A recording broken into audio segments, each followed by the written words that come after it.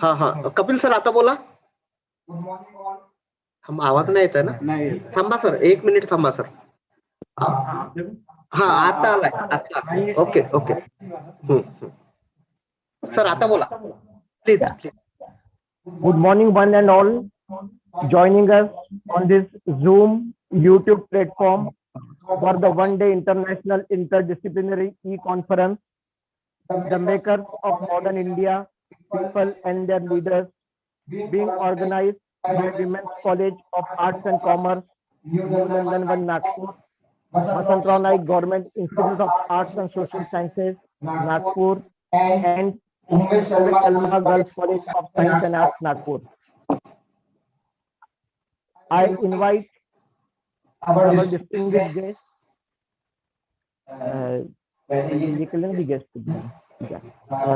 the director of the institute, Dr. Sujata Vyas, to pay respect by garlanding the photos of Shivaji Maharaj and Sant Tukaroji Maharaj.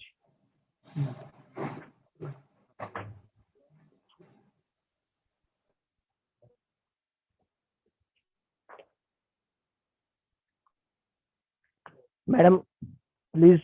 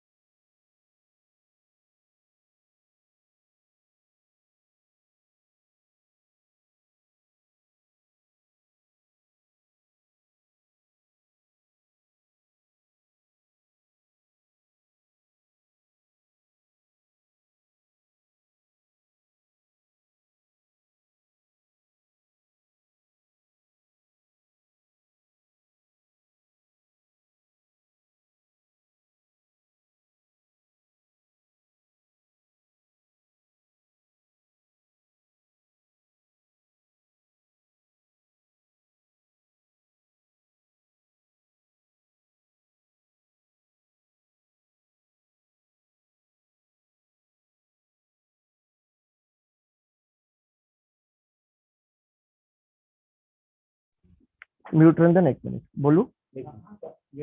आगे हैं क्या? वही मैं बोल रहा हूँ सब आगे के देख लीजिए. आगे ना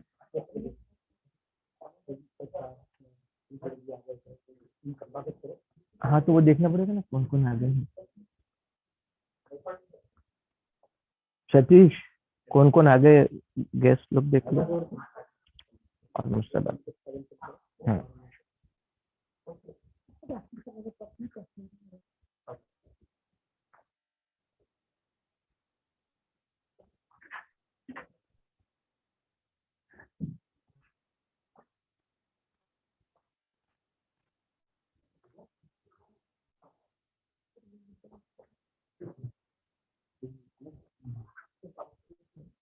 As we move ahead, I welcome our distinguished guests who have joined us, and I am glad to invite them to take their chairs of honor in order to add to the decorum of this inaugural session. Friends, we are privileged to have Professor Sanjay Thakuri as chairman, and who is a chairman of Board of Studies, History and Archaeology, University of Mumbai. Honorable Subhash Chaudhary sir, Vice Chancellor, Rashtrasant Tukadoji Maharaj, Nagpur University, Nagpur. Professor Dr. Sanjay Thakuri, Joint Director, Higher Education, Nagpur Region.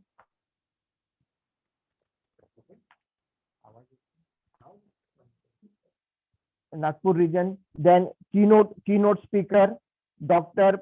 Shyamrao Koreti, Associate Dean, Humanities, Rashtrasant Tukadoji Maharaj, Nagpur University, Nagpur, and heads of the organizing department, Dr. Sujata Vyas, Dr. Narendra Singh Dikshit, and Dr. Sadia Kausar. I now request all those present here to rise to their places for Nagpur University song.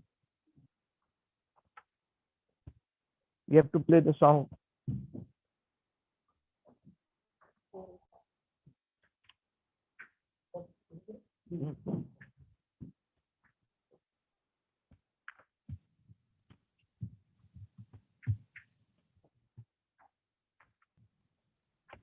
संत तुकडोजी म्हणून गेले,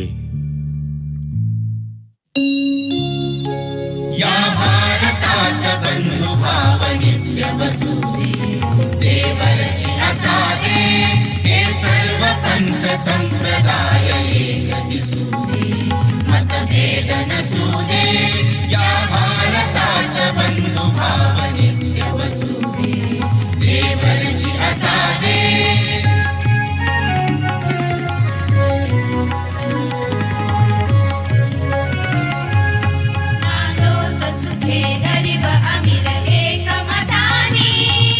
हिंदू असो Christian वा हो इस्लामी, स्वातंत्र्य सुखाया सकला माझी वसुधी, देवरची असादे या भारतात बंधु भाव नित्य वसुधी, देवरची असादे.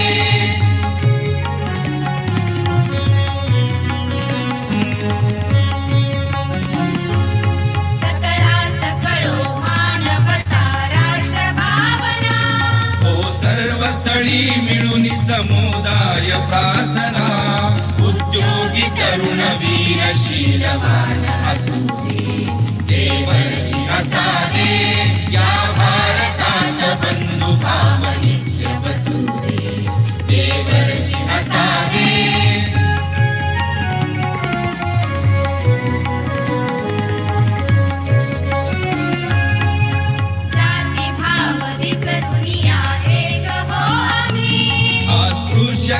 समूळ नष्ट हो जगातुनी, कलनिंद कामनी सत्य न्याय वसुधी, देवरची असादे या भारतात बंधु भाव नित्य वसुधी, देवरची असादे.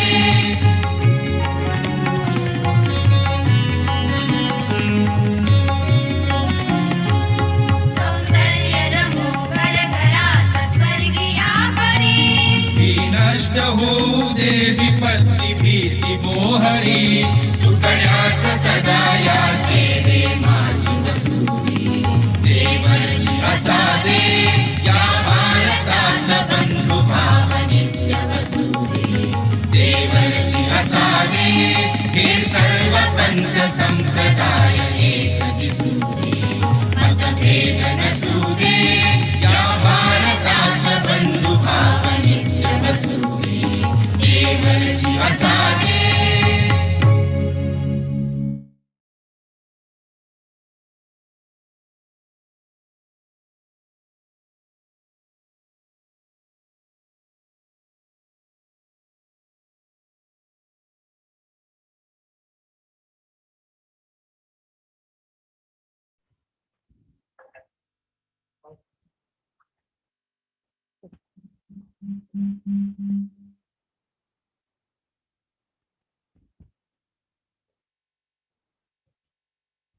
So friends, moving ahead, I take this opportunity to invite Dr. Sujata Vyas, Director, Vasantarav Naik Government Institute of Arts and Social Sciences, Nagpur, to make introductory remarks.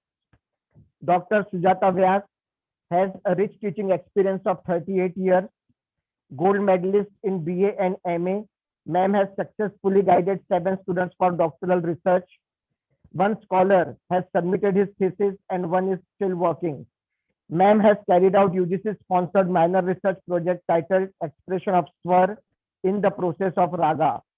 Disciple of Gwalior Gharana in Indian classical music, Ma'am has performed in more than 20 important events organized by various organizations of repute.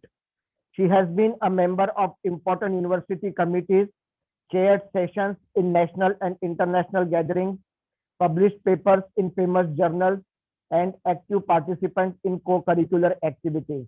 I invite ma'am to for the introductory remarks. Please, ma'am. Madam welcome कर दिया तो अच्छा अभी करना था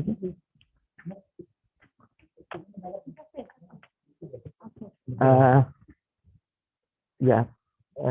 We welcome ma'am on behalf of the organizing committee for this conference. We welcome ma'am.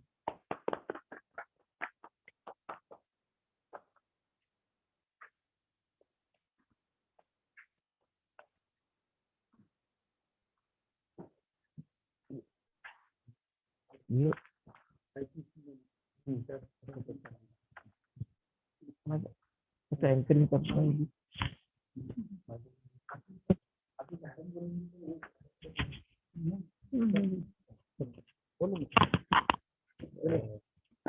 Our IPSC coordinator, Dr. Kapil Singhal sir, may I request Dr. B.R. Makke sir, our HOD sir, welcome to Dr. Kapil Singhal.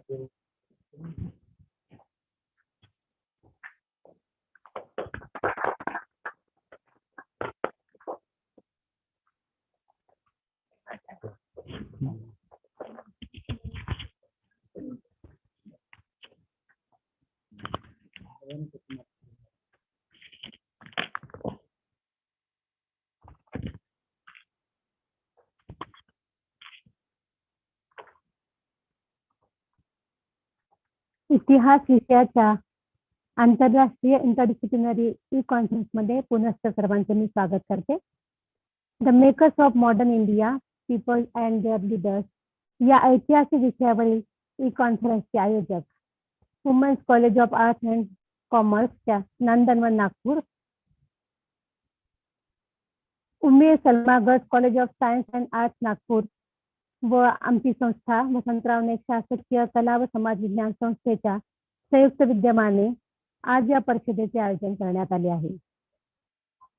या परिषदेचे प्रेरणास्त्रोत माननीय शिक्षण मंत्री उदय सामंतजी, उच्च व तंत्र शिक्षण विभाग डॉक्टर धनराज माने सर, वैदर्भीय महिला संस्थेच्या अध्यक्षा सावित्रीबाई रोकडे व जामिया अरेबिया रशिदा सोसायटीचे अध्यक्ष मुफ्ती मोहम्मद अब्दुल कादिर खान साहेब. या परिषदेचे आयोजक प्राचार्य डॉक्टर दीक्षित, वुमेन्स कॉलेजचे प्राचार्य, उम्मी गर्ल्स कॉलेजचे प्राचार्य डॉक्टर सबिया कौसर, तसेच वसंतराव नाईक शासकीय कला व समाज विज्ञान संस्थेचे विभाग प्रमुख डॉक्टर B.R. मस्के सर. या परिषदेचे convener doctor Bhave madam, doctor Satish Rathod, doctor Sujata Gorkhede व co convener doctor Gadekar, doctor Mendhe इतिहास विभाग, डॉक्टर शेंडे प्राचीन इतिहास व पुरातत्व विभाग, प्राध्यापक Mangesh Shyamkure IPSC coordinator women's college of arts and commerce व doctor Kapil Singel IPSC coordinator Vasantrao Naik शासकीय कला व समाज विज्ञान संस्था व doctor Durgesh Wasnik IPSC coordinator Ummi Salma girls college of arts and science. या सर्वांच्या प्रयत्नाने आजची ही परिषद सफल होणार आहे. या परिषदेचे प्रमुख अतिथी कुलगुरू राष्ट्रसंत तुकडोजी महाराज नागपूर विद्यापीठ नागपूरचे डॉक्टर सुभाष चौधरी सर, उद्घाटक डॉक्टर संजय ठाकरे, सहसंचालक उच्च शिक्षण विभाग नागपूर, व आजचे बीजभाषक डॉक्टर कोरेटी सर, या सर्वांचे पुनश्च मी या परिषदेमध्ये स्वागत करते. आजचे अध्यक्ष संदेश वाघ सर आजचे या परिषदेचे अध्यक्ष आहेत.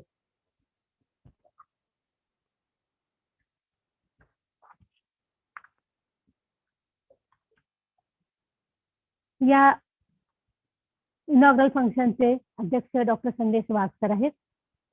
तसेच पुढील सर्व सेशनचेही जे अध्यक्ष आहेत त्यांचे आणि रिसोर्स पर्सन यांचे मी स्वागत करते. दुसऱ्या सत्राचे रिसोर्स पर्सन लक्ष्मण सत्या,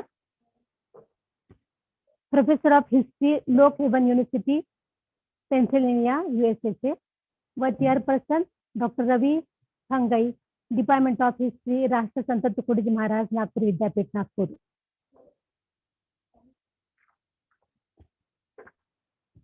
आजच्या या इंटरनॅशनल इंटरडिसिप्लिनरी ई कॉन्फरन्सचा विषय the makers of modern India, people and their leaders.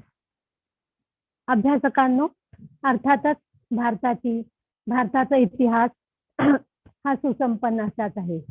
प्रत्येक दशकानंतर येणारा प्रत्येक संस्काराचा भाग किंवा विचारमंथनाचा भाग हा इतिहासात नोंदवला जातो आणि याचाच वसा पुढे चालत चालत नवीन इतिहास घडत जातो.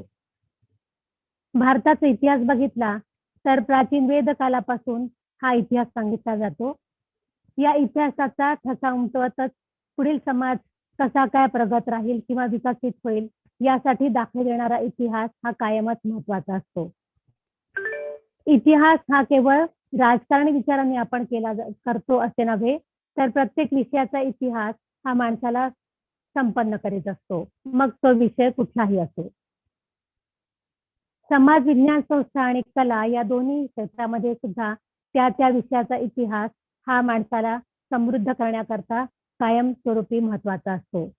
आणि याच विचाराने आजच्या या परिषदेचे आयोजन केलेले आहे.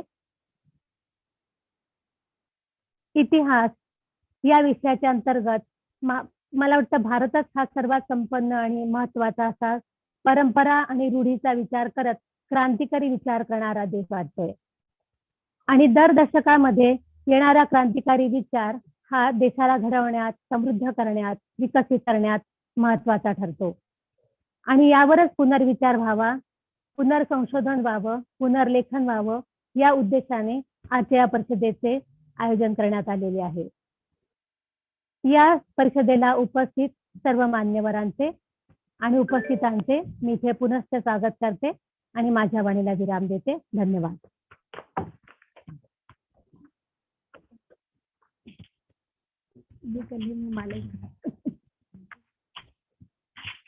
Thank you, madam. Now moving ahead, I request Dr. Narendra Singh Dikshit, Principal, Women's College of Arts and Commerce, New Nandanvan, Nagpur, to give a welcome address. MCom, MPhil and PhD. Sir joined the college in 1985 and took the charge of principal in the year 2000. Former BOS member for the subject economics, sir has authored 9 books, 2-time senator from principal's category, former disciplinary action committee member. Sir is currently carrying on with the responsibility of students grievance cell and equivalence committee. Sir is also in the BOS, is also BOS member of Gondwana University, and around 10 students have been awarded PhD under him. I welcome sir and hand over the mic to him for his address. Over to you, sir.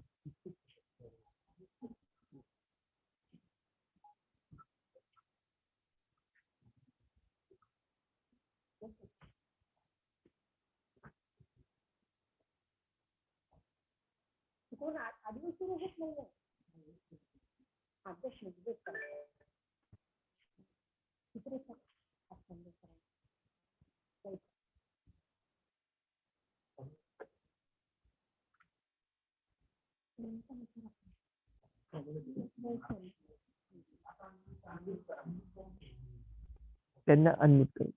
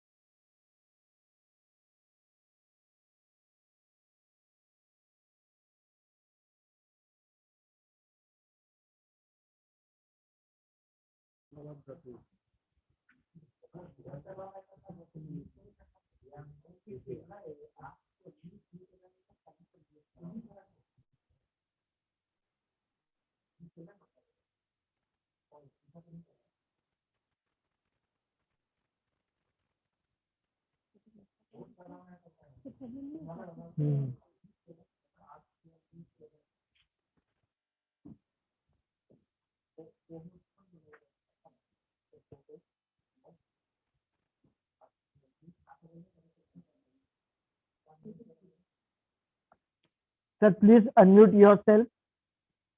We are waiting for your address.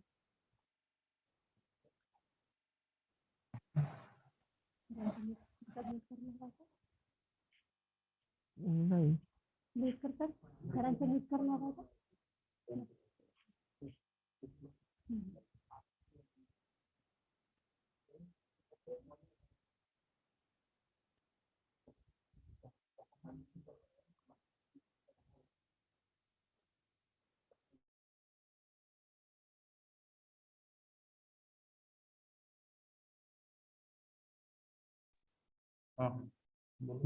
Hello. Hello. Sorry. Thank you, Kapil sir. Women's College of Arts and Commerce, Nagpur. Vasantrao Naik कला व समाज विज्ञान संस्था, Nagpur. Umme Salma science and arts college यांच्या संयुक्त विद्यमानाने आयोजित एक दिवसीय आंतरराष्ट्रीय आंतरशाखीय ई कॉन्फरन्समध्ये एक सहआयोजक या नात्याने आपल्या सर्वांचे स्वागत करताना मला अतिशय आनंद होत आहे. करोना काळाने आपल्याला ज्या अनेक गोष्टी शिकवल्या त्यातील एक महत्त्वाची गोष्ट म्हणजे सुदूर असून सुद्धा तंत्रज्ञानाच्या आधारे सभा घेऊन एकमेकांचे विचार जाणून घेणे. याकरिताच सहभागाच्या व्यापकतेसाठी आम्ही ही कॉन्फरन्स इलेक्ट्रॉनिक माध्यमातून घेत आहोत. याकरिता माझे सहआयोजक वसंतराव नाईक कला व समाज विज्ञान संस्था, Umme Salma science and arts college यांचे व्यवस्थापन, तसेच या परिषदेच्या आयोजनासाठी स्थापन केलेल्या मार्गदर्शक समितीचे सर्व सन्माननीय सदस्य, तसेच विविध समित्यांवर काम करणारे माझे सहकारी, विद्यार्थी मित्र, तसेच बंधू आणि भगिनींनो, आपण सर्वांचे परत एकदा आभार व स्वागत करतो. या आंतरराष्ट्रीय परिषदेसाठी अतिशय व्यापक, समर्पक आणि समायोजित अशा विषयाची निवड करण्यात आली आहे असे माझे प्रांजळ मत आहे. हा विषय निवडण्याकरिता ज्या तज्ज्ञ मंडळींनी एकत्रित बसून सखोल बुद्धिमंथन करून हा विषय आम्हाला निवडून दिला त्याबद्दल मी त्यांचे कौतुक व अभिनंदन करतो. आधुनिक भारताला घडविताना ज्या अनेक प्रकारच्या असंख्य शिल्पकारांचे हात लागले त्याच्याबद्दल विचार केला असता आपोआपच आपण नतमस्तक होतो. ही मंडळी म्हणजे जणू समुद्रातील अंधाऱ्या रात्री मानवतेच्या जहाजाला मार्ग दाखवणारा दीपस्तंभच म्हणावा लागेल. हे दीपस्तंभ शैक्षणिक, सामाजिक, आर्थिक, विज्ञान व तंत्रविज्ञान, व्यापार व उद्योग, राजकारण, आध्यात्मिक आणि धार्मिक क्षेत्रातील आहे. या प्रत्येक क्षेत्रात वेगवेगळ्या वेळी वेगवेगळ्या लोकांनी एक किंवा अनेक क्षेत्रात अतुलनीय असे योगदान देऊन भारताच्या कुठल्या ना कुठल्या अंगाला स्वरूप आणि आकार दिला आहे. शैक्षणिक क्षेत्रात माननीय ज्योतिबा फुले व सावित्रीबाई फुले यांनी बहुजन समाजासाठी व स्त्रियांसाठी शिक्षणाचे दारे उघडून त्यांच्या विकासाची वाट मोकळी केली आहे. सामाजिक चळवळीत अनेक समाजसुधारक या देशात होऊन गेले आहेत. कबीरापासून तर राजा राममोहन राय, महात्मा गांधी, छत्रपती शाहू महाराज, डॉक्टर बाबासाहेब आंबेडकर यांच्यापर्यंत अनेक नावं घेता येतील. आर्थिक क्षेत्रात या देशाने संपूर्ण जगाला अनेक बुद्धिवान अर्थतज्ञ दिले आहेत. एवढेच काय, आजच्या घडीला IMFच्या प्रमुखपदी गीता गोपीनाथ या भारतीय महिला आहेत. विज्ञान व तंत्रज्ञान क्षेत्रात CV रमण, सर विश्वेश्वरय्या आणि अगदी अब्दुल कलाम पर्यंत अनेक नावं घेता येतील. जमशेदजी टाटापासून तर अंबानीपर्यंत अनेक उद्योजकांनी या देशाला आर्थिक दृष्टीने समृद्ध व सक्षम केले आहे. चाणक्यापासून तर आजचे आधुनिक चाणक्य प्रशांत किशोर यांच्यापर्यंत अनेक राजकारणी या देशात होऊन गेले आहेत. या देशामध्ये शतके अनेक धर्म एकत्र नांदलेच नाही, तर या भूमीत अनेक नवीन धर्मांचा उगम झाला आहे. हा एकमेव असा देश आहे जेथे एक धर्म स्वतःच्या धर्माच्या प्रसारापेक्षा सर्व धर्मीय सलोखा राखून या देशाच्या विकासासाठी स्वतःच्या संस्कृतीचा वसा जपून या देश एकत्र राहतात व त्याकरिता विविध साधू संत, समाजसुधारक, धर्मगुरू यांचे योगदान लाभले आहे. या आंतरराष्ट्रीय परिषदेच्या पहिल्या सत्राला लाभलेले चेअरपर्सन डॉक्टर वाघ सर, उद्घाटक नागपूर विभागाचे सहसंचालक डॉक्टर संजय ठाकरे सर, राष्ट्रसंत तुकडोजी महाराज नागपूर विद्यापीठाचे माननीय कुलगुरू डॉक्टर चौधरी सर, तसेच Sujata Vyas madam, keynote speaker doctor Shyamrao Koroti sir, तसेच दुसऱ्या सत्राला लाभलेले प्रमुख resource person doctor Laxman Satya sir, chairperson doctor Ravi Khangai sir, paper reading सत्राला डॉक्टर अफरोज शेख मॅडम आणि शेवटच्या सत्राला लाभलेले प्रमुख पाहुणे डॉक्टर बनसोड सर, आपण सर्वांचे मी स्वागत करतो आणि आमच्या कार्यक्रमाचे निमंत्रण स्वीकारले त्याबद्दल आपले मनपूर्वक आभार मानतो. समस्त सहभागी प्राध्यापकांचे मी अभिनंदन करतो की आपण सर्वांना बौद्धिक मेजवानी मिळणार आहे, त्याचा लाभ घ्यावा आणि आपण सर्व सहभागी प्राध्यापकांना विनंती करतो की आपण या कार्यक्रमाच्या शेवटपर्यंत आमच्याशी जुळून राहावे. सरतेशेवटी संस्थेच्या संस्थापिका अध्यक्ष डॉक्टर प्रभाताई सपकाळ मॅडम, सध्या अध्यक्ष डॉक्टर सावित्रीताई रोकडे मॅडम, डॉक्टर व्यास madam, Maske sir, Kapil sir, आमच्या महाविद्यालयाचे doctor Bhave madam, सिंगमजुळे sir, श्यामकुळे sir, Taksande यांचे आभार व्यक्त करतो. मला आपणाशी संवाद साधण्याची संधी दिली त्याबद्दल या सर्व आयोजकांचे आभार व्यक्त करतो आणि या एक दिवसीय आंतरराष्ट्रीय आंतरशाखीय परिषदेच्या यशस्वीतेसाठी मी शुभेच्छा देतो आणि येथेच आपली रजा घेतो. जय हिंद, जय Maharashtra.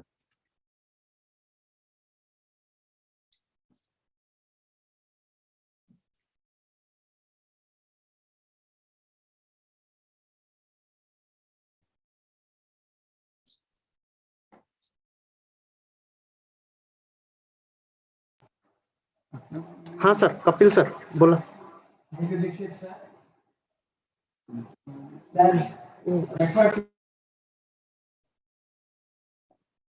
Development of this nation,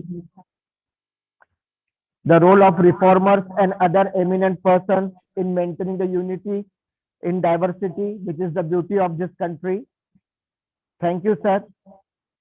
I now take this opportunity to invite Dr. Sanjay Thakuri. I welcome him as the inaugurator for this event. Sir, Professor of Chemistry and at present holding the most important administrative post of higher education for Nagpur region, the post of Joint Director, had joined Institute of Science in the year 1999. While student, sir had received Government of India's Junior Research Fellowship. From 1999 to 2012, sir worked with Shivaji Science College and then rejoined Institute of Science in 2012 on the post of Associate Professor. In 2018, sir continued with his upward journey and joined Government Institute of Forensic Science in the capacity of Professor. Sir has completed 3 projects and 16 students have been awarded PhD under him. With 65 papers published in reputed journals, sir has co-authored 2 books. Sir also has 1 patent to his credit. Sir has coordinated or organized academic programs and workshops. He has presented 17 papers in international national conferences and has chaired 11 sessions in similar kind of assemblies. I request sir to make the inaugural address. Over to you, Dr. Sanjay Thakuri, sir.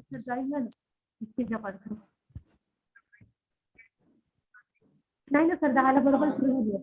आता तुमचा परिचय पण झाला. अच्छा, एक minute सलमाले sir, सरांना join.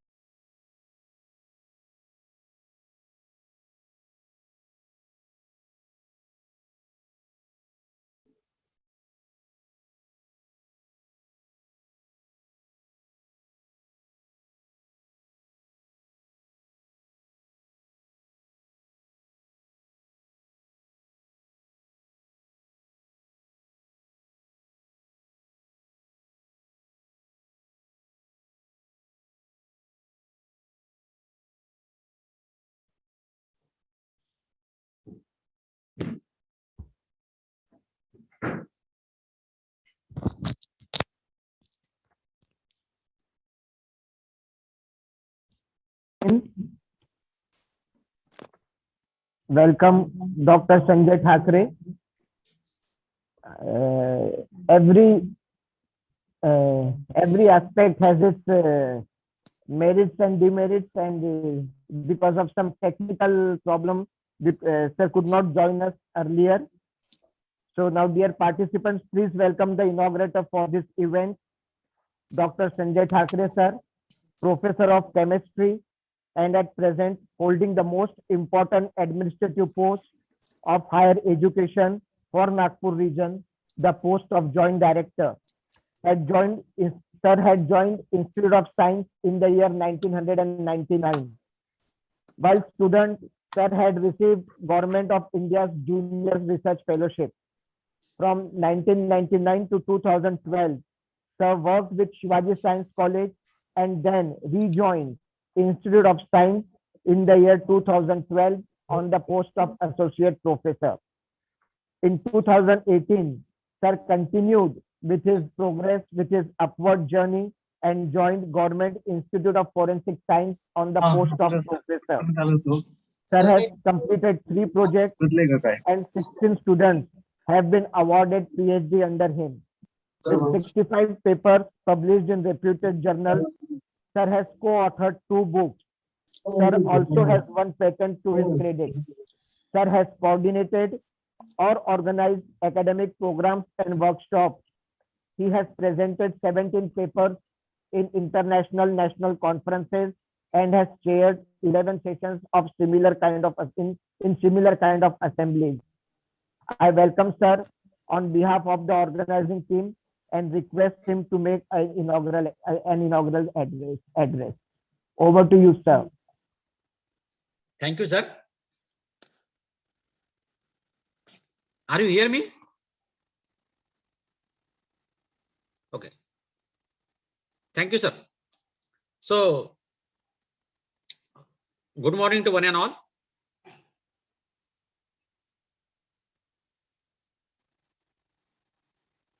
The Good morning, sir. yes, today's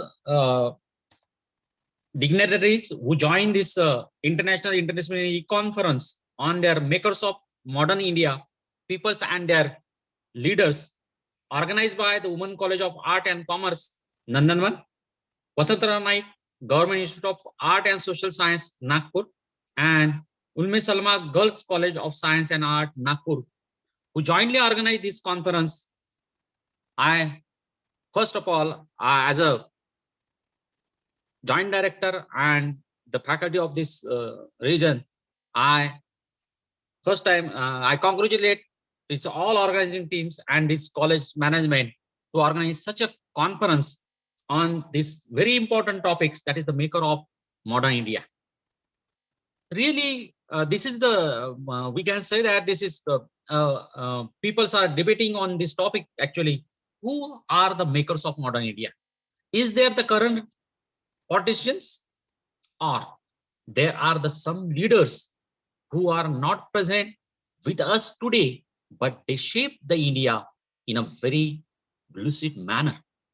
So it is a one can it is a debates. So there are several names are there, which we can say that they are the leaders or makers of the modern India, which really shape this modern India in spiritual way, then cultural way, and the economically also. So there are the some names we can taken up, that is Raja Mohan Rai, the Gopal Krishna Gokhales, then Mahatma Gandhi, and Jawaharlal Nehru, Vallabhbhai Patel. These are the several names which we can say that they are struggling for the India, but really they shape the India, and that's why this modern India is come up with the one entity, or we can say one identification, because of their thinkings make the India modern India. Definitely, then some progressively the new names coming up, that after the independence, the Baba Sahib Ambedkar's, Indira Gandhi, Ramon Lohia, Jayaprakash Narayan. These are the names which really shape the India, and that's why these three colleges, they organize this conference. Their theme is very important.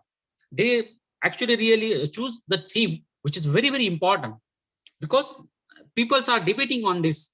Let us we know that this is the Kiran Mane post. So whether when the people are talking about the politicians, they are people are criticized in a very different manner, but this is not the case. These are the views of the peoples which criticize the politician from time to times. So what, when there is the criticism, definitely that will we can say that that can be a very good sign of the citizenship of that country. And hence the I think in the current scenario, this conference was organized on a very good topics, that is the makers of modern India.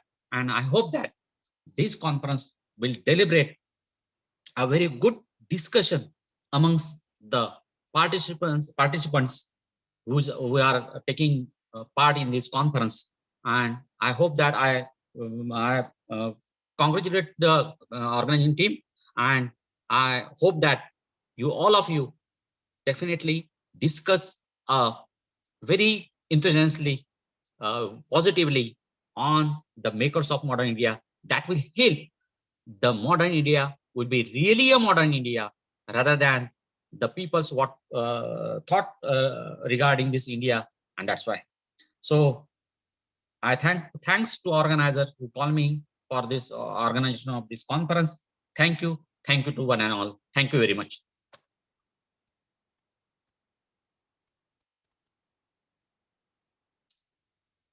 Single sir. Unmute. Yeah, thank you, sir. Dr. Sanjay Thakuri spoke on the importance of the topic of the conference. He came out with who are the real makers now in this vast country with so many states, It is really a debatable topic, but according to Sir, all those who have contributed to the spirituality of this country, to the cultural progress of this country, and of course, the economic development of this country are the makers of this India. Sir mentioned a few people, the Raja Mohan Roy, Mahatma Gandhi, Jawaharlal Nehru, and Sardar Vallabhbhai Patel, the pre-independence leader, and even some names who have contributed to the progress of this nation after independence: Dr. Baba Saheb Ambedkar, Indira Gandhi, Lohia Sahib, and Jayaprakash Narayan. Sir is of the view that criticism and difference of opinion is welcome. The discussion should be carried out, but a positive outcome should be expected. So thanks a lot, sir, for inaugurating the e-conference. And I now move on to welcome Dr. Subhash Rambhau Chaudhary, Honorable Vice Chancellor. I am overwhelmed with joy to announce that Sir has made a gracious presence to this e-conference. With all respect, I invite Sir, who is our guest of honor for this inaugural session, to make his speech. Sir worked for 33 years with engineering colleges of JD College of Engineering and Management, Vidya Niketan Institute of Engineering and Technology, and BD College of Engineering, Sevagram, Wardha. He was serving as acting Pro VC of the university before he took over the reins of Vice Chancellor. Dr. Chaudhary sir holds Masters in Structural Engineering with a PhD in Civil Engineering, along with 18 papers in conferences and journals. Sir has one patent to his credit and has guided 4 students successfully in doctoral research. He has executed 4 projects from the year 2005 to 2020.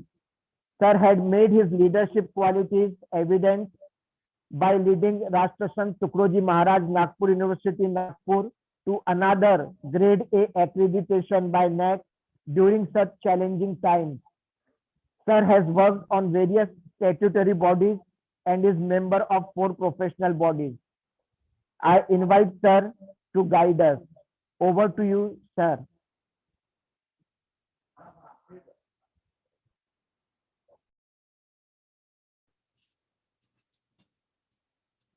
Good morning, one and all. वंदनीय राष्ट्रसंत तुकडोजी महाराज यांच्या प्रतिमेला वंदन.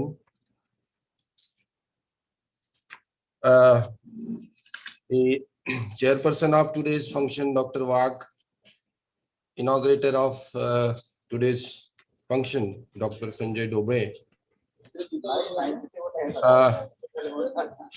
the learned teachers and audience present for this international interdisciplinary conference. The topic, the makers of modern India, people and their leader, is somewhat inspiring, and as said by Dr. Sanjay Thakuri, that there are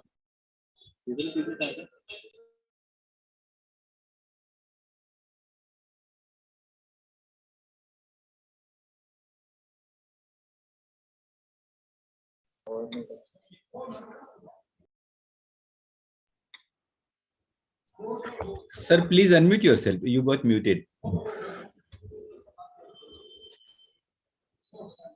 So it is difficult to list out the makers of modern India, because there were so many people, so many leaders who really developed this India in different domain, different direction. There are different directions, there are different domains for which the leaders worked for the development. And no doubt, some leaders may have started with the development of the previous leader. Some may have developed India in as a beginner or new in the new horizon, and that's why there are so many people who developed India, and I think some are famous and some are behind the curtain. That's why I said that it is very difficult to list out those names. Now here, whenever we talk about any leader of making India, with the situation, time, every leader may have taken the decision or may have decided to take action, may be suitable for that time. And for today's reference, it may not be true in that sense. But with the situation and time, every decisions which made the India in development stage is was really helpful for India to take the position of modern India. So that's why there may be the different opinion and different discussion and different conclusion in your session. And I congratulate the team that is which is jointly arranged by Women College of Arts and Commerce, Vasantrao Naik Government Institute of Arts and Social Science, and Umayya Salima Girls College of Science and Arts. So I congratulate these colleges and the team of this international conference for organizing such topics, so as to review our all those concepts and the facts in front of all, and we can come out with some solutions, some suggestion or conclusion, so that it would be helpful for further study and further references. And once again, I am thankful for giving me an opportunity to be a part of this international conference. And I hope this international conference would be successful and will be helpful for each and every stakeholders. Thank you. Thank you very much.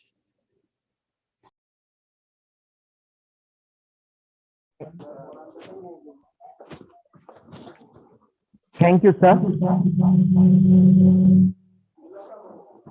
So I request the In a short but relevant speech, I request the gathering that please give me permission to leave the session because I am having another urgent task. So please. sir. Thanks for your presence, sir. And in his short but relevant speech, sir spoke about the different domains, different directions which are required for the progress and development of any nation.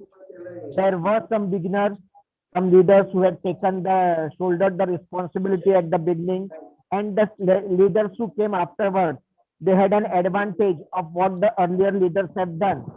So it is difficult to pick up any one contributor in the development of this nation.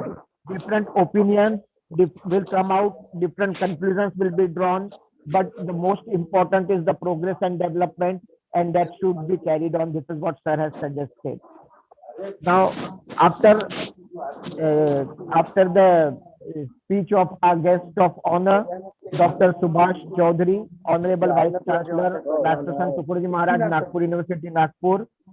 Our next destination is Keynote Address, for which I am happy to invite Dr. Shyam Koreti, Professor and Associate Dean, Nagpur University. Awarded National Scholarship for standing in merit in 12th standard. Along with Masters in Masters in History, a law graduate, sir started his career as lecturer in the year 2000. He started with College Bharatiya Mahavidyalaya Morshi and joined Nagpur University in 2003. With teaching experience of around 21 years, sir has a long list of administrative and academic positions. Warden of Boys Hostel, Assistant Coordinator IGNOU, Foreign Students Advisor, Board of Studies in History at Sanjay Thakuri Maharaj, Nagpur University, Nagpur, Kavi Kulguru, Sanskrit University. Sir is in the RRC of Gondwana University, He is member of Accounts and Finance Committee and Lifelong Learning and Extension Committees of Rashtrasan Thakuri Maharaj Nagpur University. These are a few to mention. He has authored 6 books and edited 5.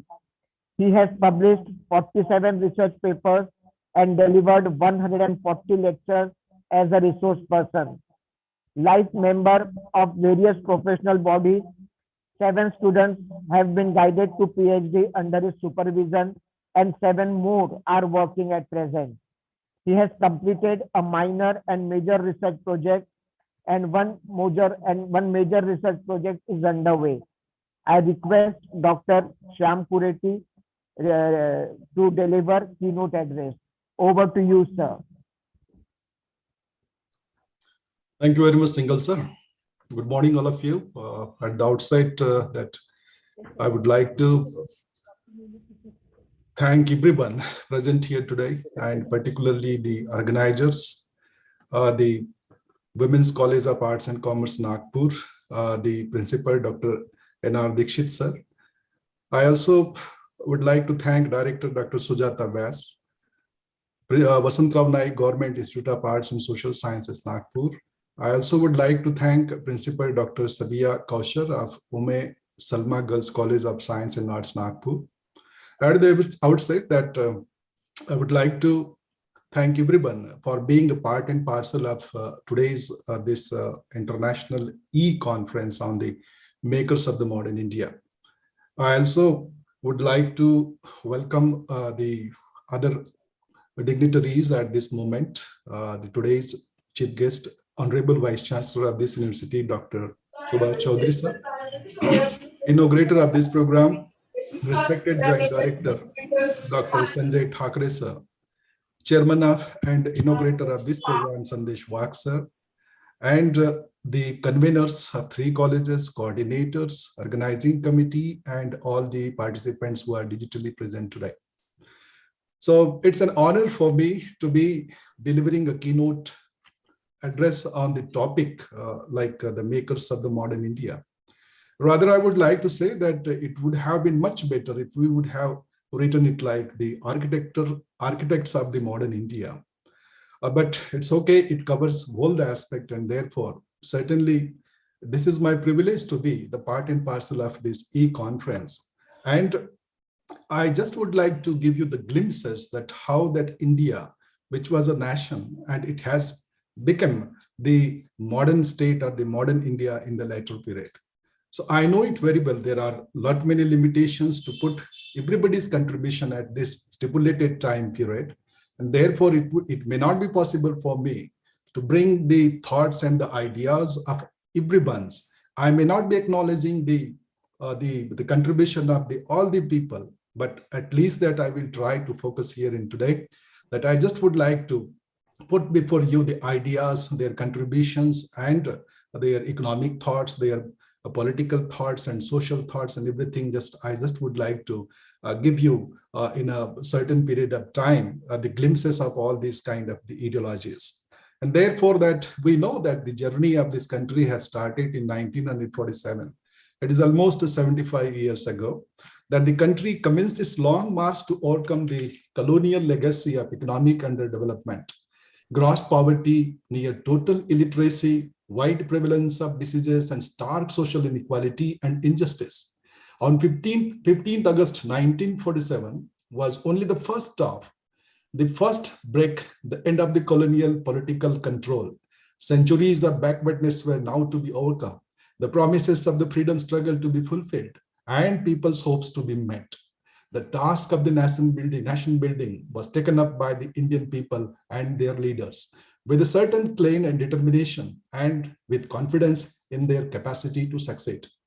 The first and the most important task that was to preserve, consolidate, and strengthen India's unity, to push forward the process of the making of the Indian nation, and to build up and protect the national state as an instrument of development and social transformation.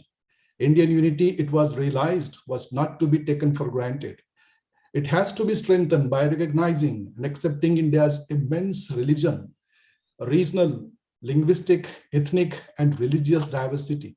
Indianness was to be further developed by acknowledging and accommodating the Indians' multiple identities and by giving different parts of the country and various sections of the people adequate space in the Indian Union. Another thing was secular vision. The nation's leaders set out to build a secular society and a state, undoubted by the partition of the India and the ensuing riots. It was also clear that India's revolution had to be taken beyond the merely political to include economic and social transformation. Independent India had to begin its upward economic climb from an abysmally low level. The technological and the productivity levels of the Indian agriculture and the industry were to be constantly and rapidly raised. The social scene also called for rapid transformation. Despite lower caste movements in several parts of the country and Gandhiji's campaign against untouchability, the caste system still dominated rural society and untouchability was the prevailing mode. The lower caste had not still stood up. Male domination was still nearly total and women suffered immense social oppression in the family. Polygamy prevailed among the Hindus and Muslims. Women had not right of inheritance nor the right of the divorce and were still by and large denied access to education. The founders of the Indian Republican had the foresightedness and the courage to commit themselves to major innovations and historical significance in nation building and social engineering. The one, to build a democratic and civil liberation society among an illiterate people. Second, to undertake economic development within a democratic political structure. Hitherto, in all societies in which an economic takeoff or an early industrial and agricultural breakthrough had occurred, effective democracy, especially for the working people, had been extremely limited. On the other hand, from the beginning, India was committed to a democratic and civil liberation, political order, and representation system of government based on the free, fair elections to be conducted in the basis of universal adult franchise. One of the major political tasks facing the leadership was the further development of the democratic consciousness among the people initiated during the period of freedom struggle. Further, it was realized that given India's diversity, a democratic political structure was necessary for promoting national integration. Democracy was also considered essential for bringing about social change, and economic development and democratic political order were to be accompanied by rapid social transformation so that existing gross economic, caste, and gender inequalities were rapidly eliminated. Poverty was removed and the level of the living raised. The structure of the Indian society was to be rapidly transformed in a broadly socialist direction, but not necessarily to resemble Soviet-style commission.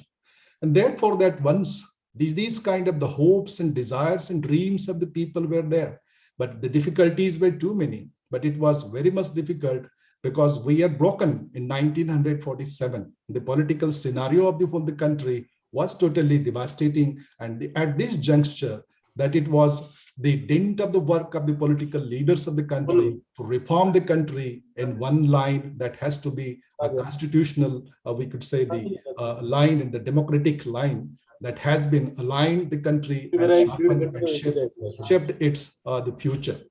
So therefore, it was almost impossible prior to the independence. One of the member of the Council of the Governor, John Strachey, he said, there is not and never was in India or even any country of India possessing, according to the European ideas, any sort of unity, physical, political, social, or religious kind of the uniformity.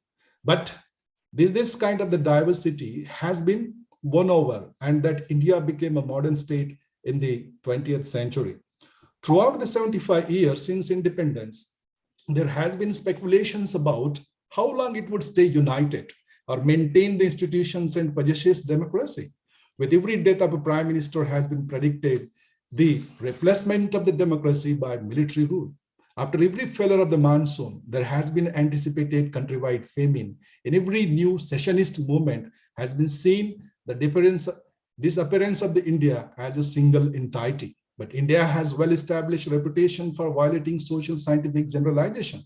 When one looks at this vast country and its 550 million people, the 22 major languages in use, the conflicting religions, the many races, it seems incredible that one nation could ever emerge like this. And this was all beyond the imagination of the people. And it is because of the contribution of the so many people belonging to the different ideologies, but they have given a shape where we are living today as a modern Indians. It is difficult even to encompass the country in mind, the great Himalayas, the Indo-Gangetic plains burned by the sun and savaged by the fierce monsoon rains, the green flooded delta of the east, the great cities like Calcutta, Bombay, and Madras. It does not often seem like one country, and yet there is a resilience about India which seems an assurance of survival. There is something which can only be described as an Indian spirit. But there are so many kind of the things which have connected us. Once upon a time that we are not that much fortunate to connect all the Indians of the country. There were so many axes upon which the Indian unity was dependent. First, there is a caste, principal identity for many Indians, defining whom they might marry, associate with, and fight against. The second was language. The Constitution of India recognizes 22 languages as official. Naturally, national unity and linguistic diversity have not always been seen to be compatible. Indians speaking one tongue have fought with Indians who speak another. This was the story once upon a time, but these kind of the gaps have been filled up in the post-independence era. The third axis of the conflict was religion. A vast majority of the billion plus Indians are Hindus, but India has also the second largest population of the Muslims in the world, about 140 millions. In addition, there are substantial communities of Christian, Sikhs, Buddhists, and Jains. The fourth major axis of the conflict was a class. India is a land of unparalleled culture diversity, but also less appealingly of massive social disparities. There are Indian entrepreneurs who are fabulously wealthy, owning huge homes in London and New York. Yet fully 26% of the country's population, about 300 million individuals, are said to live below the official poverty line. The fifth conflict is gender. India offers this starkest contrast. Parts of the female infanticide is still very common. Landless laborers are paid meager wages. The women among them, the lowest of all. Low caste face social stigma, the women among them of all. In the academia, the discipline of the history deals with the past, while the discipline of the political science and sociology deals with the present. This is a conventional and in many ways logical division. The difficulty is that in the Indian academia, the past is defined as a single immobile date, 15th August 1947. Thus, when the clock struck midnight and India became independent, history ended and political science and sociology began. But this all was happened because of the efforts taken by our forefathers, and these people have contributed, and that's why that we are living today in an independent country like India. But it has contributed. The many people have contributed. The generations have sacrificed their everything. It was not easily came to us, and therefore that we must remember those people who have sacrificed everything for the building of this nation. And here that I just would like to give you the glimpses of some people like the Raja Ram Mohan Rai, Bankim Chandra Chatterjee, Dayananda Saraswati, Mahatma Jyotirao Phule, was still concerned for massive reforms in Hindu society that lost its vitality. Given the fractured nature of the Hindu society, it would be difficult, if not impossible, they argued, for the nation to strike roots, let alone prosper. Drawn on his liberal values of the British variety, Ram Mohan welcomed the foreign rule as a significant steps towards radically transforming the Hindu society by injecting the basic ideas of enlightenment. With an uncertain faith in Gita, Bankim Chandra appropriate device to galvanize a moribund nation, while Dayananda Saraswati distinguished himself from the rest by depending exclusively on the Vedas. Mahatma Phule appears to have been influenced by Western Enlightenment in articulating his views on reform. There is an implicit assumption in what they wrote attributing the triumph of the British to the divisive nature of the Hindu society, while Bankim endorsed Western superiority in the material domain and hence their success. He, however, drew on the spiritual resources of the Hindus in instilling a sense of identity. Interestingly, this was the running thread in the writings of the Ram Mohan Rai, Dayananda Saraswati, and Mahatma Phule. By privileged conceptualization, a difference-seeking agenda figured prominently, and the distinction between us and them was pursued consistently to develop an alternative nationalist discourse. It would be, however, historically inaccurate to dismiss the moderate and the extremist effort as a futile, simple because of the historical role they discharged in conceptualizing nationalist struggle in an organized manner. With well-defined political agenda, the early Congress leadership of both varieties identified the true nature of the principal political contradiction in a colony between the rulers and the ruled. There were various counts where the efforts were neither well-tuned to the requirement nor well-directed, involving the peoples regardless of the religion, caste, and clan. In fact, the failure of the Congress in its formative years to address the social contradiction between the Hindus and Muslims led to the growth of the Muslim League in 1906 as the sole champion of the Muslim socio-political interest in the British India. From now on, a significant section of the Muslim asserted a separate identity. Congress and the government, given the class bias of the Hindus, the chasm between these two principal communities had grown bigger in course of a time.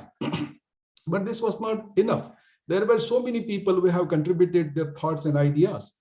Vivekananda and the Sri Aurobindo Ghosh, both the thinkers identified renaissance of Hinduism and the emergence of the nationalism in India, and held that regeneration of the Hinduism in the spirit of Vedanta philosophy was a precondition for it. Hence, they gave new interpretation of the Vedanta, which declared that the service of the man was service of the God. Vivekananda's concern for the flight of the downtrodden sections was compatibly to it by both Aurobindo and Vivekananda were of the opinion that the religion and culture played a key role in making up nationalism as they added rare fervor and passion to it. They inspired thousands of the young men in undertaking the patriotic causes. Swami Vivekananda's concept of social change and Sir Aurobindo's theory of passive resistance can be considered as a significant contribution to the modern Indian political thought. Hindu nationalist ideas like B.D. Savarkar and M.S. Golwankar have been studied. Both of them have new political interpretations of the resistant Hinduism. In the Hindu nationalism of B.D. Savarkar, it was argued that these people who considered India as their fatherland and holy land were members of the Hindu nation, and those people whose holy land was outside of India were excluded from Hindu nation. In order to strengthen the Hindu nation, Savarkar advocated total social reform and abolition of the caste system. He supported a modernist agenda of a social change, which rallied on the use of science, rationalism, and technology. He made a distinction between the nation and the state. M.S. Golwankar, Hindu's nationalism was based on the spiritualism, and he was of the opinion that the Hindu community in India constituted nation because it considered India as its motherland. Common religion, race, language, culture, and history were instrumental in creating a nationality, and due to their consolidation into a national community on these lines, Hindus had become nation. In order to be a part of this national community, the minorities should Indianize themselves, accept the traditions and cultures of the country as their own, and get integrated into a national community. So these kind of the ideologies have been kept by the people belonging to the different kinds of the ideologies. But the basic goal of all these kind of the thinkers was the development of the country, building of the country on a certain kind of the ideology. Not only that one, but there were so many that we can see that there were so many people who have contributed a lot and given us thoughts and the ideas. Naikar focused on the Dravidian identity and culture. Ramabai's struggle was against the patriarchal order within Hinduism and Christianity. Jaipal Singh Munda championed the cause of the Adivasis. Najrul's protest was against the artificial division of the Hindus and Muslims on the basis of constructed symbols. And Khan Singh sharpened a distinct Sikh identity. Manifestation of these diverse identities sharpen our understanding of colonial as well as post-colonial India. There is a remarkable consistency on continuity in the political ideas of Gandhiji and the uses he put them on. Gandhiji considered man as embodying the spiritual principle in him which is divine. His realization is the prime task of every man and woman. He used to criticize modernity and its institutions which confine man to this world and its allurements. He argued that the divine nature of the man makes religion to engage itself positively with the world. He did not agree that religion should be separated from politics. He thought that politics offers great opportunities to serve others, and service is an essential attribute of religion. While Gandhiji believed in his own religion and thought highly of it, it had equal respect for all the other religions. Considered all of them as true but not without shortcomings, he consolidated that ends and means are integral to each other. He saw democracy as an art and science of mobilizing the entire physical, economic, and spiritual resources of all the various sections of the people in service of the common good of all. It cannot come about by untruth and violence. That's why he was the believer upon the non-violence. Gandhiji considered capitalism, communalism, and socialism as a socio-political systems that do not recognize adequately the freedom, equality, and dignity of the individual. Their priorities remain lopsided. He advocated the principle of Sarvodaya, the rise of all, which ensures basic needs and extends equal consideration to all. Gandhian economics focuses on meeting the basic needs of the all through self-employment. This is possibly only if the wants are minimized and they are placed in perspective with the essential striving of the man. Gandhiji believed that trusteeship ensures creativity and initiative, ensures freedom, while at the same time ensuring equal distribution of the goods. Gandhi stood for village-based decentralized system of governance. He wanted to see villages as self-governing republics with maximum autonomy, but at the same time cooperating and interdependent upon one another. He defended Swadeshi, wherein all the basic needs of the citizens can be met locally. Gandhiji not only encouraged strong opposition to his ideas, but also received support in ample measure. But these consequences did not deter him from holding fast to his ideas and formulate his practices accordingly. Nehru's contribution to India's freedom struggle and to the malting of the modern India can hardly be denied. He was one of the important leaders of the Indian National Congress. He is known for the follower of the democracy. He is also known as inculcating the secularism in Indian Constitution. Not only that one, but he was also the forefather of the economic socialism. He is also recognized as the father of the foreign policy non-alignment, and he was always keeping the scientific temperament for the betterment of the country. Not only that one, but he was the person who has always kept a new and modern kind of the views, and therefore he used to call the modern industries and the dams of the India as the modern temples of the country. Though he was a disciple of Mahatma Gandhi and also his successor, he had significant differences with him. Nehru was not a religious man while Gandhi was. He never shared Gandhiji's views on spiritualization of politics. He never subscribed to Gandhiji's economic ideas of trusteeship. Nehru was agnostic and hence in politics a secularist. He found in science a solution to all problems. All through his life, Nehru advocated a scientific temper and preached scientific humanism. Nehru was a political realist and had always a pragmatic approach towards all the problems. In his political ideas, Nehru was nationalist to the point of internationalism, a firm believer in democracy, had a passion for the individual freedom and for equality. He advocated parliamentary democracy and wanted to build a democratic polity in his economic ideas. Nehru was a socialist of the plebeian branch. He chose to a midway between capitalism and Marxism. His outstanding contribution in the international field has been his advocacy of a peaceful and secured world. Let's come towards the modern India's contributor, one of the figure that who is reclaimed as a Vishwamanav, Babasaheb Ambedkar, has often been portrayed as the leader who upheld the partition cause of the untouchables. He was, of course, partition and upheld the cause of the untouchables as the most disadvantaged and relieved segment of the Indian society.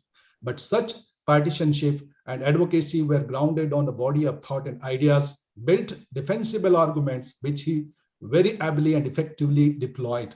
He critically engaged with the ideas and ideologies in place in the world of his times and attempted to devise his own valuations and read judgments on them.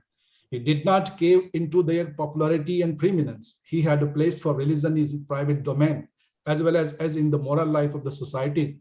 But such a place was grounded in good reason. An inclusive conception of rights and an assertion of this world was central to his understanding of the public life. He was an ardent devotee of the democracy, but he was also a transient critic of the caste system and untouchability and strove hard to put an end to them. He saw divorce from active engagement with practice leads to prescript and speculations. Ambedkar's attitude to religion remained ambivalent. While he did not subscribe to a belief in personal God or revelation, he felt that religion as morality provides an enduring foundation to societies and enables collective pursuit of good life. Such a religion elevates motives, upholds altruism and concern for others, binding people in solidarity and concern. He cares and supports and strives against exploitation, injustice, and wrongdoing. He argued that freedom, equality, and fraternity are essential conditions for good life, and the reason of discrete rights need to be constructed on them as the foundation. He understood rights not merely with the new confines of liberal individualism, but as individual and group rights. He defends both types of rights in the Constituent Assembly debates. Further, he argued for both civil and political rights and social and economic rights too. He did not see them in opposition, but in reinforcing one another. If there is a conflict between them, they have to be negotiated through civic and political forum. He also subscribed to the rights of the minorities and cultural groups to maintain their distinctive beliefs and identities, while at the same time affording them proper condition to take their rightful place in public affairs. He defended preferential treatment according to the disadvantaged communities, not only for reasons of equality, but also on grounds of egalitarian social structure and for the pursuit of sense and good society. Likewise, many other people have also contributed. The communist thoughts in India and its roots in Marxist and Leninist ideologies have also been germinated in the Indian soil in the post-era. Not only that one, but as it was said earlier also, that so many people have contributed their thoughts and ideas to shape the India, like Ram Manohar Lohia, Jayaprakash Narayan, and so many other people. It will be difficult to name them all, but it is important to recognize all these people for their contribution towards the national building that is called as a India. Gopal Ganesh Agarkar, Sir Syed Ahmad Khan, Ajit Singh, Hakim Ajmal Khan, Aruna Asaf Ali, Sufi Amba Prasad, Amir Chand, Rajkumari Amrut Kaur, Madhav Sriram Ane, C.N. Durai, M.N. Ansari, Abdul Kalam Azad, Chandrasekhar Azad, Jamnalal Bajaj, Bhai Balmukund, Surendranath Banerjee, Amy Besant, Sardar Bhagat Singh, Birsa Munda, Ram Prasad Bismil, Khudiram Bose, and several other, Raj Bihari Bose, Satindranath Bose, Subhash Chandra Bose, Madam Bhikai Kama, Chafikar brothers, and several other belonging to the different ideologies. Some of these people were belonging to the revolutionary kind of the attitudes. Some of them were belonging to the working class community. Some of them were belonging to the peasantry. But everyone has a single thought of building this nation, and on the thoughts and the ideas that we have built the country with these kind of the ideas. And therefore that today that we are recognizing their contribution, and because we are living and breathing in an independent country, a modern country named as India.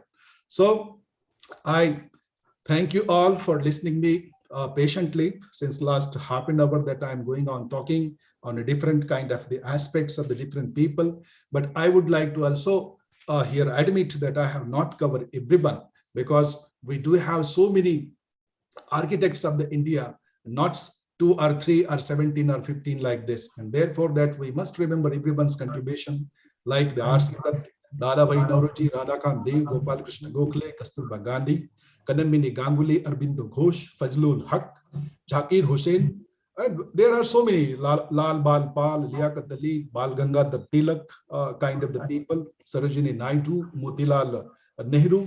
All these people have contributed a lot for the formation of this country. And therefore, my dear friends, I think this is the right time to close the keynote address. And I thank everyone, the organizers particularly, for inviting me for such an a wonderful kind of the e-conference. Thank you very much. Thank you. Thank you, sir. Yeah, the list is unending. Cority, sir. Am I audible? The list is unending, sir. But you have covered all the aspects which are required to make a nation modern, and how much you were interested in this conference, in this e-conference. That is what was revealed right at the beginning when you suggested regarding the word architect instead of makers. That is what was a better one. It's more that makes more meaningful, and the political thought and social thoughts since 1947. That is after independence, when this task was taken over by the Indians. We had accepted linguistic, ethnic differences, and that is what Indian multiple identity came up, and it was accepted, taking to social and economic reforms after the independence.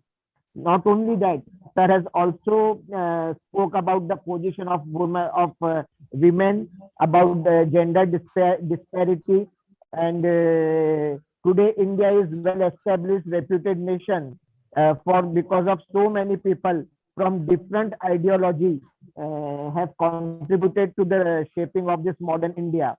Along with this, sir also mentioned geographical diversity, and of course cultural, and that is he termed as unparalleled culture, taking into consideration the language and religion. History was made in 1947, and that has given birth to political science and sociology. This is what sir brought out. The list is unending, but sir remembered a few. You mentioned a few contributors like Bankim Chandra Chatterjee, Ram Mohan Roy, Dayanand Saraswati, Mahatma Phule, Vivekanand, Sir Aurobindo, and we can't ignore the modern contributors, he said, because of the historical prominence of the contributors who I have just mentioned. He also talked about the Hindu nationalism of Veer Savarkar and the rationalist and technological thoughts that he had. That is what was a part of his speech. Then the three greats, Mahatma Gandhi, Nehruji, and Dr. Babasaheb Ambedkar, their contribution too was considered, with Sarvodaya given by Mahatma Gandhi, Nehruji's scientific temper, and Dr. Ambedkar's fight against exploitation. So I thank you on behalf of the three organizing institutes, sir, the co-editor, sir. And now we move on to invite. Now I move on to invite the chairman of this inaugural session, Dr. Sandesh Vag, sir, to deliver his speech. Vag, sir, is a former coordinator of ICHR Western Region under HRD Ministry. He is a former member of Mahatma Phule Writings Publication Committee of Government of Maharashtra. He is a former principal investigator, where he has case studied the atrocities on ST/STs in Maharashtra for ICSSR under HRD Ministry of Government of India, and he is former member secretary of Maharashtra State ST/ST Commission. Thus, having worked on almost all important statutory bodies, sir at present is chairman, Board of Studies in History and Archaeology at University of Mumbai. He is member of Board of Studies in Ambedkar Thoughts at Rashtrasan Tukadoji Maharaj.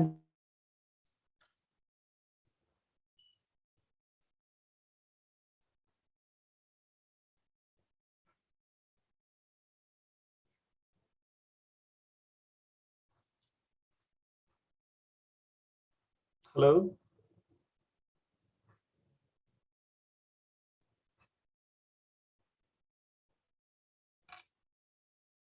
Hello.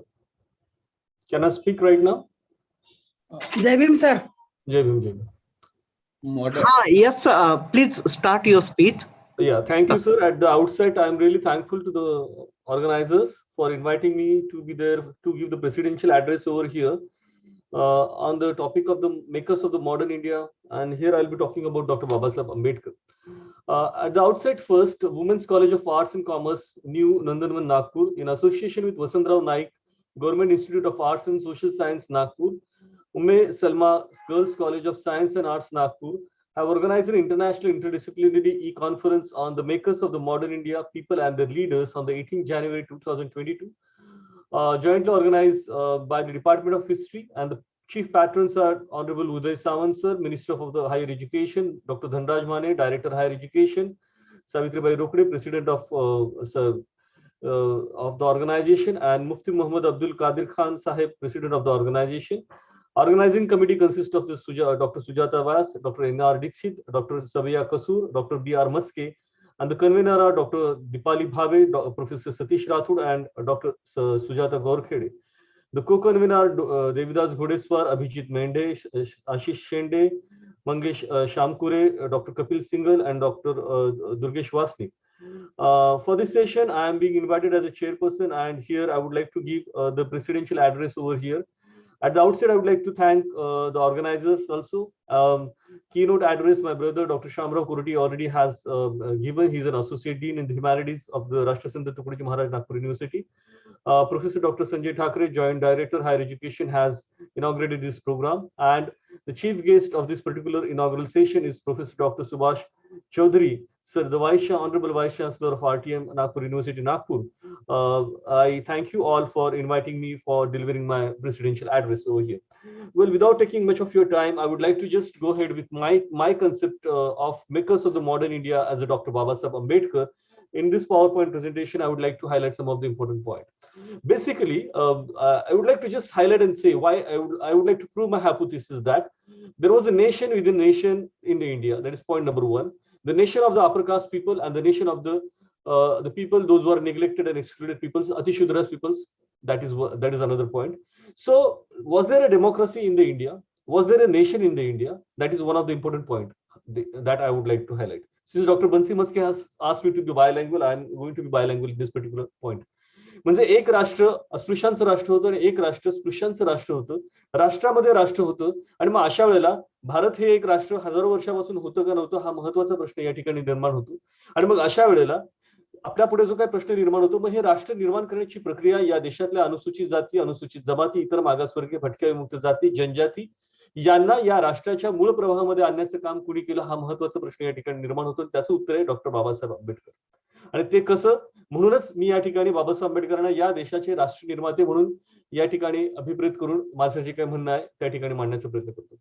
Now let us understand what is democracy.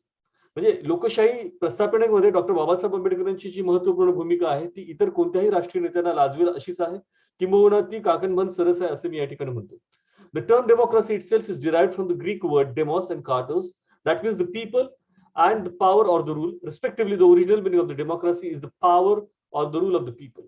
Now, the power or the rule of the people, was there a power in the hands of the people, or was there a rule in the hands of the people for thousands of years in the India? It is a form of a government in which the people rule themselves either directly or indirectly or through their representatives. In a democracy, sovereignty rests with the people in general. So who contributed a lot for developing the democracy in the India is a matter of question that we need to understand.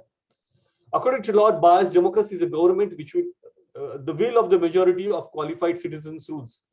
See, the question is that 52% OBCs are there and 25% are SC, ST, DTNTs are there, and it contributes about 85% of the population of India, 75% of the population of India. Then this majority have they ruled in India for thousands of years is a matter of question. म्हणजे या देशामध्ये 75% BC OBC लोक असताना देखील 3500 वर्षांहून अधिक कालखंड या देशामध्ये कोणत्या लोकांनी राज्य केलेला हा महत्वाचा प्रश्न या ठिकाणी निर्माण होतो. आणि मग यांचं राज्य नव्हतं तर मुठभर लोकांचं राज्य होतं, ते स्वसमूहता श्रेष्ठत्ववादी लोकांचं राज्य होतं. मग अशा वेळेला या मुठभर लोकांच्या हातातून सत्ता बाजूला काढून त्या सत्तेचे विकेंद्रीकरण, त्या सत्तेचे केंद्रीकरण हे संपूर्णतः बहुजनांकडे करण्याचं महत्वाचं काम डॉक्टर बाबासाहेब आंबेडकरांनी कसं केलं हे महत्वाचं आहे. It is said that the philosophers have interpreted the world, but the real task is to change it.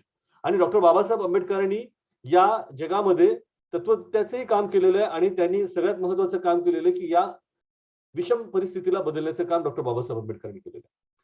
According to J.R. Lewis, democracy is basically a form of government, but form which exists to supply and maintain the better society. So was there a better society in the India? That is a matter of question for thousands of years that we need to understand. J.R. Lewis talks about it's near to the concept of the state socialism. Was there a betterment of the people? Was there a state socialism? That we need to understand.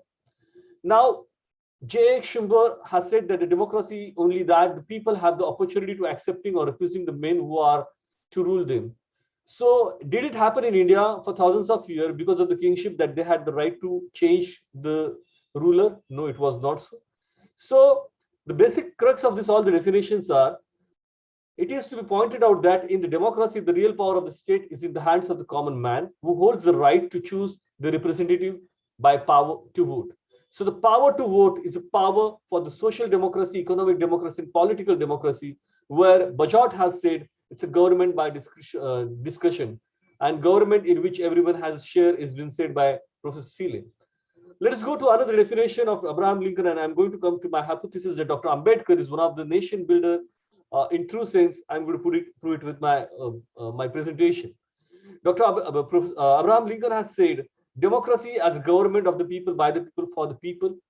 Now, it's way away from the people is a democracy in the Indian social system that we need to understand. Democracy has stood for many ideas and principles for a longer time. We need to understand the defined democracy in terms of way of life, emphasizing the dignity of life. So was there a dignity of life in the Indian society? There is a nation within a nation, and Dr. Ambedkar said to M.K. Gandhi once upon a time, Gandhiji, I do not have a motherland. Why did he say so? Even though he was in his motherland, he said that I do not have a motherland because there was a nation within a nation. And Dr. Ambedkar played a very decisive role in making this change to a larger extent. It's not merely a form of government, it is a complex of social and political factors affecting the relationship of the state to individual, guaranteeing essential freedoms, personal liberty, freedom of expressions, or organization of governing activities. Who gave all these particular points? Personal liberty, essential freedoms, and freedom of expressions. In true sense, it's Dr. Babasaheb Ambedkar in the capacity of being the chairman of the drafting committee of the Constitution of India, that all we know, the fundamental rights that is there. Now, let us understand what exactly a government or democracy. It's a social, economic, and even philosophical aspect of human life that is a democracy. And here we need to understand how Dr. Ambedkar's concept of the democracy evolved out true democracy in the sense. Dr. Ambedkar also extends the parameters of the democracy from a form of a polity to a social and economic order. This is a very important point that I would like to say. Earlier, the Athenian democracy was different, and the democracy is different right now. And he considers liberty, equality, fraternity as the basic principle of the democracy. Unmute yourself. So that so that I with an uninterrupted presentation I can go. Yeah, go ahead. Okay, now let us understand. He extends the parameter of the democracy from the polity to the social and economic order. This is where the basic contribution of Dr. Babasaheb Ambedkar. Somebody said Raja Ram Roy, somebody said Ishwar Chandra Vidyasagar, somebody said somebody. But the issue is that has Raja Ram Roy and Ishwar Chandra Vidyasagar has taken the issues of the Chandalas, the Rajpushas, the untouchables, the other backward caste, though it existed at the time, they did not. So therefore, the issue is that a comprehensive attitude has to be there towards the fellow Indians, and that attitude was brought out by Dr. Ambedkar because he considered democracy as a liberty, equality, fraternity as a basic principle of the democracy, and he emphatically maintained that to establish a democracy in all spheres of his life, the principle must be realized. Now, Dr. Ambedkar channelized all the efforts to realize the democracy in India in all aspects that he endeavored to do so. Now, here we need to understand what is Dr. Babasaheb Ambedkar's concept of a democracy.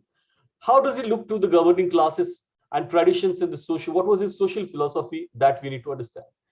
Now, he says that the existing in Indian society, it was being dominated by the Brahminism, and this I have highlighted over here. The cardinal principle of the philosophy of the Brahminism is the graded inequality between the different classes. For thousands and thousands of years, was India a nation in a true sense? No, it was not so, because there was a graded inequality in the different classes, has been explained by Dr. Babasaheb Ambedkar. It was a complete disarmament of the Shudras, complete prohibition of education of the Shudras and the untouchables, ban on the Shudras and the untouchables occupying the place of the power and the authority, ban on the Shudras and the untouchables, complete subjugation and the suppression of the women. Now, if it's complete subjugation and suppression of the women and the untouchables and the Shudras, that is other backward caste in India, can it be called as a democratic principle? No, it's not so. So Dr. Ambedkar said once upon a time, caste system, untouchability, bonded labor, slavery, and Chaturvana system are anti-social and anti-national. Now the question comes here in my mind is that who played a decisive role in wiping out this anti-national and anti-social elements in the society, that we need to understand. Here, when I talk about that majority and are dominating the peoples, the untouchables and the women's is the blackest as compared to the record of the intellectual class in the other part of the world. Nowhere in the world untouchability is there, only it is in India. If a person shadow falls on the outcast person, it's a pollution. If he talks and another person listens, it's a pollution. If he's spitting on the land, it's a pollution. If he's entering into the temple, it's a pollution. So if he's going on the horse in the marriage procession, it's a pollution. So such kind of restrictions were there on these particular peoples. And then Dr. Ambedkar has said on 22nd December 1952 in the Pune District Law Library about these particular aspects. He says something about that. Let us very emphatically, I'm just going to highlight this particular point. Many people have contributed for making of India, but it's Dr. Babasaheb Ambedkar who has contributed immensely for bringing out the social democracy in true sense in India that we need to understand. Before defining the democracy, he observes that the concept of the democracy is a dynamic one. How it's because it has gone tremendously undergone the changes in its form and purpose. I repeat and reiterate to say it's a form and the purpose. He says that the democracy is always changing its form. The present concept of the democracy is different than the ancient Athenian democracy. That's what Dr. Ambedkar said. Dr. Ambedkar's concept of democracy was not mere political democracy, but it was a social democracy. And therefore, he says that democracy is always changing its form. The Athenian democracy, where in near about 50% of the people were slaves and only 50% of the people were free.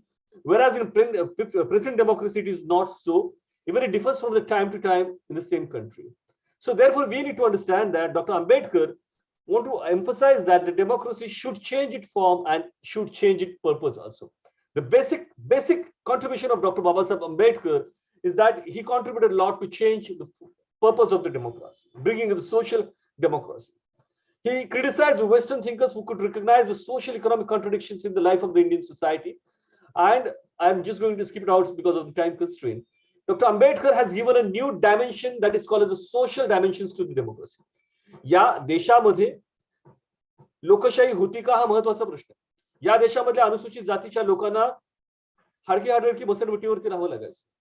या देशामधल्या मागासवर्गीयांना त्यांचे शिक्षणाचे अधिकार, त्यांचे नागरी अधिकार हिरावून घेतलेले होते. मग असं असताना या देशामधले 85% लोक जेव्हा त्यांच्या मानवी अधिकारापासून वंचित ठेवले गेले होते, त्यावेळेला हे राष्ट्र खऱ्या अर्थाने एक राष्ट्र होतं का हा प्रश्न निर्माण होतो. आणि मग या राष्ट्राला राष्ट्र निर्माण करायचं असेल तर असामाजिक आणि अराष्ट्रीय अशा जाती व्यवस्था, चतुर्वर्ण व्यवस्था, गुलामगिरी, वेठबिगारी याच्या विरुद्ध आवाज कोणी उठवला असेल तर खऱ्या अर्थाने केवळ आणि केवळ डॉक्टर बाबासाहेब आंबेडकरांनी त्या कालखंडामध्ये मोठ्या प्रमाणात उठवलं. मोठ्या प्रमाणात म्हणजे महात्मा फुले, ज्योतिबा फुलेंचं त्यांचे ते गुरुच आहे, शाहू महाराजांचं देखील कॉन्ट्रीब्युशन आहे. पण खऱ्या अर्थाने संविधानात्मक स्तरावरती बाबासाहेब आंबेडकरांनी हे प्रयत्न केले. म्हणून बाबासाहेब आंबेडकरांची लोकशाहीची व्याख्या समजणं गरजेचं आहे. व्हॉट डज इट से सो? Ambedkar defines democracy as a form and method of government whereby the revolutionary changes in the economic and social life of the people are brought about without a bloodshed. म्हणजे बाबासाहेब आंबेडकर कोणताही रक्तपात घडवून न आणता सामाजिक आणि आर्थिक जीवनामध्ये क्रांतिकारी बदल घडवून आणणं म्हणजे लोकशाही ही संकल्पना ज्या वेळेला मांडतात त्यावेळेला डॉक्टर बाबासाहेब आंबेडकर रक्तपाताच्या विरोधामध्ये जातात. हा महत्वाचा कॉन्ट्रीब्युशन या देशामध्ये. बाबासाहेब आंबेडकरांनी सांगितलं असतं तर त्यावेळेला मोठा रक्तपात घडून आणला असता, रक्तरंजित क्रांतीही घडून आली असती. कारण या देशातल्या तळागाळातल्या लोकांचा बाबासाहेब आंबेडकरांना सपोर्ट होता. पण बाबासाहेब आंबेडकरांनी रक्तरंजित क्रांतीचा मार्ग स्वीकारला नाही, तर त्यांनी या देशामध्ये संवेदनशील लोकशाहीचा मार्ग स्वीकारला. हे या देशाच्या लोकशाहीमध्ये सगळ्यात महत्त्वाचं कॉन्ट्रीब्युशन मेकर्स ऑफ इंडिया म्हणून doctor Ambedkar. If there are differences in the government, they can be settled by the differences amicably within the framework of the constitution is been said by Dr. Ambedkar. What Dr. Ambedkar says here is that the democracy is a mode of associated living. Babasaheb Ambedkar सातत्याने म्हणतात की सहजीवन या समाजामध्ये आहे का? आंतरजातीय विवाह आजही होत नाही आहेत.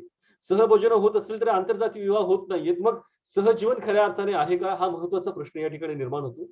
असोसिएटेड लिव्हिंग म्हणजे सहजीवन आहे का? भारताचा राष्ट्रपती जेव्हा एका मंदिराच्या गर्भगृहात जाण्याचा प्रयत्न करतो त्यावेळेला त्याला नकार दिला जातो, कारण तो अनुसूचित जातीचा आहे. त्यावेळेला खऱ्या अर्थाने सहजीवन इथे आहे का? या देशामध्ये the roots of democracy are search in the social relationship. हे सामाजिक संबंध खऱ्या अर्थाने सामाजिक सौहार्दावरती अवलंबून आहेत का? In terms of associated life between the people who form the society. हे बाबासाहेब आंबेडकरांचे विचार आज फार महत्वाचे आणि हे प्रबोधन होणं हा महत्वाची गोष्ट आहे, मला असं वाटतं. Ambedkar founds caste system, Chaturvarna system, and untouchability as a danger for the democratic society in India. Now, who talked vehemently against the Chaturvarna system? M.K. Gandhi said that I believe in Chaturvarna system. Can a Chaturvarna system be an ideal system for the democracy in true sense? No, it is not. So, therefore, we need to understand what exactly democracy is and what Dr. Ambedkar said it needs to draw argument to show that the political structure rests on the social structure. म्हणजे बाबासाहेब आंबेडकरांचं म्हणणं असं होतं की या देशामधली राजकीय व्यवस्था ही सामाजिक व्यवस्थेवरती अवलंबून आहे आणि सामाजिक व्यवस्थेचा या देशातल्या राजकीय व्यवस्थेवरती फार मोठा प्रभाव आहे. It may modify its working, it may nullify और it may even make mockery of it.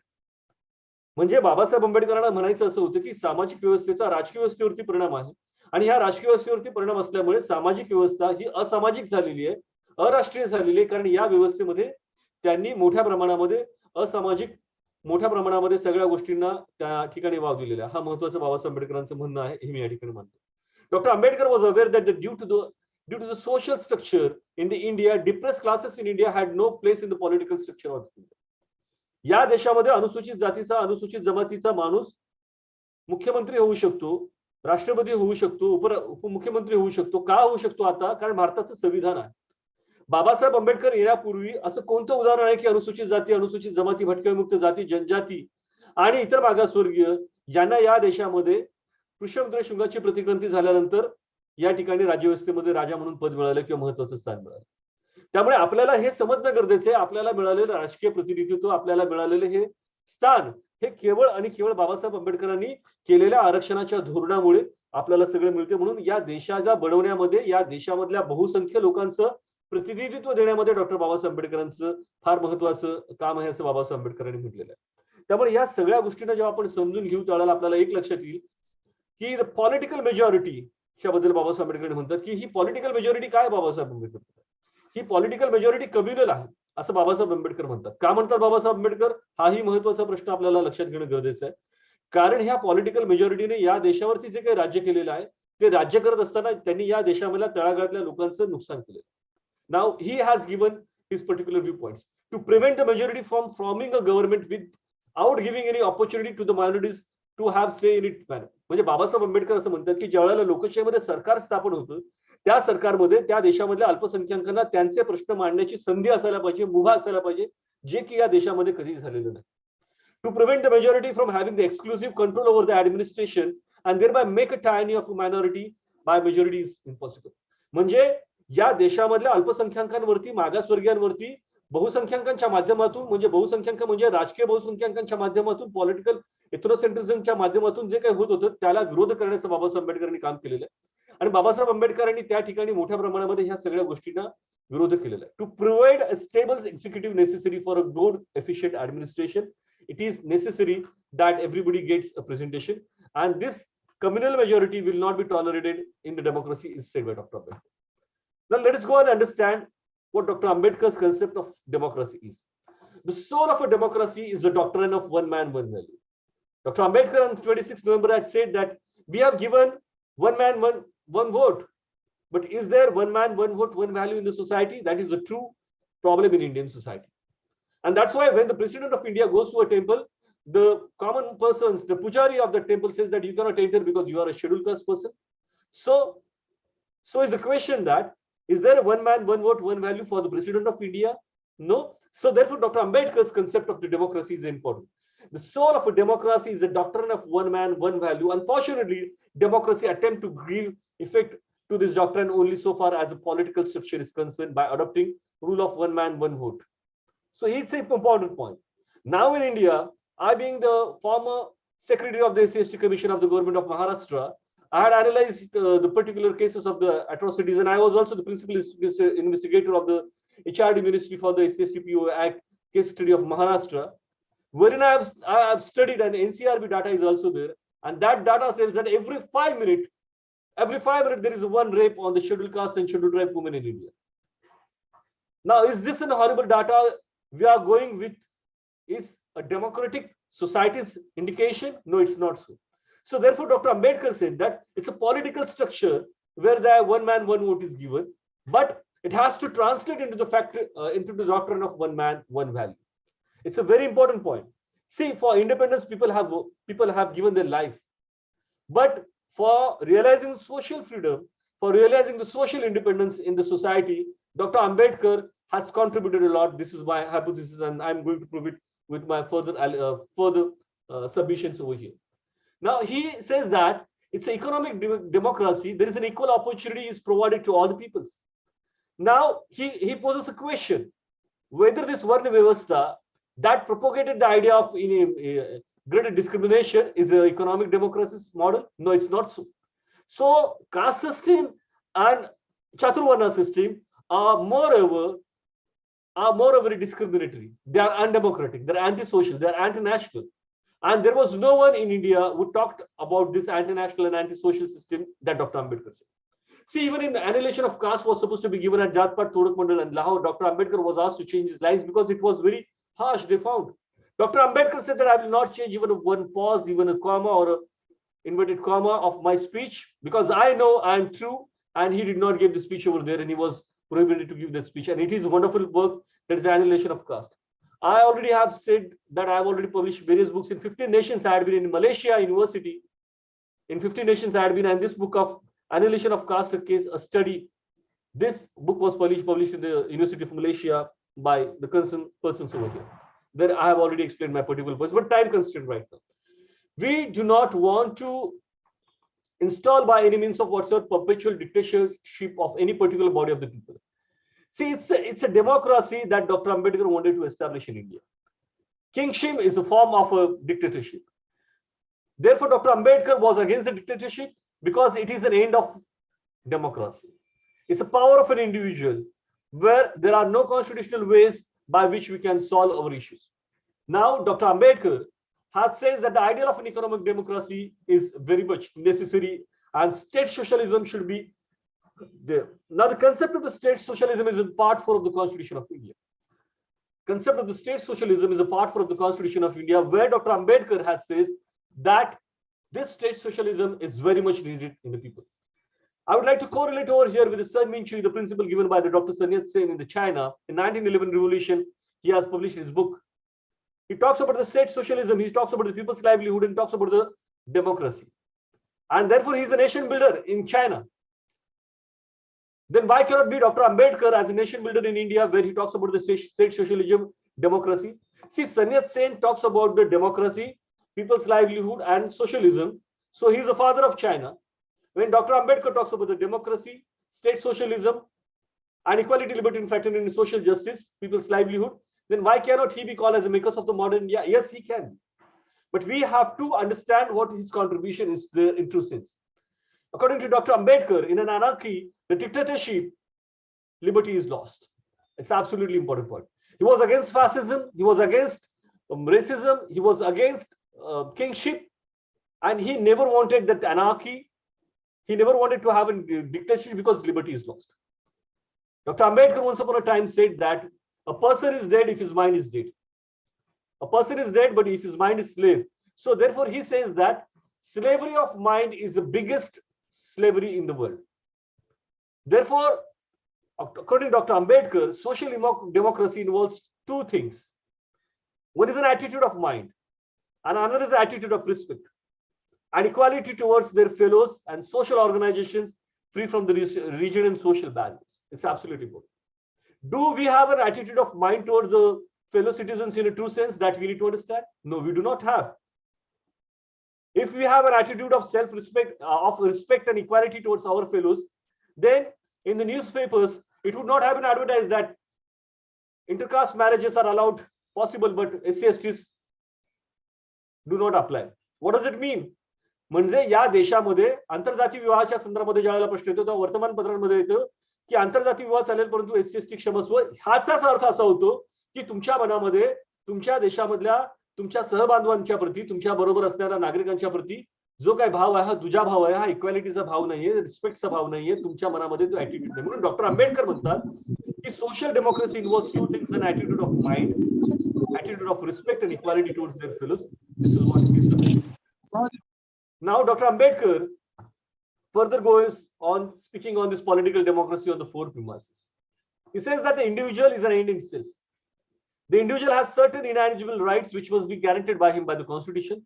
The state shall not delegate powers to a private person to govern others. This is a very important point that we need to understand. Nowadays, what's happening?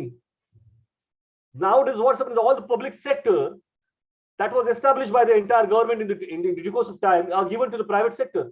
Dr. Ambedkar was very much against giving the powers, delegating the powers to the private sectors and private persons. And in the part 4 of the Constitution of India, he's rightly said that it cannot be done so. So the policy of the sage and the policy of the privatization is not in concern with the democratic principle of the Dr. Babasaheb Ambedkar given in the state socialism in the part 4 of the Constitution of India. Now, Dr. Ambedkar states that the political democracy cannot be successful unless there is a social and economic democracy. It's a very important point that I'm going to highlight over here right now. How Dr. Ambedkar says and what Dr. Ambedkar says. It's a political structure in which the Mughals came, the sultans came, but the caste system untouchability remained the same. Even Tukaram, even the Chokhamala was never allowed to enter the temple of Vithala because he was scheduled caste. And in the Peshwa period, my special lecture is there on this particular Bhima Koregaon, in which I have already given all the proofs of the Peshwa Daftar. He says that untouchable persons cannot enter into the temple of the Vithala, and they cannot go near to that Chokhamala's temple also. They have to gather at another places. And if they do so, then there is a punishment. Such kind of a political hegemony, which was ethnocentric, which was Brahminic, has dominated the peoples, have restricted the peoples to a large extent. In the Peshwai, this is a political form. In the Peshwai, in the Maharashtra, the untouchables have to wear a broom and they have to wipe their shadows. They have to wear a pot into their neck and they have to spit into that pot. They cannot enter inside the village in the daytime because there are shadows are more. See, this political democracy, was not there, in this political structure, which was kingship, was detrimental to the democracy in the Indian society for thousands of years. And therefore, Dr. Ambedkar says that democracy cannot be successful unless there is a social and economic democracy. It's a way of life. It involves a rational empiricism.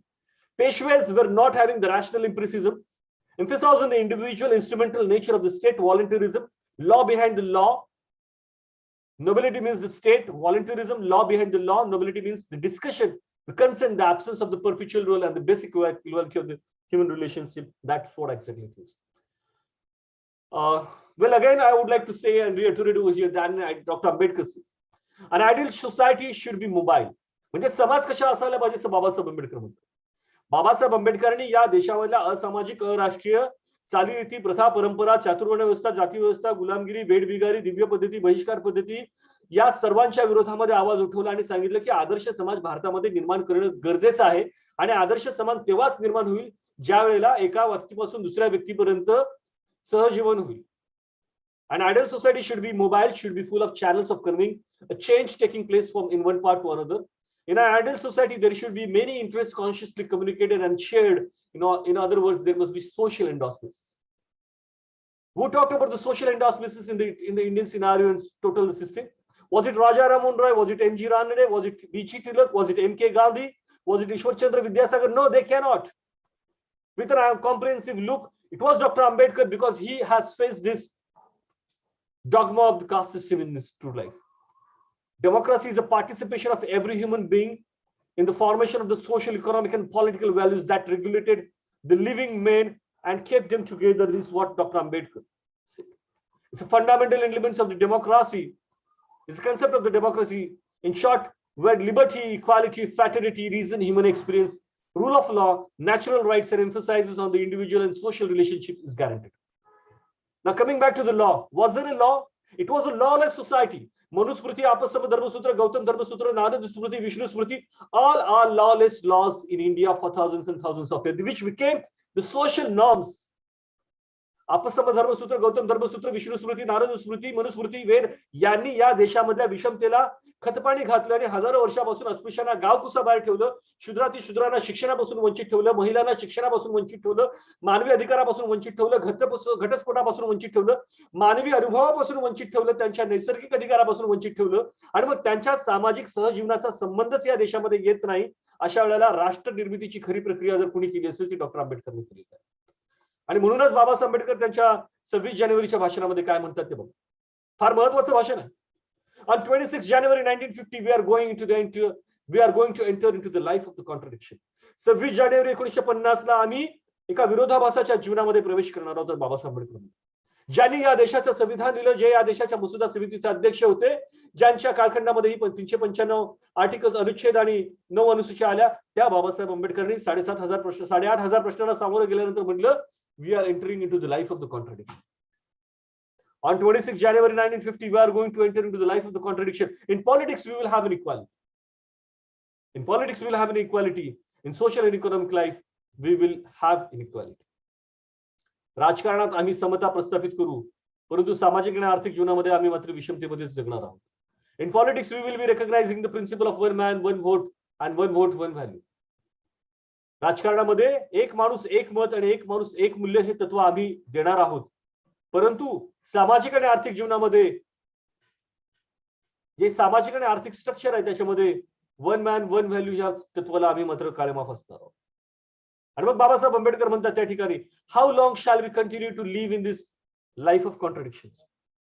आम्ही या contradiction मध्ये, या विरोधाभासामध्ये किती जगणार आहोत. हजारो वर्ष गावकुसाबाहेर राहिलो, हजारो वर्ष शिक्षणापासून वंचित राहिलो, हजारो वर्ष पिण्याच्या पाण्यासाठी तडफडत राहिलो, हजारो वर्ष घर बांधू शकलो नाही कौलाचं, हजारो वर्ष चांगले कपडे घालू शकलो नाही, हजारो वर्ष दागिने घालू शकलो नाही, हजारो वर्ष कुत्र्या मांजरांना त्यांचा स्पर्श चालत होता, पण आमच्या स्पर्शाने तळ वाटत होतं. म्हणून बाबासाहेब आंबेडकर महाडच्या चौतरतळ्याला जेव्हा स्पर्श करतात तेव्हा तिकडे शेकडो दगडांचा वर्षाव त्यांच्यावरती होतो. का?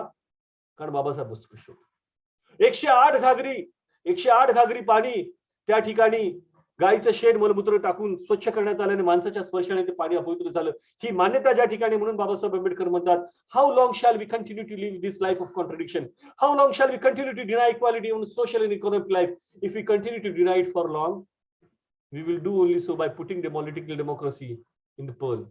We must suffer those who are sufferer, they will blow up the structure of the political democracy which this assembly has laboriously built. म्हणजे सातत्याने जर आम्ही अशा पद्धतीने जर डिनाय करत राहिलो लोकांचे समता, स्वातंत्र्य, बंधुता या मूल्यांना, तर हे लोक या अन्यायाच्या विरोधामध्ये पेटून उठले. Babasaheb Ambedkar. So therefore, Dr. Ambedkar says that the democracy must not remain in its political form only.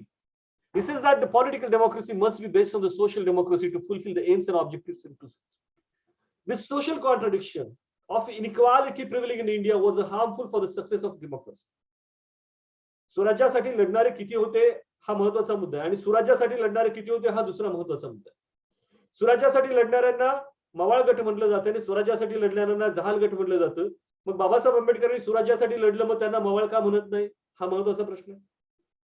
त्यामुळे या सर्व गोष्टींना समजणं गरजेचं आहे की ज्या वेळेला लोक स्वराज्यासाठी लढत होते त्यावेळेला बाबासाहेब आंबेडकर सुराज्यासाठी लढत होते. सुराज्य 3,500 वर्षापासून जे डिनाय केलं होतं त्या सुराज्यासाठी बाबासाहेब आंबेडकर म्हणत होते. म्हणून स्वराज्या बरोबरच सुराज्य ही महत्वाचं आहे बाबासाहेब आंबेडकरांचं म्हणणं. म्हणून राऊंड टेबल कॉन्फरन्सला बाबासाहेब आंबेडकरांनी ब्रिटिशांविरोधात जेवढे बोलले तेवढे एम के गांधीही बोलले नाहीत, हे आपल्याला सगळ्यांना ठाऊक आहे. But in reality in India this principle was not strictly followed.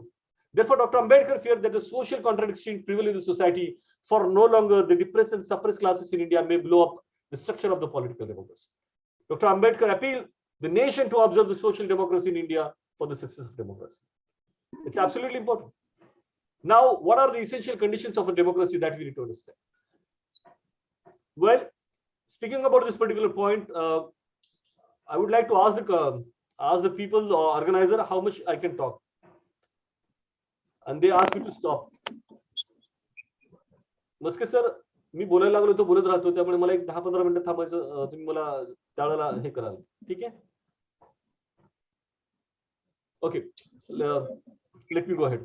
Essential conditions of the success of the democracy. Babasaheb आंबेडकरांनी लोकशाहीच्या यशस्वीतेसाठी तत्ववेत्ता म्हणून काम केलेलं आणि लोकशाहीची यशस्वीता त्यांनी भारताचं संविधान म्हणून लिहून केलेलं हे आपल्याला माहिती आहे. आर्टिकल 14, 15, 16, 17, 18, 19, 20 हे सगळं फंडामेंटल राईट्सशी संदर्भात आहे. आणि स्टेट सोशलिझम हे या देशामधल्या नागरिकांच्यासाठी फार महत्वाचं हे आपल्याला माहिती आहे. आणि त्यामुळे या सगळ्या पार्श्वभूमीवरती आपल्याला हे लक्षात घेणं गरजेचं आहे की बाबासाहेब आंबेडकरांचं लोकशाहीच्या संदर्भातलं महत्वाचं योगदान काय हे समजून घ्या. Equality. For a success of a democracy, the first and foremost essential element is equality. Dr. Ambedkar says that there must be no glaring inequalities in the society. There should not be oppressed classes. There should not be suppressed classes. He refers to Abraham Lincoln, who once upon said, "The house is divided against itself cannot stand." जेव्हा तुमचं घर दुभंगलेलं असतं त्यावेळेला ते दुभंगलेलं घर एकसंघपणे उभं राहू शकत नाही. मग हे भारत हे घर आहे, हे घर दुभंगलेलं होतं.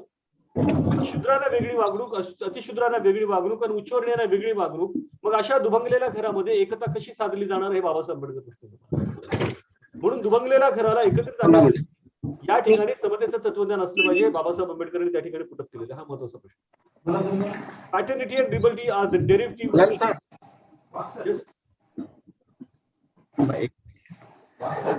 The basic fundamental conceptions are equality and the respect of the human personality. Paternity and liberty takes the roots into two fundamental conceptions.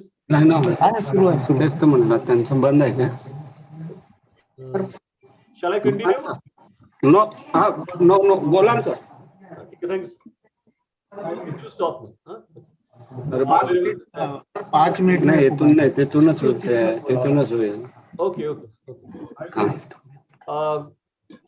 Babasaheb आंबेडकरांनी राज्य व्यवस्थेला यासाठी नकार दिला, राजेशाहीला यासाठी नकार दिला, कारण राजेशाहीमध्ये जाती व्यवस्था, गुलामगिरी, वेठबिगारी ही तशीच राहिली. त्यामुळे त्यांनी द्विपक्षीय पद्धतीला देखील महत्वाचा त्यांनी ठरवलेला आहे. Equality in law and administration is a very important point that Dr. Ambedkar has said.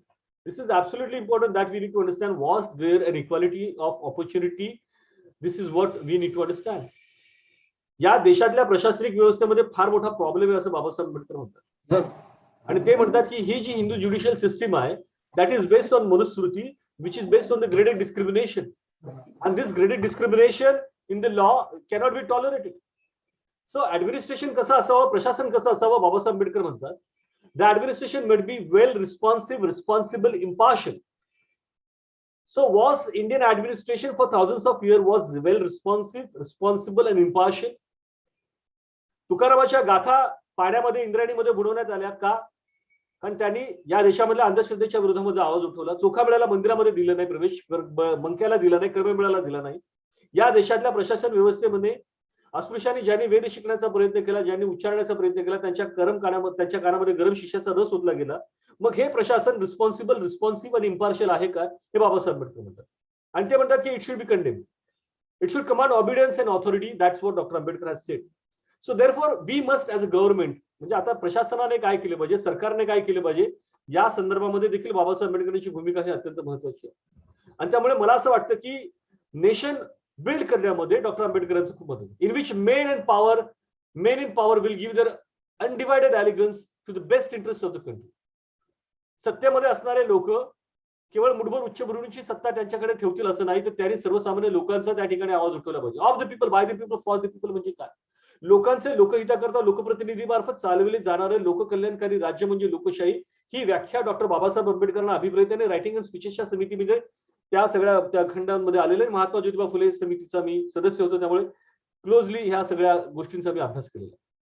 The administration in India is completely in the hands of the Hindus and their monopoly. What does it say? It has completely dominated the downtrodden peoples for thousands of years. That is, their one aim is to discriminate against the untouchables and to deprive them not only for the benefits of law but also for the protection of the laws against the tyranny and the oppression. So therefore, Dr. Ambedkar says that the administration in India is completely in the hand of the Hindus. It is their monopoly from the top to bottom. It is controlled by them. Their aim is to discriminate against the untouchables and to deny and deprive them not only the benefits of law but also the protection of the law against the tyranny and oppression. Now the issue is about the atrocities in the Maharashtra and other places. Day by day atrocities are rising.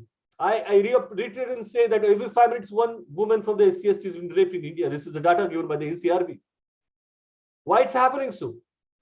And why there is a lowest conviction rate? What is the role of the police and what is the role of the administration and the judiciary? And why the conviction race is not going ahead? Because there is an attitude of mind of depriving the untouchables, depressed class communities from their human rights. So Hindu-ridden administration, when committing wrong against them, protecting the wrongdoers instead of helping the victims, this is what is happening, about which already I have explained. Now, the basic crux that Dr. Ambedkar said is that the constitution which contains the legal provision is only a skeleton. This is a very important point. The flesh of the skeleton is to be found what we call as a constitutional morality. Is there a constitutional morality in the India in true sense that we need to understand? No, there is no constitutional morality. If there was a constitutional morality, Kerlanji would not have happened. Zavkheda could not have been happened. Kharda would not have been happened. In Sonei, that boy was been crushed in the crusher because he was a scheduled caste boy and he was left to the upper caste girl. So this constitutional morality is absent. Therefore, in the crusher, the untouchable person is been crushed totally in this modern India, even after the independence is there. So is all these political points that we need to understand. There is an absence of the constitutional morality in the people. And if there is an absence of the constitutional morality in the people, then the democracy cannot be successful. Now, what exactly his viewpoint is this? Is it there no tyranny of the majority? Dr. Ambedkar says that in a democracy, there are always two rival parties striving conflict against each another for getting the political power. The party proving the majority forms of a government, the party minority. So where we need to understand that in a democracy also there is a tyranny of the majority. This majority tyranny should not be there. He thinks that there should be free and fair discussion in the parliament on any problem. See, within the 72 hours, resolution is allowed. Mute. Okay. Am I audible right now? Yes. Okay. Now the question is that within the 72 hours in the parliament, EWS reservation is passed and reservation in the private sector is still pending. Why it so happens so? Is there a free discussion? Is there a parliamentary discrimination? That we need to understand. Every member of the minority party should be treated with due respect and dignity. He should also heard and respect his views. Manevar Kanshirav has already said that Samsa Yug yenar hai. So all these particular peoples are the reservation category representative or the representative of the political parties because they do not say anything about the reservation issue when it comes. So therefore, Dr. Ambedkar says politics has become a game of a scoundrel, but for me it's a mission. This is an absolutely important process that we need to understand. Hello. Politics is a mission. Mission for what? Realization of the social democracy, political democracy, economic democracy, equality, liberty, fraternity, social justice. Yes, it's a mission. But nowadays it has become the game of a scoundrel. That's what Dr. Ambedkar has said. Dr. Ambedkar has given importance to the public consciousness in the democracy. He says that consciousness, which becomes agitated at every wrong, no matter who is sufferer, and it means that everybody, whether he suffers that particular wrong or not, is prepared to join him or to get him relieved. Here we need to understand. Hello. You make realize to the slave that you are a slave, and then he will. Excuse me, Vaksha. Can you mute yourself, please? आपला आवाज येतोय आपण थोडंसं आवाज. Sir, there is restriction of time. We have to start. Okay, there is restriction of time. Okay, then thank you. I just stop over here. And I just would like to conclude over here by saying that organizer has given me a lot of time. The presentation was over 262 slides and I could not give sufficient time for the same. I'm thankful to the various people, those who have participated over here, Professor Dilli, Professor Ajit from Delhi, Professor Anil Bankar from University of Mumbai, Dr. Aruna Waghole Madam, many others. Professor Usha Devi, former head of the Department of Bangalore University, Professor Dr. Kamble, Dr. N.R. Dikshit sir, Dr. Santosh Bansod sir, many others are there, Dr. Banske, Sanjay Patil from my dear friend Chandrakant Kolikudi from South. Many of them have joined this international conference, Dr. Afroz Sheikh, Dr. Ganesh sir, Dr. Mubarak Qureshi, many of them to whom I know, to whom I do not know, but they have patiently listened to my submission, Dr. Krishna Gaikwad, Kiran Bansod, Lakpati Gaikwad, then many others, Professor Gavai, Dr. Sujata Gaurkhade Madam, Dr. Ashok Sabne, Milind Taide, many, I cannot take everybody's name over here, Professor Dongar Dibe. I really thankful to all of you for listening to me, especially Dr. Sudhakar, Dr. Priti, Kailash Nagulkar. Many of them have joined over here and listened to me patiently. My humble submission over here is that makers of modern India, there are various other people, those who are makers of modern India, but Dr. Ambedkar, I found him to be one of the unique person who has contributed in a true sense. And I would like to say and reiterate over here that as my friend Dr.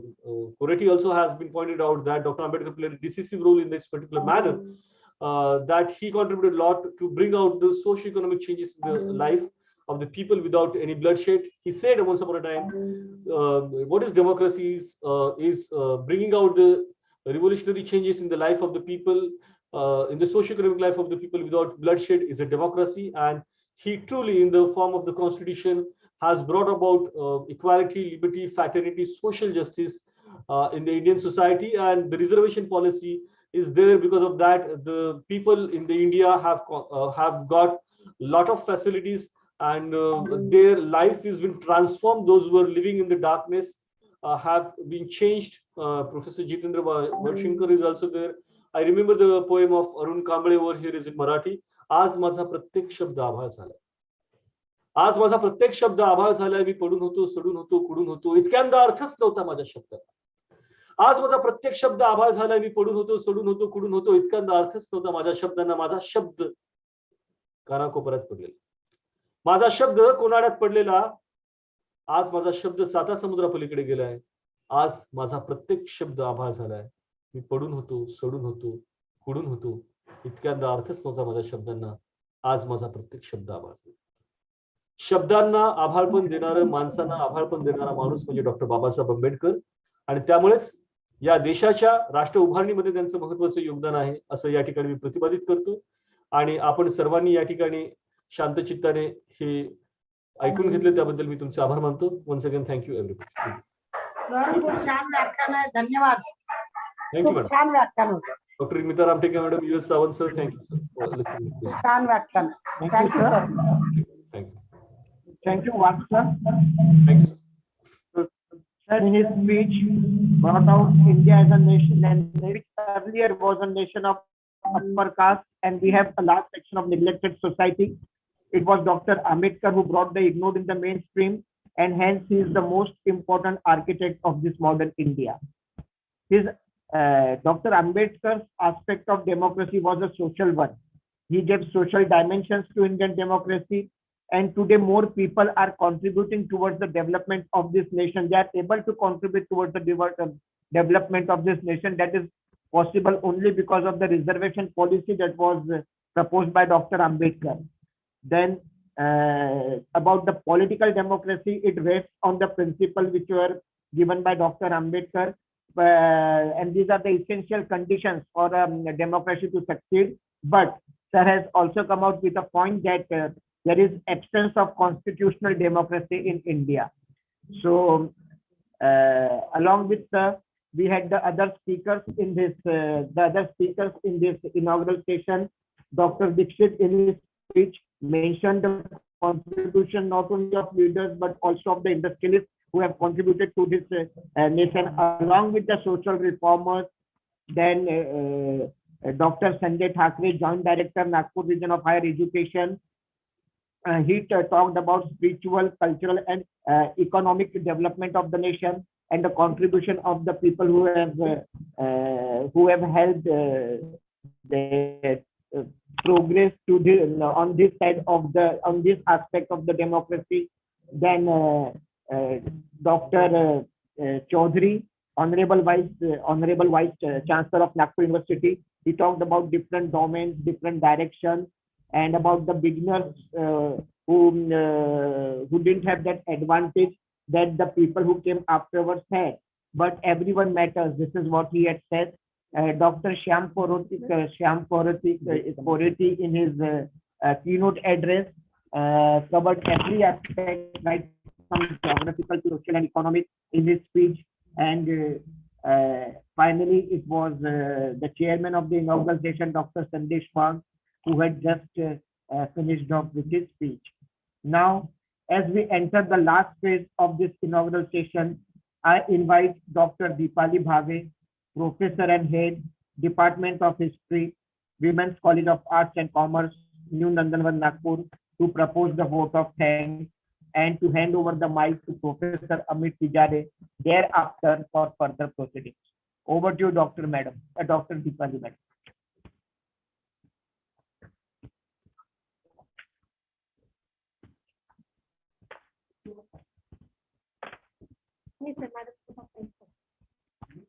Yes.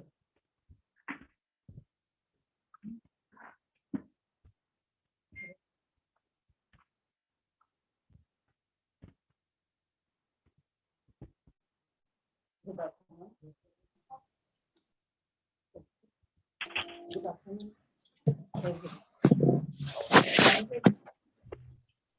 Member of this platform, organizing committee, container, co-container,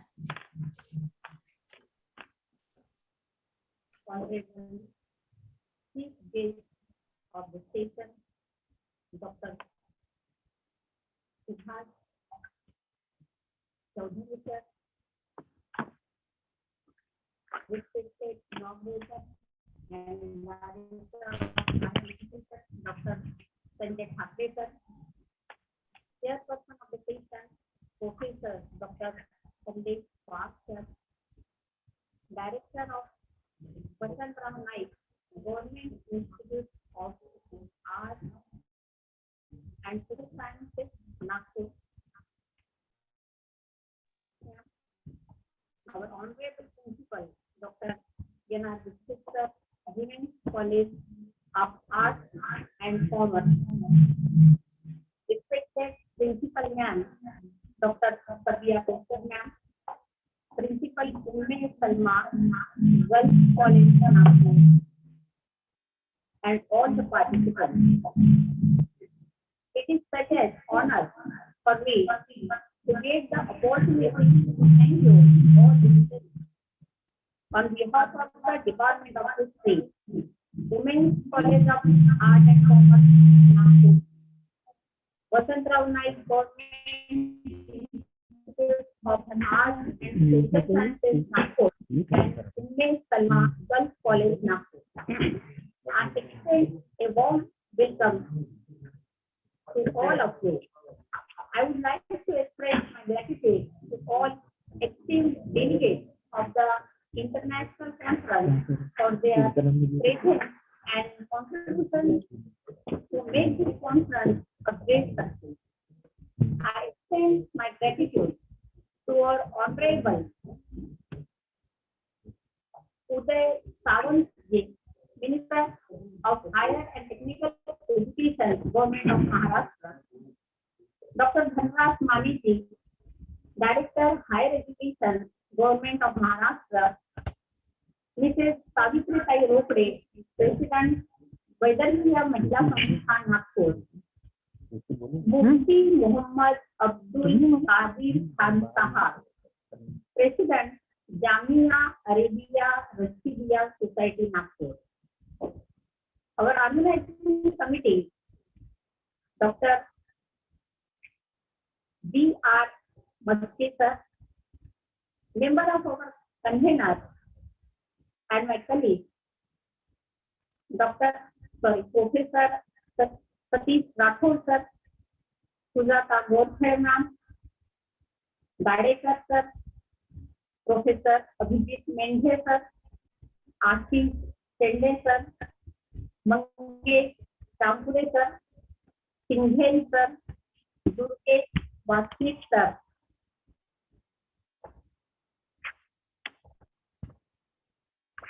I extend my gratitude to our honorable chairperson, Dr.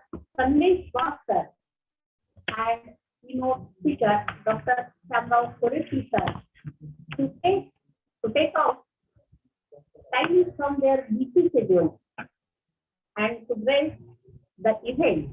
Thank you, sir, for inspiring and encouraging us with your words on this special day.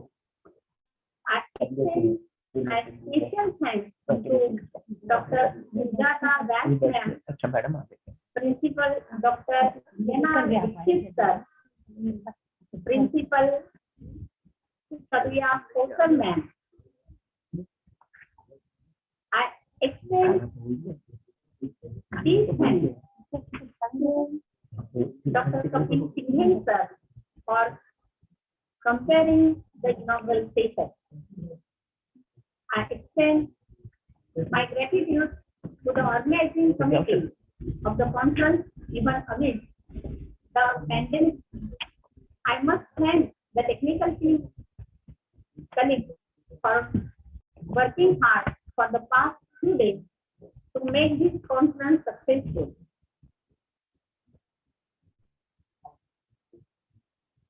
Thank you, everyone, once again making it great success.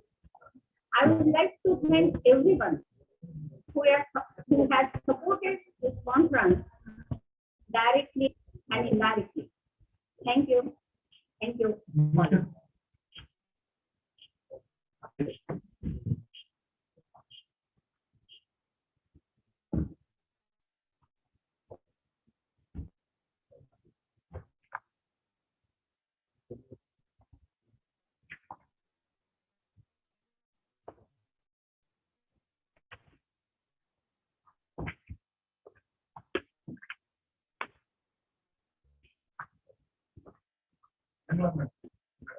Yes, sir. Thank you so much, Dr. Bhave and Dr. Kapil Singh. Good afternoon, one and all.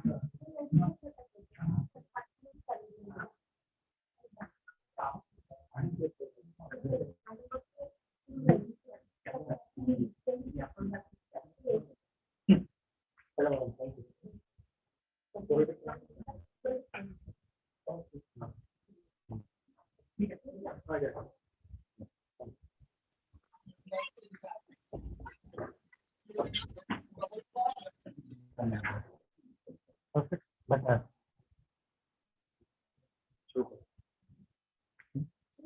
Good afternoon, Bonamam. I, Amit Putra, feel immensely privileged to stand before you as this present gathering movement. Let me express my gratitude and hearty welcome to all the dignitaries and the participants for being the part of this momentous celebration of International Interdisciplinary Conference on the makers of modern India, people and their leaders, being organized by the Department of History of Women's College of Arts and Commerce, Untitled Nagpur, Westphalia Naik Institute of Arts and Social Sciences, and Umme Girls for Arts. Today, we have renowned personalities who are the beacon light for the people far and wide. So it is our duty to welcome our dignitaries. First of all, I feel very honored to welcome Reverend Dr. Ravi Kangaikar, Department of History, RTM, Nagpur University, as the chairperson of the Technical Session Secretary. Welcome, sir. Welcome, Dr. Kangaikar. I would like to also extend a very warm welcome to Honorable Professor Dr. Lakshman D. Satya, sir, Professor of History, Lockhaven University, Pennsylvania, USA, as the keynote speaker of the Technical Session Secretary. Welcome, sir. Welcome, Dr. Satya, sir. I also heartily welcome the members of the Organizing Committee, Dr. Irrigation, Dr. Sujata Das ma'am, Dr. Sabia Kosan ma'am, Professor Dr. B.R. Maske, sir, respected conveners Dr. Dipali Bhave ma'am, Professor Sanjay Thakuri, sir, Dr. Sujata Gorkhe ma'am, as well as the participants from various colleges, input scholars, cherished faculty members, and my dear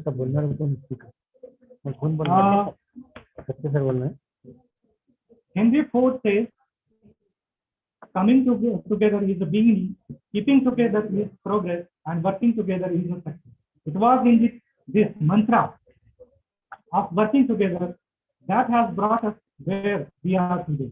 So may I now request respected Dr. Sujata Gorkhe, the head of the Department of History, Umme Girls College of Science and Arts, Nagpur, for extending formal welcome and introductory remarks to the keynote speaker, a multifaceted personality, the man of distinct vision, and the fountainhead of illuminating ideas, Honorable Professor Dr. Lakshman G. Satya, Dr. Sujata Gaurkhade.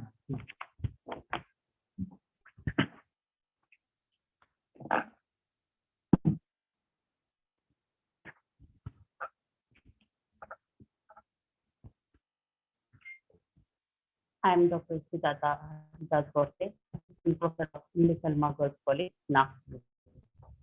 Research faculty, members, and your students, a very warm good morning to one and all. I welcome you all to the second technical session of this international interdisciplinary conference on the makers of modern India, people and their leaders. It gives the immense pleasure to introduce the research person of this session. Presently, we are facing the corona pandemic situation, you know very well, and that is the effect was very worse. So it has impacted almost every aspect of our life. So there is a transition phase in teaching methodology, also all over the world. As we know, change is inevitable, and one should prepare to this changes. Today, we are privileged to have with us an acclaimed teacher and distinguished scholar in higher education and research, Honorable Professor Dr. Lakshman Satya from the Department of History, Lockhaven University of Pennsylvania, USA. Professor Satya sir has a vast teaching experience of total 32 years. Sir has made presentations in several prestigious universities across the globe. Sir has innumerable articles in reputed international journals and newspapers, books, and also papers in conference proceedings to his credit. Sir is in the process of preparing a book-length monograph related to the Deccan in colonial times. Sir is a referee for many prestigious journals, and it's a great achievement that Sir awarded Professor M. Athar Ali Prize by the Indian History Congress for his best paper published in the proceedings. Sir has written book endorsement captured for book market by academic excellence. So, most welcome, Professor Satya sir. Today's your topic for the talk is Making India Modern, a critique of the Western Modernization Project. Thank you, sir. Most welcome. And over to you, sir. Thank you, Dr. Sujata Gaurkhade ji, for the generous introduction. And thank you all for giving me the opportunity to express my thoughts here. My warm namaste. In America, we tell our students to be bold in their thinking. Thank you all for giving me the opportunity to express my thoughts here. My warm namaste. In America, we tell our students. Some echo is coming, yeah. Madam ये voice double आ रहा है. अच्छा. And try out new ideas and interpretations. So I thought to practice it and apply it here. In the end, hopefully I'll be able to make a new contribution to this august gathering of so many scholars and thinkers. Now, the starting point of, of this talk is, what does it mean to be modern, and what is this modernization project? Now, Europeans in the 18th and 19th century used this as a propaganda to conquer and colonize the whole world. This was a major, project. They claim themselves to be most modern of all the people in the world. Why? Because they said they have undergone a great transformation by creating an industrial society, which was absolutely new at that time. They claimed that this transformation was somehow a unique event in world history. Never happened before. Right? But the fact is, there was even greater transformation in human society some 6,000 to 10,000 years ago. Agricultural revolution, which had been with us for almost 10,000 years. Right? And that created a settled human societies. And that was a major transition from one lifestyle of hunting, gathering, migratory lifestyle into settled agricultural based villages.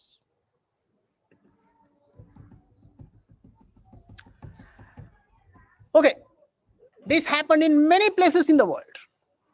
China, Egypt, Mesopotamia, and in a small village in India, northwestern region of Greater India, Mehergarh, when people settled down and they did many things which were non-agricultural. That is in addition to agriculture. Right?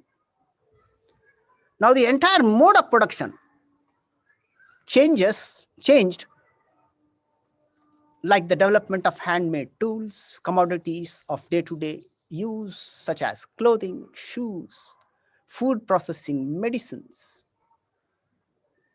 etc. And these activities continues even to this day in many parts of the developing world, including in India. You just have to step out of the cities and go into a village and you see this happening. Right? So to reduce the great transformation of modernity to simply a European experience of the past 200 years would be quite a narrow and perhaps too Eurocentric, and it needs to be questioned, and this concept has to be broadened because it cannot be applied universally, right? So now, yet another claim of European modernization project of colonialism and imperialism was urbanization and planning. That is, the claim that they were going to show the colonized people how to build modern cities, like big cities in which we live today. Every city may be unique in itself, but all of them share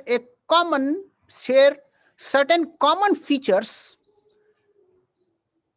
such as amenities like paved streets, sanitation, water supply system, transportation, markets, human habitations beyond villages, more complex, lifestyle, right? So most of these modern cities are primarily modular, which means they have a model to build cities. It's an engineering project, right? That's what engineers, civil engineers are trained to do. Now, Europeans claim that this is their contribution to the modern world.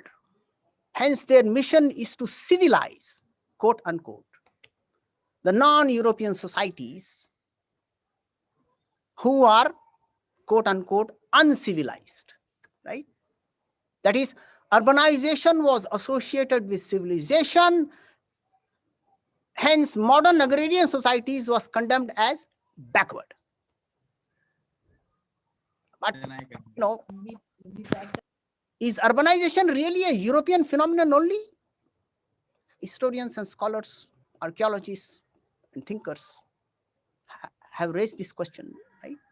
Planned urban centers had existed in all prehistoric and ancient societies of China, Mesopotamia, Egypt, and obviously India, right? We just have to look at some 300 sites sprawling over thousands of square kilometers of the Indus Valley civilization.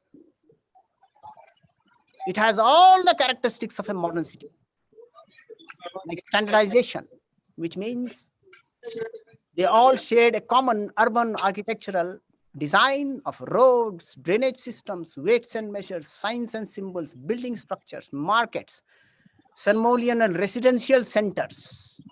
Hello, sir. Yes. Hello, sir. Can everybody hear me? Yes, sir. Please carry on. Okay, good. Right? So to say that European urban centers of the 18th and 19th century were the only modern cities and all other cities were primitive is once again catering to the self-serving project of invasion, conquest, and colonization with an ulterior motive, that is ulterior motive of exploitation, basically, right? They're all uncivilized savages, barbarians, and we are here to, there is no sense in this of studying other people's, histories. Okay.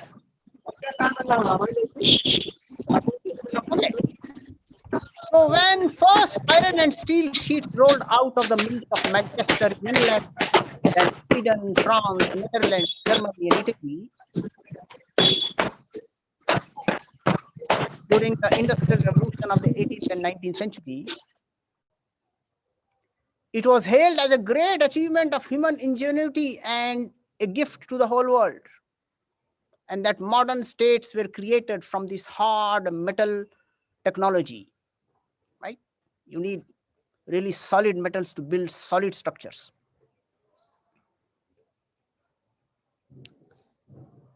Then followed the expansion of European colonial empires in Asia, Africa, and South America, the story of the 18th and 19th century. Up until Second World War, actually, right? Well, studies after studies have shown that nothing in the world of metallurgy develops by itself or on its own. It's based on long development chronology going over many centuries and even millenniums.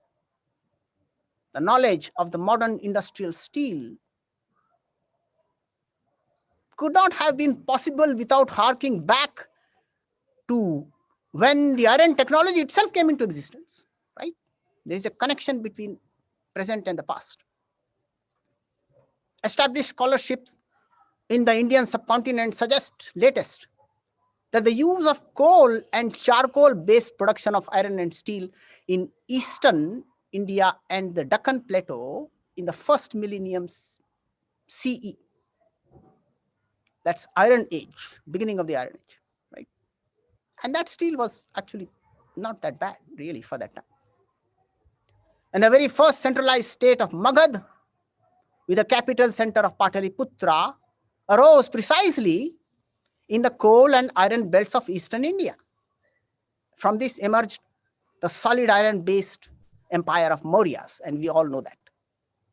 So the Eurocentric thesis that somehow iron and steel of the European Industrial Revolution created modern states and gave them the right to conquer and colonize the whole world is really servicing a hidden agenda of justification for colonization and nothing else.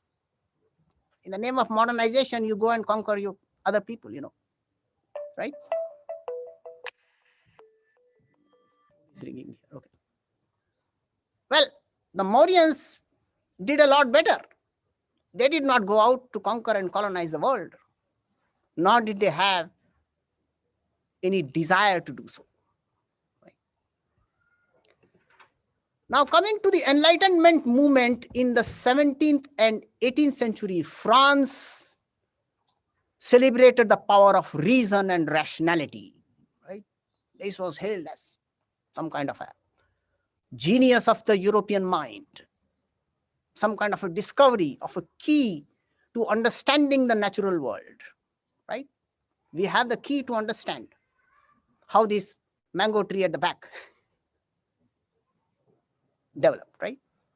Imaginary statues of reason, rationality was worshipped, were constructed and worshipped during the French Revolution in the late 18th century. It then soon became a tool in the hands of the French, the British, and thus thinkers to push this on the whole world, that the whole world is savage and primitive and had to be taught like infants about the meaning and nature of European cultural genius that produced this wonderful gift for humanity, right? Enlightenment Project then became a project of colonization. So everything is leading to that. Modernity is leading to colonization of the, non-white, non-Western societies, right? Obviously, this European arrogance totally discounted the existence of such ideas in any other societies and cultures outside Europe, right? How about Buddha's Enlightenment rationality, which even questioned the existence of God itself and the rituals associated with his worship, right? Somebody talked about Ambedkar, and Ambedkar actually, appreciated Buddhas 2,500 years ago.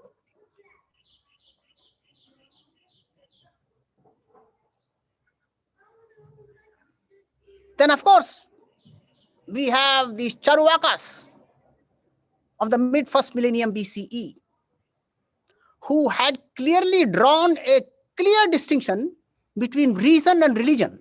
And this is quite radical for that time, right? Centuries before European Enlightenment. How do you explain that? In early Islam of the 8th and 9th centuries, the Mutazila scholars put forth a bold thesis. For that time, this was really bold and very modern actually, that the human mind has the power to understand God, and that Quran could have possibly been the creation of the same human mind. They got into a lot of trouble for saying this, but they were not afraid to do it, right? Like we teach our students here, don't be afraid, be bold. Try out new ideas and interpretations, right? And this tradition is there in Islam, centuries before Enlightenment. In other words, religion is not some kind of a supernatural power which is beyond human comprehension. Human mind can comprehend religion, it can dissect. And you don't have to be superstitious, right? Apply your reason, apply your rationality, apply your thinking, apply your critical analysis.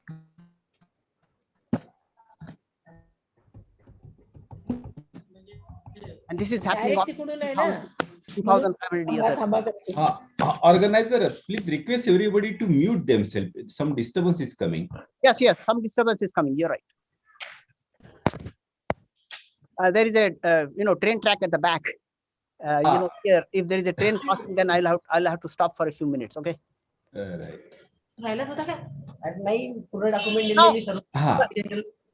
Some disturbance is coming. Everybody, please mute yourself except the speaker. Sujata madam, are you there? Please request everybody to mute themselves. Professor Satya's lecture is getting disturbed. Somebody is speaking, their speaker is on. Yeah, sir, I muted them. Yeah, please, thank you. Let's continue. Okay, thank you very much. Now, the age of reason in Europe was preceded by the scientific revolution of the 16th century, when Copernicus came out with this great idea, at least it was claimed, whereby it was conceived that sun was the center of the universe and pivot of all the planetary motions, right? Obviously, this was a fact, and he did it purely without observations, without any telescope. Telescope came later. Galileo invented telescope after Copernicus revolution, they call it, right? Was this really a new idea? Recent scholarly studies, there's good scholarship on this, in Indian and Islamic science, have found that this heliocentric idea was already conceived by Indian astronomer Aryabhatta in the 5th and 6th century, and by a Persian astronomer Al-Khwarizmi in the 10th century, who quite dramatically noted that the planet Earth actually rotates on its axis around a stationary sun. And this is 10th century you're talking about. And Copernicus lived in the 15th century, right? Al-Khwarizmi, Aryabhatta, for example. Aryabhatta was also an inventor of digits. or the number system and the decimal point on which the entire mathematical system developed in later centuries. 1, 2, 3, 4, 5 numbers which we see today were mentioned in the index of Aryabhatta's book towards the end of the small little book here. The entire modern digital, this, I can contact you only by calling numbers. That's it, right? Or you can contact me, do the same thing. It's a number. The whole thing is based on number. Digital age. And its foundation goes back to the creation in the 5th century, right? Al-Khwarizmi in the 8th century, the great mathematician of the Arab world, deserving of a Nobel Prize if he was alive, if he was living in our age, took these Sanskrit numbers and created an entirely new branch of mathematics called algebra. Al-Khwarizmi algebra, Algebra wal Muqabala. And it's a very beautiful book, small book. It's hardly there is any mathematics in it. It's all logic. He explains, if a boy goes to the market, buys, 5 oranges, and then on the way back he eats one, how many oranges it is left? I mean, even a child can understand this, right? Now, would the European scientific revolution have been possible without the digital numbers and the symbols which allowed for the development of large mathematical models and calculations of heavenly bodies? Plus, minus, pi r square, multiplication, those symbols. Very simple symbols, but 0, for example. You have 1 digit, then add zeros to it, infinity. I mean, you cannot, there's no, end to it. And then you add 1 decimal point in front of it, the whole thing collapses into nothingness, right? So consequently, the early medieval Indian and Islamic sciences had the first access to knowledge base of the ancient Egyptians and Greeks. They not only translated and corrected the errors, but built their own ideas and models, which were later on passed to trigger the European Renaissance of the 14th and 15th century. That connection has been drawn already by scholars. I'm not going to name these scholars, but you can check it out. You can check it out. So the Indian and Islamic Renaissance preceded European Renaissance by several centuries. Hence, to universalize the European Renaissance, scientific revolution, and enlightenment of the last millennium, that is the last past millennium, would be a far cry in denying the scientific developments that took place outside Europe a good 1,000 years before in almost every field of modern sciences. Mathematics, astronomy, medicine, engineering. When you read this literature, it looks like you're reading Einstein or Newton or, Niels Bohr or Narendra Karmarkar's work here in India. It reads pretty scientific. I mean, they speak the scientific language. It's very interesting to see this. When the Italian political thinker Machiavelli wrote The Prince in the early 16th century, he was hailed as the father of modern political science and the science of politics. Right? Father means an inventor, founder. It's a book of advice on how to maintain a state or a kingdom using political power as a source. Even to this day, many politicians follow this. If acquiring power is the ultimate goal, he says, then any means is justified to acquire it. You see, corruption and bribery and all kinds of horse trading to get that seat, right? If Machiavelli is the father of modern political science, then Kautilya's Arthashastra is a great grandfather of Machiavelli's book written many centuries earlier. In fact, the Arthashastra goes beyond mere politics into economy, law, and the fine art of maintaining a kingdom through espionage, through murder, through, all kinds of, it's really a very, very powerful, secular, non-religious document. There's no God or anything in this.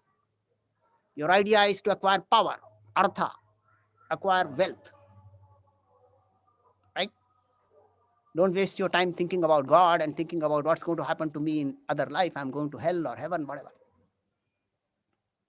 And there are many such documents like this in Indian, history. So if the prince was written for a tiny city-state of Florence in Italy, then the Arthashastra text became the theoretical as well as the practical basis for creating and maintaining an empire. And we know what that empire was, right? So that the European modernity is so specific to Europe that its efficacy in applying it outside Europe is highly questionable. How can you apply, Machiavelli's prince to the Mauryan Empire? You simply cannot. Right? It's for a tiny city-state of maybe 20,000 people, and the Mauryan Empire already had 25 to 30 million people under its control, maybe even more. Right? So you simply cannot apply these modern ideas of Europeans on non-Europeans because it simply doesn't fit. The cloth is not going to fit. Well, the Treaty of Westphalia that ended the 30 years war in Europe in the first half of the 17th century created the notion of the modern competing state systems. Now zoom forward to the 19th century, European nation-state system was designated as being modern without any precedents. 19th century German, Italian unification, German unification compete with British, French, Dutch, with each other. And they said that this is modern because, these are competing states for development. Little did they know back then or recognize later that in India during the second half of the first millennium and in the 18th century post-Mughal Empire, political and competing state systems had existed. Right? The former in the form of Pallavas, Cholas, Cheras, Pandyas, Chalukyas, Vakatakas, and many other smaller states and kingdoms who were basically, doing the same thing what the European state systems were doing in the later centuries, right? And just look at the breakup of the Mughal Empire in the 18th century, right? How many indigenous states developed here? Mysore, Bengal, Hyderabad Nizam, Karnataka, Maratha Confederacy. There are 4 of them. 6 Jats. Gond Rajas had their own, little kingdoms. If the competing state system is a designation of modernity, then there is a precedence in India and other parts of the non-Western world about it. Right? You go to Africa, for example.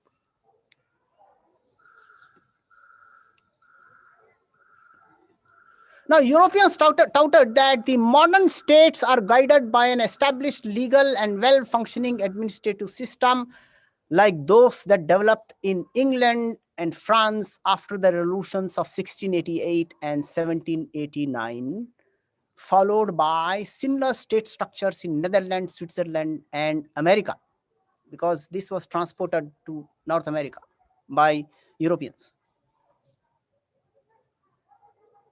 This is modern states have developed, right? Guided by legal and functioning administrative institutions.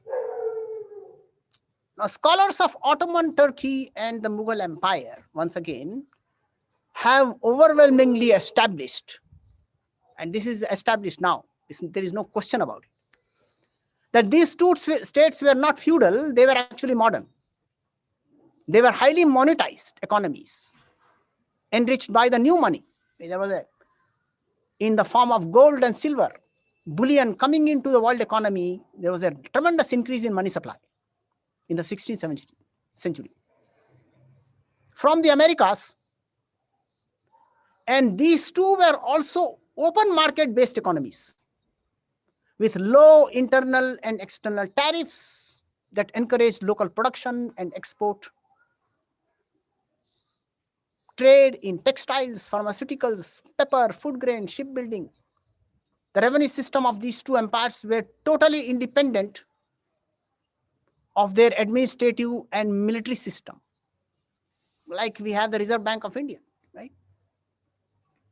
Or, the whole finance ministry is totally, at least technically speaking, right? And these two were bureaucratic states that maintained laws, civil servants on regular salaries like their soldiery. They were paid several tankhwa salary. Like modern day, military, they get paid once a month, first of the month, right? Even civil servants, bureaucrats, and government servants, even teachers. And the military arm of these two empires, cavalry, infantry, artillery, were informed by the chain of command like all modern armies. So what is so feudal about it? What is so backward?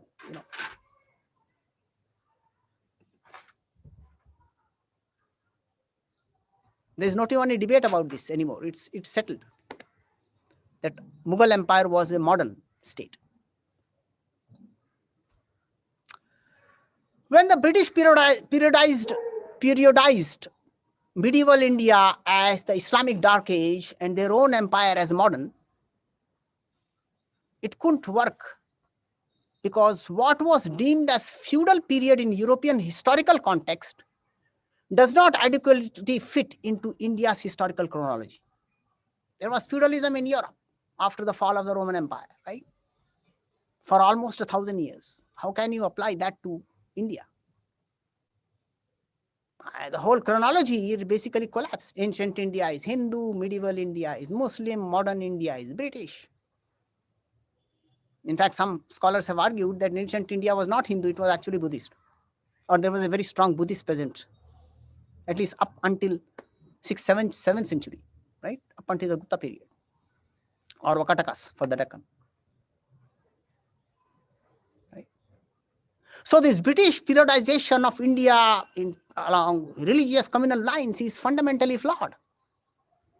It doesn't really, fit properly. Because this chronology could not explain the existence of modern elements in pre-modern times. Similarly, one can notice the elements of ancient and medieval beliefs and practices in India today at present. We just go out. I mean, the other day we had this Sankranti festival here. People flying kites, making. Nobody knows its origin. It's basically comes from the past, right? So the elements of ancient and medieval times are there in the modern period. And the modern elements are there in the, pre-modern period. And one such element is irrigation and water management. Big thing, right? Without water, there is no life. Over centuries and millennia, they developed in Indian subcontinent many different types and techniques, such as wells, tanks, canals, dams, qanats, that is, taking water underground through the desert. Because if you take it overground, it will evaporate, right? Lakes and lift water systems. That is, you lift water literally out on buckets using, mechanical devices. And this had created an advanced agriculture that produced a wide varieties of produce for domestic as well as the export market for centuries. Consequently, on the eve of the British conquest, when the British started conquering India, 1800s, India contributed almost 25% of the world GDP, that is gross domestic produce, with China making another 25%. And there is a lot of good data on this, good studies, right? So between China and India, nearly 40 to 50% of the global economic growth was happening in South and East Asia, in which India and China were the key players. And now they are saying the arc of global development is gradually now shifting back to India and China. And this process has already started, right? Next 25 years, 1 century, they'll go back to the 1800, dial. And nobody can stop it, because India and China is too big. Elephant and the dragon. India is elephant, China is the dragon. They will rule. Eventually, elephant will catch the dragon. Right. All right. But in the 19th century, this free and open economy of the Ottomans, of the Mughals and the Qing dynasty in China, and there are many other examples in Africa, which we are not going to go into, was made captive to the British imperial interest at the service of British economy. Here you have a huge open market, conquered, colonized, and made captive, made prisoner. Basically, Indian weavers could not sell, outside India. And inside India, they didn't have a market because the British were, selling machine-made cloth and underselling all these weavers who had been there since the time of Indus Valley civilization, right? And the rich irrigation system of India was condemned as backward. Instead, large colonial canal and dam projects were promoted as making India modern. We are going to civilize these people by showing that by building large dams, they will be so impressed that they'll say, oh my God, white man has given us this. Right? Well, actually, historians who study this, environmental historians, including myself, know that eventually these big projects, dam projects and canal projects, turned out to be faulty and infested with the problem of leaching, bleaching, salination, diseases, and became the primary causes of famines that decimated millions of people in the 19th century. Dr. Coretti actually mentioned this in his talk quite nicely. So the ulterior motive of British was not really to develop irrigation system in India, right? If they had this motive, then they would have actually preserved a well-developed, rich irrigation system over past 2-3 millennia, going back to the water management system of Indus Valley. They would have preserved it and said, okay, this is a good system, it worked, let us develop it further. No. They in fact defunded it, and the whole irrigation system basically collapsed because their agenda was to commercialize water and extract as much revenues as possible and get out. And what did we have in India? Famine, disease, death, hunger, a rich society. Nobody could believe that in 1800 India was the richest in the world along with China. By 1900 has become the poorest in the world. Only 3% were literate. That too, English speakers. Now I'm coming to the, end of the, towards the, now modernity is a multi-dimensional beast. One of its primary characteristics is consciousness of history, historical consciousness. The British Orientalists in the 18th century onwards wanted to make Indians aware of their own history by claiming that Indian civilization, though very old, lacked a sense of history. Hence, they were going to write for India their own history and present it as a great intellectual gift of the white man to us, blacks, non-whites, right? But did India really lack a sense of history? What about innumerable inscriptions and texts from the time of Ashoka onwards? Satavahanas, Pallavas, Cholas, Chalukyas, Kakatiyas, Yadavas of Devagiri.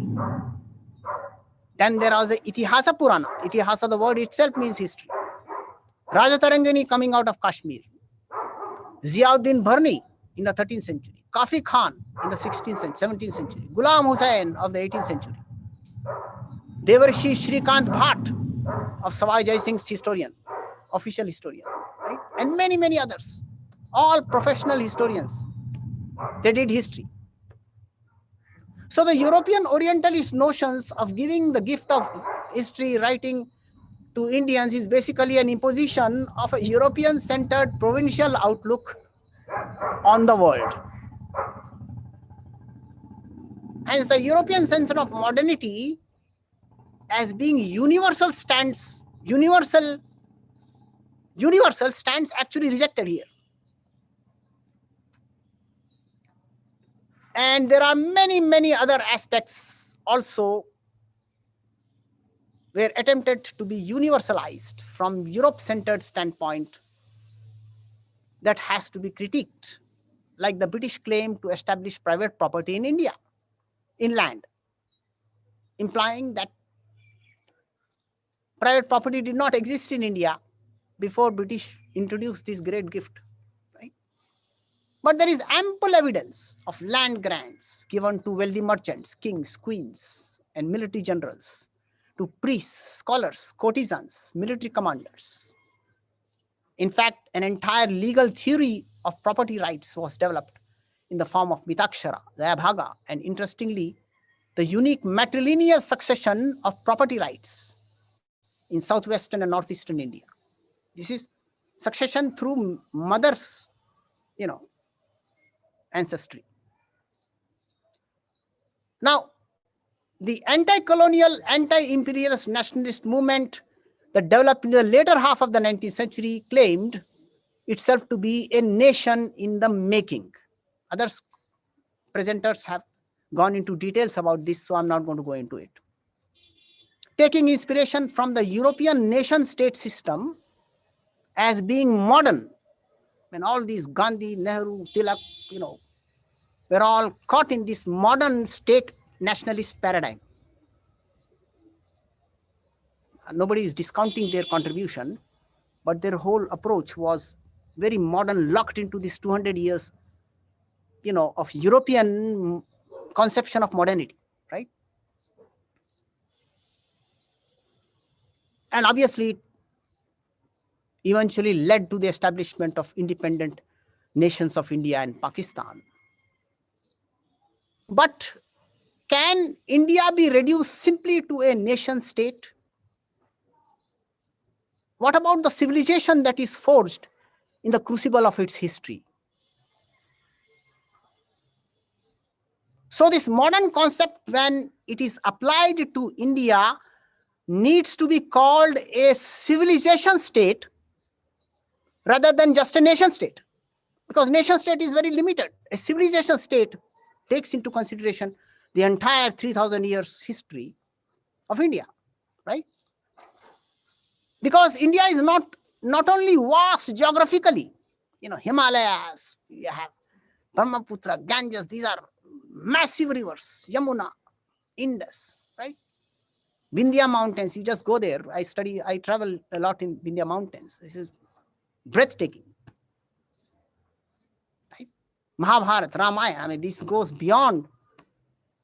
This is like a civilizational thinking of Indians. And Indian people think beyond nation state boundaries and connect with its rich civilization of the past. Not just in thought, but also in daily cultural practices.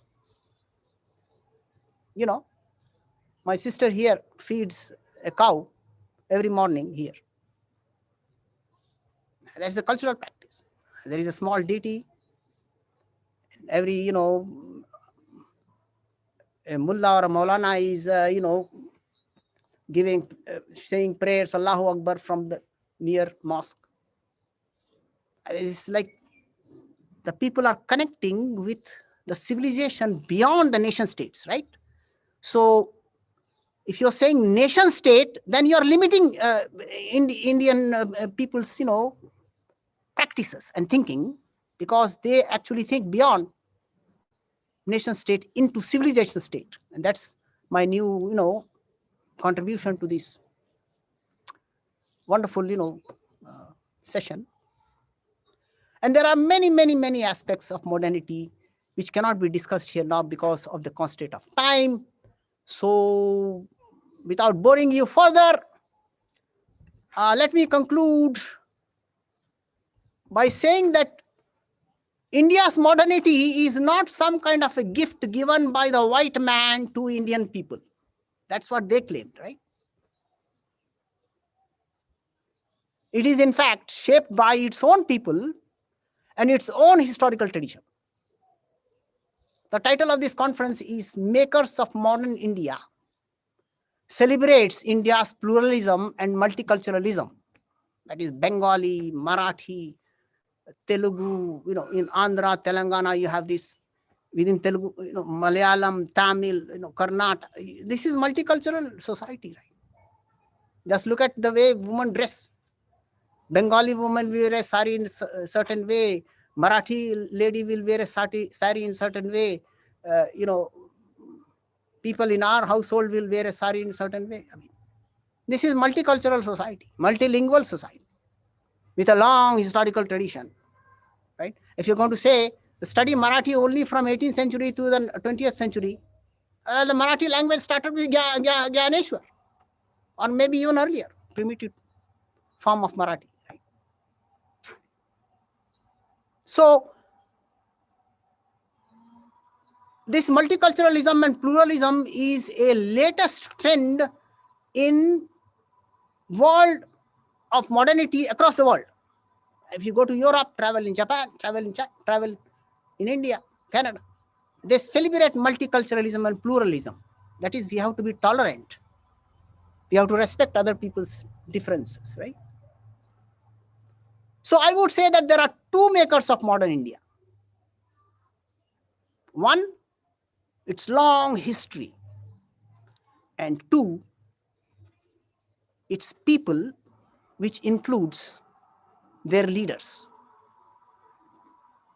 who made it in the past, who made history, who made modern India in the past, and we who are now participating it in the present. And that's where I will end my talk. And thank you very much for listening to my ranting. And dhanyawad.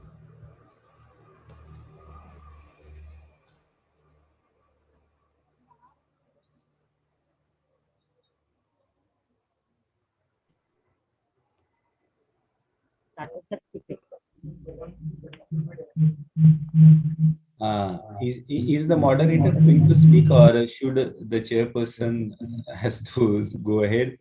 I'm not sure. Well, I think moderator is not coming in the picture, so yeah. Okay, moderator, Dr. Sujata Madam, are you going to speak or moderate, or should I go ahead with my presidential address? Yes, sir.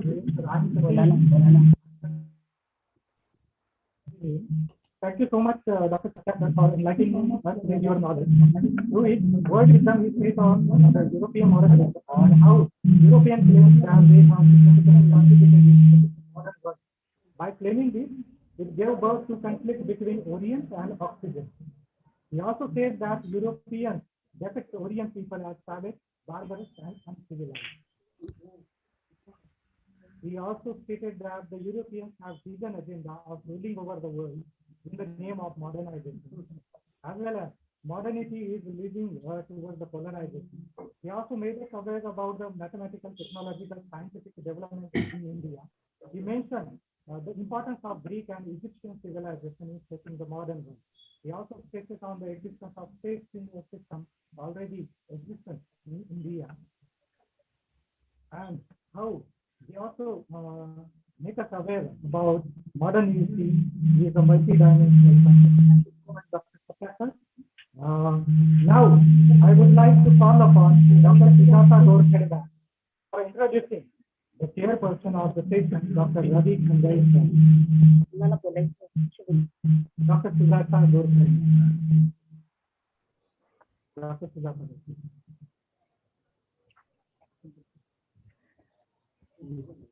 Warmly good afternoon to everyone. I'm with great pleasure to introduce Dr. Ravi Khangai, sir. He is assistant professor, postgraduate teaching department of Sanjay Thakuri Maharaj, Nagpur, and Nagpur University. He is a very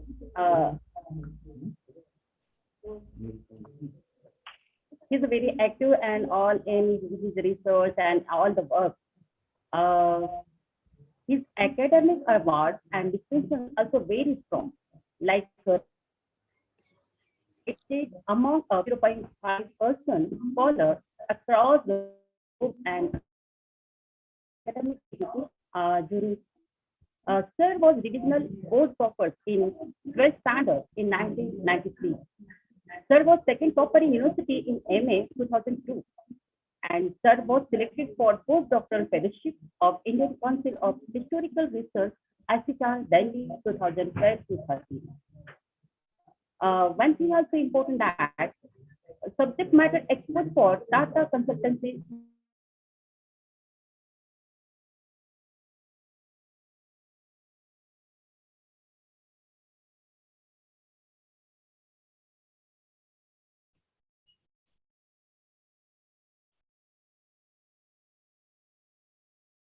I guess we have lost the moderator. Oh, wait a minute. Yeah. Okay, sir. Now I'm audible, sir. Yeah, you're audible, but there is some echo that is coming from your side. Your speech is not clear. I'm not sure if it is with me only.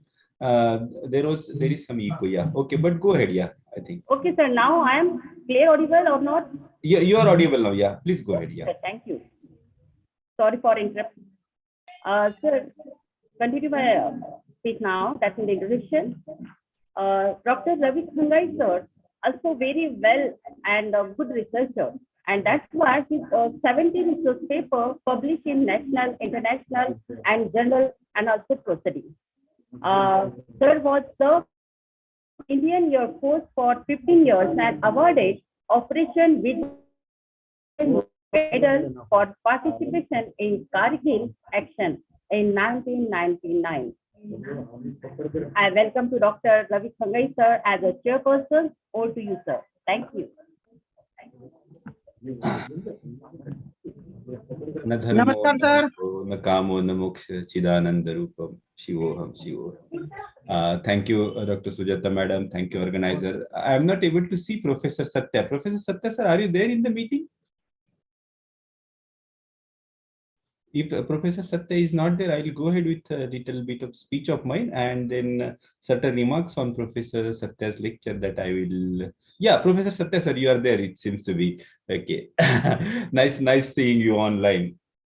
Well, okay. To be very candid, let me at the outset admit that I am not a suitable person to be the chairperson of this technical session for two reasons mainly. The first is that I am not a researcher on modern India. My research interest, it lies with Mahabharata and ancient religious texts like Bhakti tradition. So Professor Satya knows it, and probably Dr. Sujata also knew it, but still they invited me, and so thank you for that. Secondly, it was quite an embarrassing to chairing a session when such an eminent person and much more experienced person is speaking. Generally, the chairperson is given to the person who is of a little bit of higher academic standing, or to someone who is at least on equal footing. But Professor Satya is much more senior and much more learned than me. But nevertheless, thank you for this honor. And now let me speak few words. In fact, speaking on this topic like modern India, we are dealing with makers of modern India, will be like displaying my ignorance, but it is a customary for the chairperson to say a few words. That is the reason I'll be speaking certain things. Professor Satya, in his lecture, he has challenged the notion of civilization that is given to us by the Western narratives. And very clearly, he has underlined how India or the other Eastern countries, they did had a very well-developed civilization. It is not that it is only the Western country they have civilized us and we were quite barbarian before that, as the imperialistic historiography wants us to believe, like sir has mentioned, to Muzilla tradition or the pre-colonial scientific development that has developed in the East, and how generally we praise Machiavellian's prince, but how the Arthashastra is generally forgotten. That was in fact the text which was discovered in the early 19th century, and before that the world did not knew about Arthashastra. And interestingly, it remind me Tukarama, the Marathi, very well-known Marathi sant, in one of his composition says that Tuka abhala evda and Tuka anuronu evda. People who know Marathi, they can understand it very well. When Tukarama is referring himself like a anurenu. Now anu is a word that is used for atom in Marathi. The Tukarama was definitely not a scientist, as we call scientists nowadays. He was a son, but he was also aware that there is something called anu. There is something called atom. So what does that mean? Did we really had that kind of scientific temperament or that kind of scientific advanced knowledge which was percolated down to the masses? Because Tukarama, being a sant and being a religious-minded person, was also aware of the concept of anu. So what does that mean? So probably we need a rethink, and we need to take a relook at our own text and try to investigate if there are in any interesting scientific ideas, not only just to praise our own culture. That will be kind of xenophobic. We are having everything, and our text they says everything. They says about atom and all that. That is that kind of ideology. Definitely, I don't subscribe, but we need to critically engage so that if we can find certain things, certain repository or certain knowledge which is preserved in those texts, and that can be help to the humanities in general, not only for the kind of excessive or aggressive any kind of nationalism to prove to the world that we were very civilized. That is not right thing. Modernity is like Professor Satya said, it's a very complex consciousness. Like one of the parameter of modernity is having a sense of history. And the Britishers, through their writing, they preach that Indians, they really did not had a sense of history. But Professor Satya has again mentioned about the Itihasa Purana tradition. But the word Itihasa, as we use as a kind of synonym for the word history, history is a generally tradition that we generally follow, which has developed under the influence of Ranke, where there is a lot of emphasis on the empiricism. But the word Itihasa that is used in the Indian tradition is generally the meaning that is communicated is ancient exemplary story. For example, I do Mahabharata, where I really don't engage whether the Yudhishthira or Krishna were the men of flesh and blood, but what ideas and values that our ancestors or the narrators of the Mahabharata had tried to communicate it to us through the character, through the personification of those ideas. So in that way, the word Itihasa is used, but definitely those are very important. Like Bhaktin uses the term like chronotopicity, or even Romila Thapar uses the term like embedded history. So understanding that embedded history is very important. Now a little bit more, I just want to speak as a teacher and student of history. We are trying to illuminate the present in light of the past, and we are trying to understand how India, as we call today, how India as an entity has come into existence. Different people have contributed to making of modern India, today's India. But my perception as a student of history for years together and as a teacher for around 12-13 years, in the academic discourse, when you try to understand the making of India, generally it is a perception of Gandhi and Ambedkar. These perceptions of Gandhi and Ambedkar seems to be dominating the academic writing space, and the other perception that disagree with this mainstream, two independent stream that I can say, generally they seems to be ignored. For example, take the example of Tagore. Tagore was not comfortable with Mahatma Gandhi's idea of non-cooperation. Even when Mahatma Gandhi was running his movement of non-cooperation in India, Tagore was in Europe collecting money for his experiment that he wanted to start at Shantiniketan. And even during that movement, when some of the students, when he was back in India, some of the students went to him and said, "Ki Tagore, I mean, the Dr. Rabindranath Tagore, ki if you say we will leave our schools and colleges as Mahatma Gandhi is calling us to do that." And Tagore was at a loss because he said that if I say, okay, fine, you leave your schools and colleges, what is the future of these children? So he was very uncomfortable about the xenophobic idea, that is xenophobic heat that was generated in India against the Britishers because of the different Gandhian movement. And we need to address to that. I am not saying this is right or this is wrong, but my perception or my feeling that I read history books so far or study history so far, that kind of perceptions are generally ignored. And it is Gandhi who seems to be overshadowing one narrative, and it is Ambedkar who is overshadowing other narrative. I believe that, we need to have a kind of intellectual courage and also intellectual vigor to engage with the conflicting ideas. Professor Satya has also mentioned about the civilization nation debate and the lectures that is given by Rabindranath Tagore in European country, where he compares the idea of nationalism that has taken birth in Europe is like a flock of wolves who come together in order to hunt. And in contrast, India is definitely had a civilization where there were a lot of values.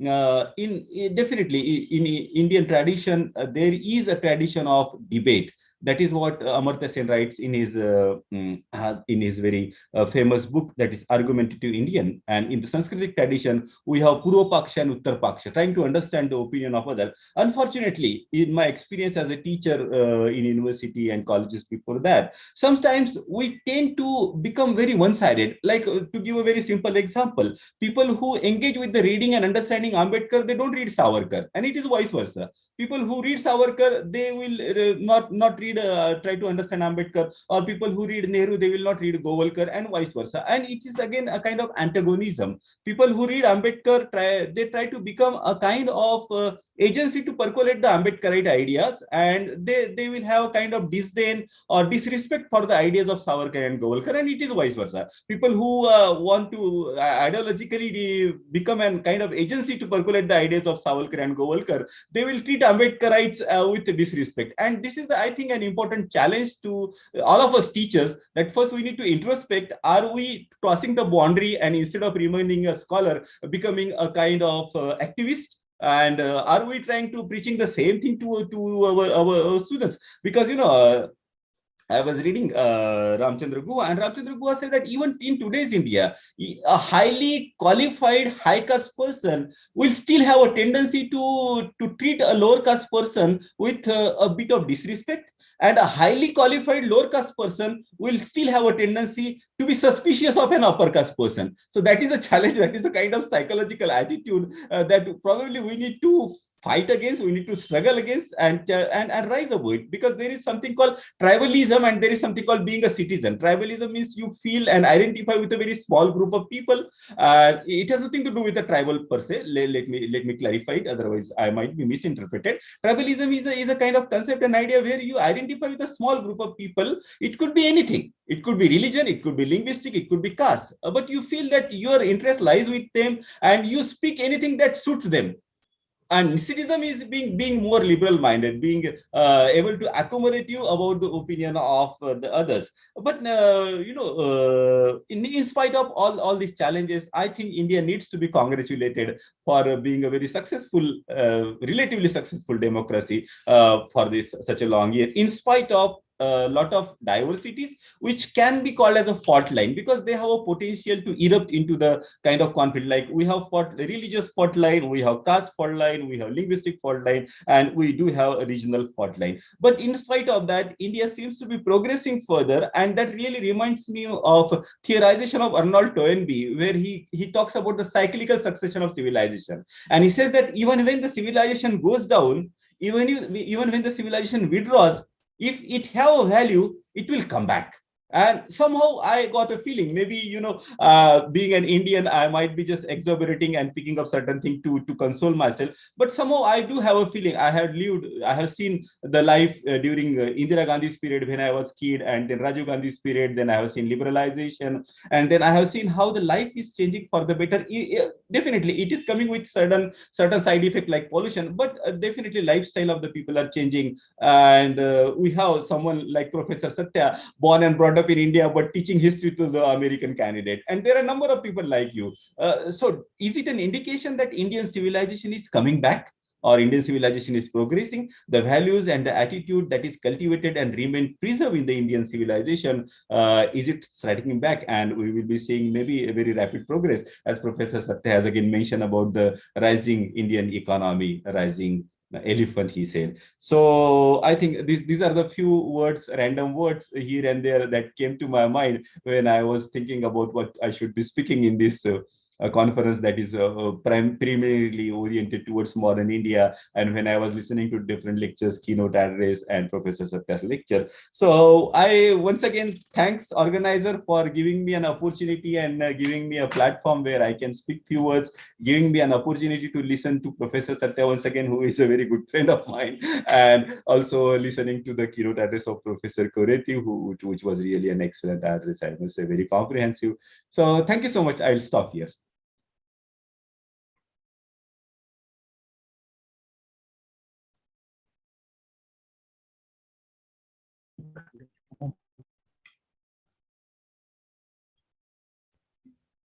Yeah, organizer, it is over to you, Dr. Sujata or anybody. Thank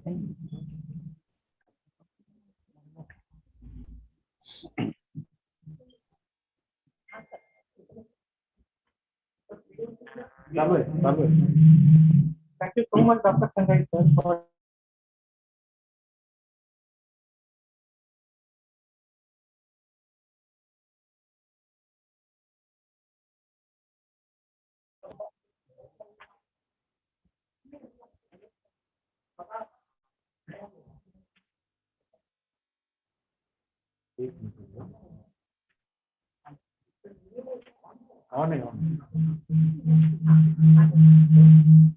Thank you so much, Dr. Sanjay, sir, for your precious words.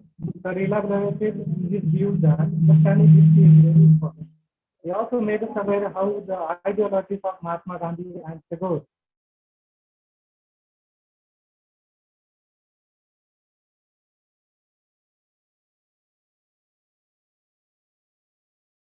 to stand in between the binary of the system. We also shed light on the concept of cyclical success of civilization. Thank you, Dr. Sanjay, sir. Now, ladies and gentlemen, we have reached the conclusion of the technical session, second of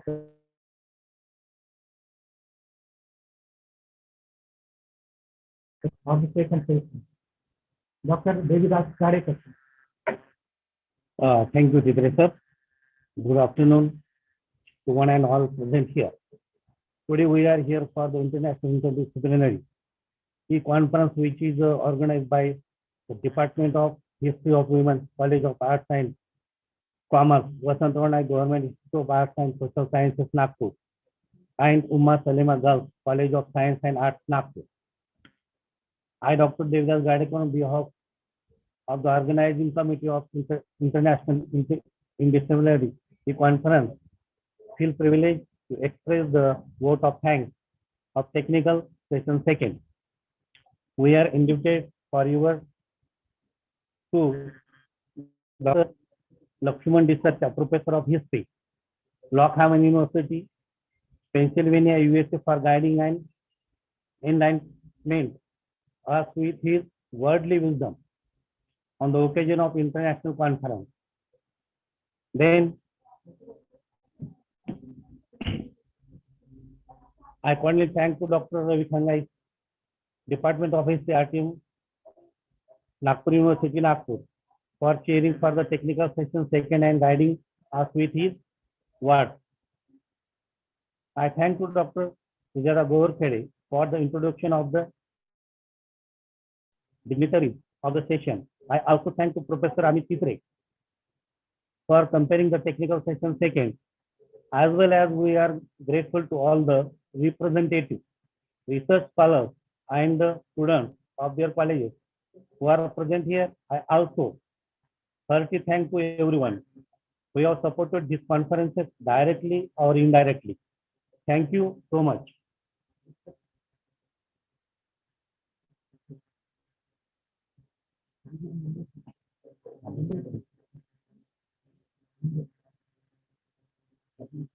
Now over to Dr. Abhijit Mende for the third session, that is paper reading. Dr. Abhijit Mende.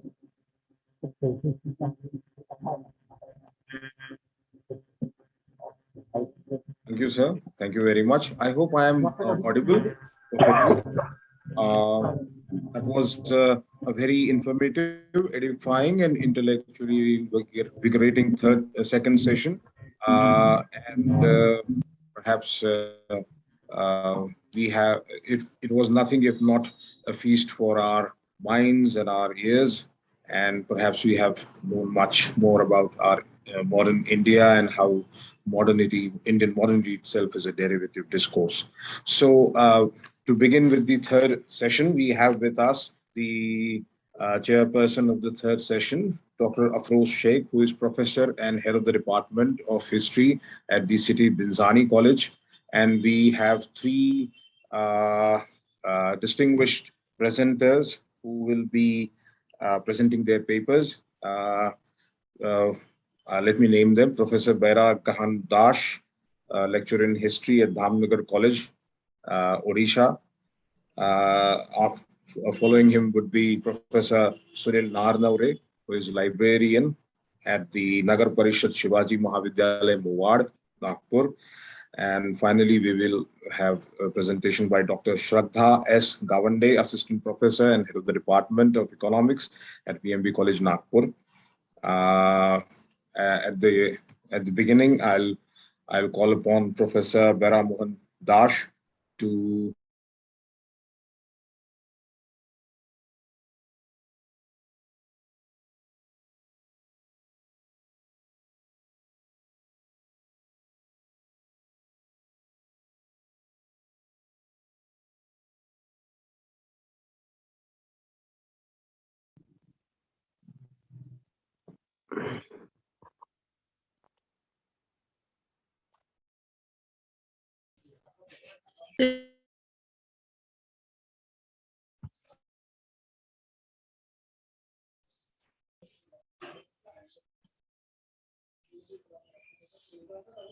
Am I audible?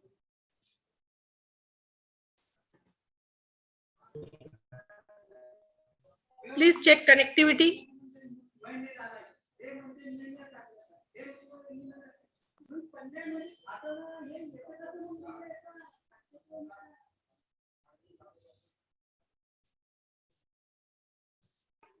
Afroz, namaste.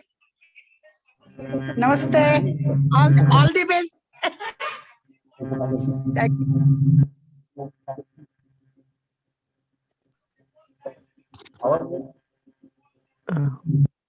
Madam, could I start? Good afternoon, one and all. I'm Satish Rathod on behalf of the International and broadly welcome Dr. Afroz Sheikh for the technical session that is paper review. We feel euphoric to have Dr. Afroz Sheikh who has been rendering some service as a official principal and head department of economics in City College, Nagpur. Excuse me, poor voice quality, sir. Please check it. Poor voice quality. In many academic disciplines of Maratha resources by creative and constructive genius results in authorship of as many as 4 books and about 50 of research articles published with essay and peer-reviewed national international journals.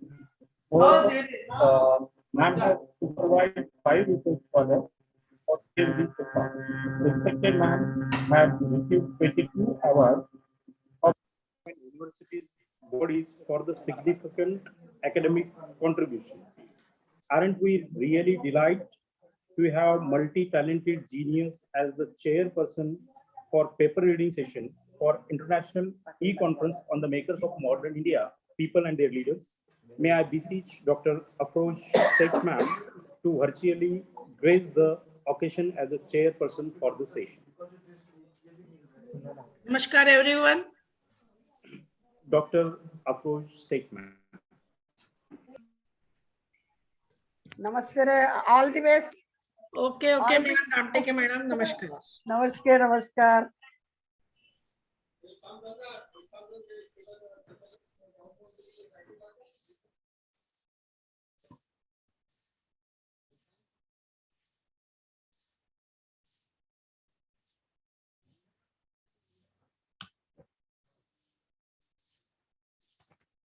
Am I audible? Yes, ma'am, you are audible. Please carry on. Yeah. कोणाचा Very good afternoon. आपण या third technical session मध्ये मला chairperson म्हणून आमंत्रित केलं त्याबद्दल आभार मानते समाजाला. नमस्कार मैडम. आपले नमस्कार. आणि मैडम 1 मिनट मैडम, पहले जो 3 डेलीगेट्स है उनको शोध निबंध पढ़ना है.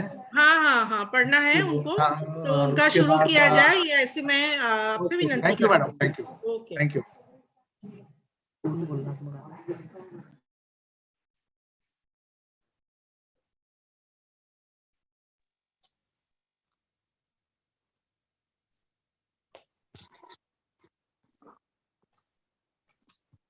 Madam, could I start?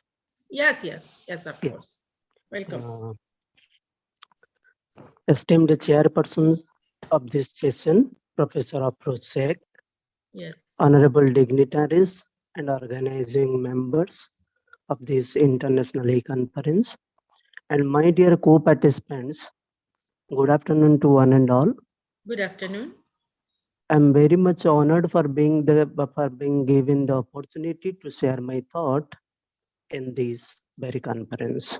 As a part of my presentation, I have chosen a person from Odisha to whom we could understand as a nation maker. Coming to my paper, I have entitled my paper as Madhusudan Das and his vision of a self-reliant India, making sense of indigenous economic development. The idea of profit through private control and management remained a pivotal concept in the European capitalism. Their idea of profit made India poor during the colonial period. India had witnessed its disruption of trade and commerce, deindustrialization and deurbanization, empowerment of agriculture, and such other problems, which was termed by Marx as a destructive rule of the British. On the other hand, the nationalists had kept the intention of self-reliance, economic prosperity, and above all-round development of India in their heart and mind. The whole India was a sufferer of a drain of wealth. Odisha, as an eastern province, had shared the misfortune. At this critical juncture, the appearance of Madhusudan Das appeared like a morning star. His critical thinking, along with vision for self-reliance, brought a dramatic change in colonial Odisha, in particular Eastern Indian general Madhusudan Das, born in 1848, popularly known to every Odia as Kola Bruddha, or the Grand Old Man of Odisha.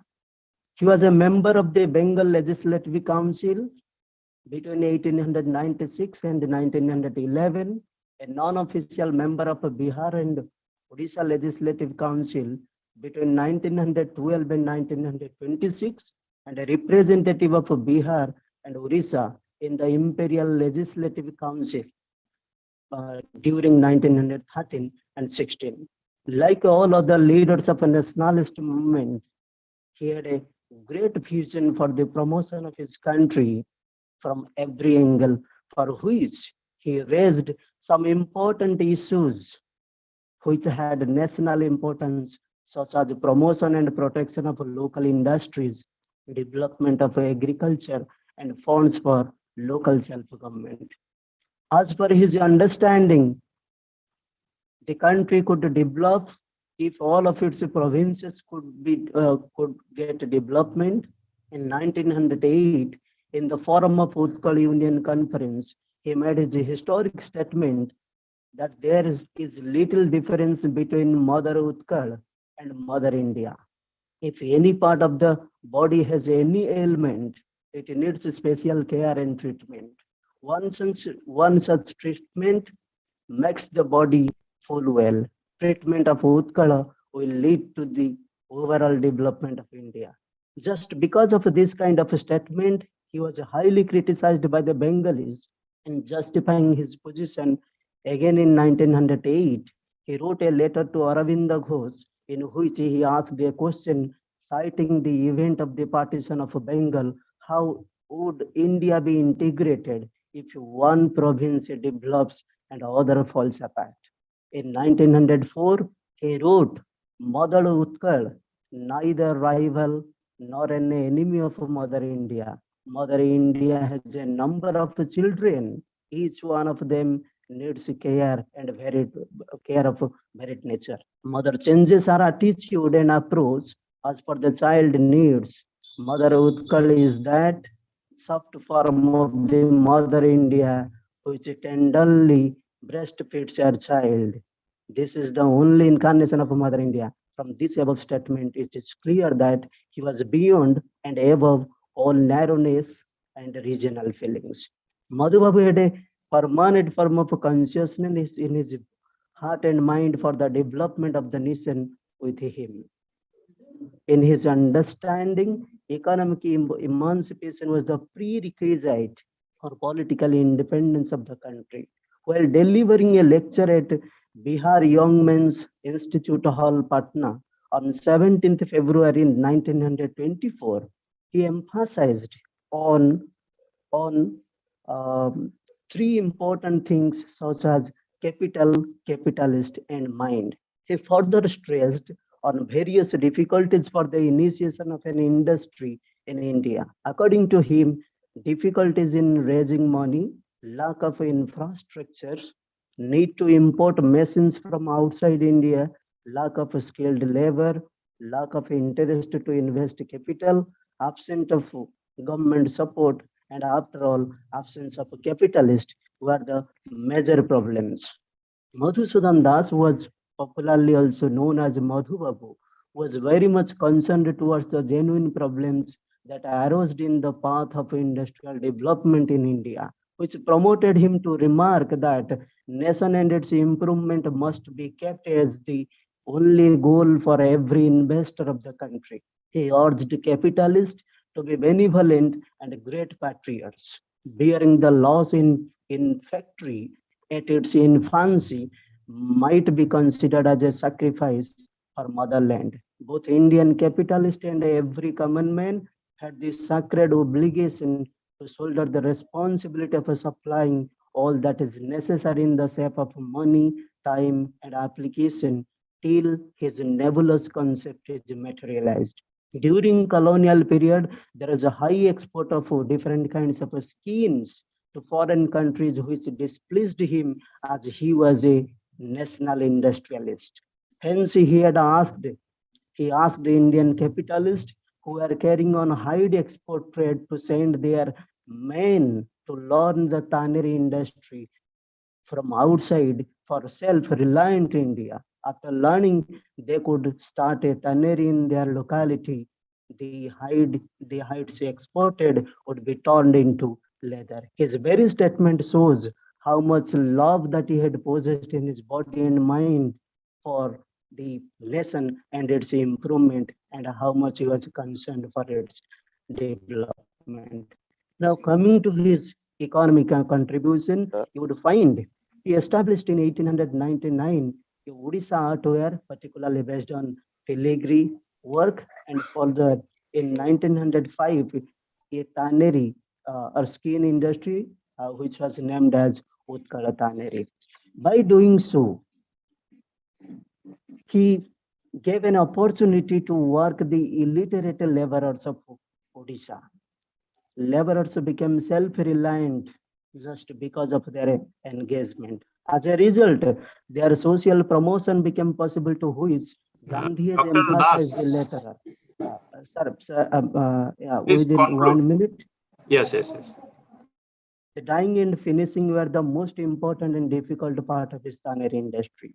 These were done by those people who were ignorant of the alphabet of any language. Madhusudan Das took them to service on ₹7 per month and later on paid ₹100 per month. Their products had a great demand across country and drawing others' attention for training, but they were still illiterate. While delivering a special lecture in Bihar, Madhusudan Das asked the question, citing above story of elevation, who can say after this there is no dignity in labor? And asked, teach a man some work which will command the appreciation of the world and you raise his social position. To conclude, during the colonial period, Madhusudan Das worked hard for the economic promotion of India in general, Odisha in particular. His concept of self-reliance had a strong bond with the social upliftment.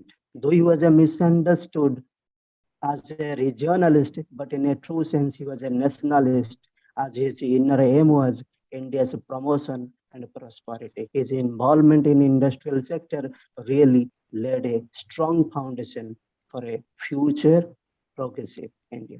Thank you for giving me this opportunity to share my thoughts.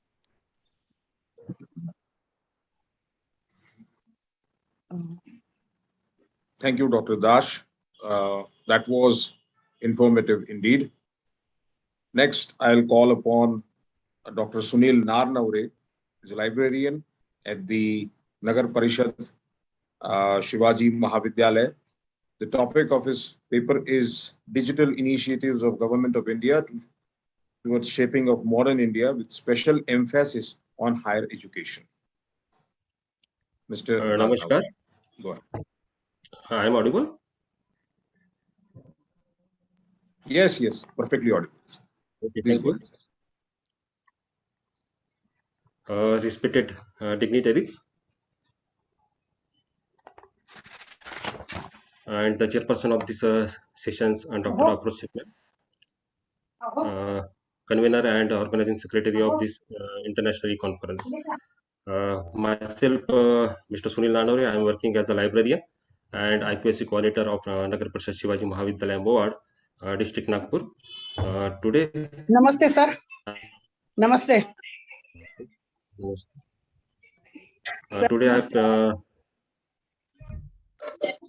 Today I present here my topic that is digital initiatives of Government of India to shaping of modern India with special emphasis on higher education. We all are aware about that India higher education sector is currently making rapid changes. Now in the digital content and every possibilities are available in the institutions for our students. The MHRD government of India has made this significant investment in higher education sector, create digital educational content and delivery through its using ICT. Today students may be exposed to a variety of electronic contents and the content state of this higher education is, indicates black photography industry and education struggling with diversity problems. MHRD government of India has started the series of program to improve the quality education by assisting benefits of digital technology.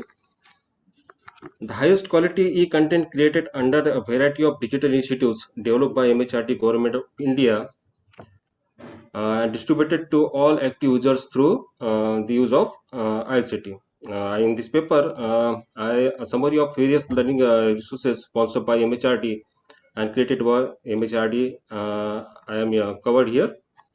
So the aim of the Digital India campaign is to ensure digitally literacy and broadband internet connectivity to all citizens across the country and to ensure the delivery of government services to them without hindrance. Therefore, thereby empowering people and creating a better governance. This program is designed to work under the competency of other governments of Indian programs such as Make in India, then BharatNet, then we call Startup India, Stand Up India, and dedicated freight corridors. The program is driven by a strong desire to unite the entire content and its people within the digital funded national framework, with particular emphasis on the bringing even rural areas to the head. The Indian government has launched the Digital India program with three-step plan in place, that is building a secure and reliable digital infrastructure, delivering government services to all citizens digitally through the above process.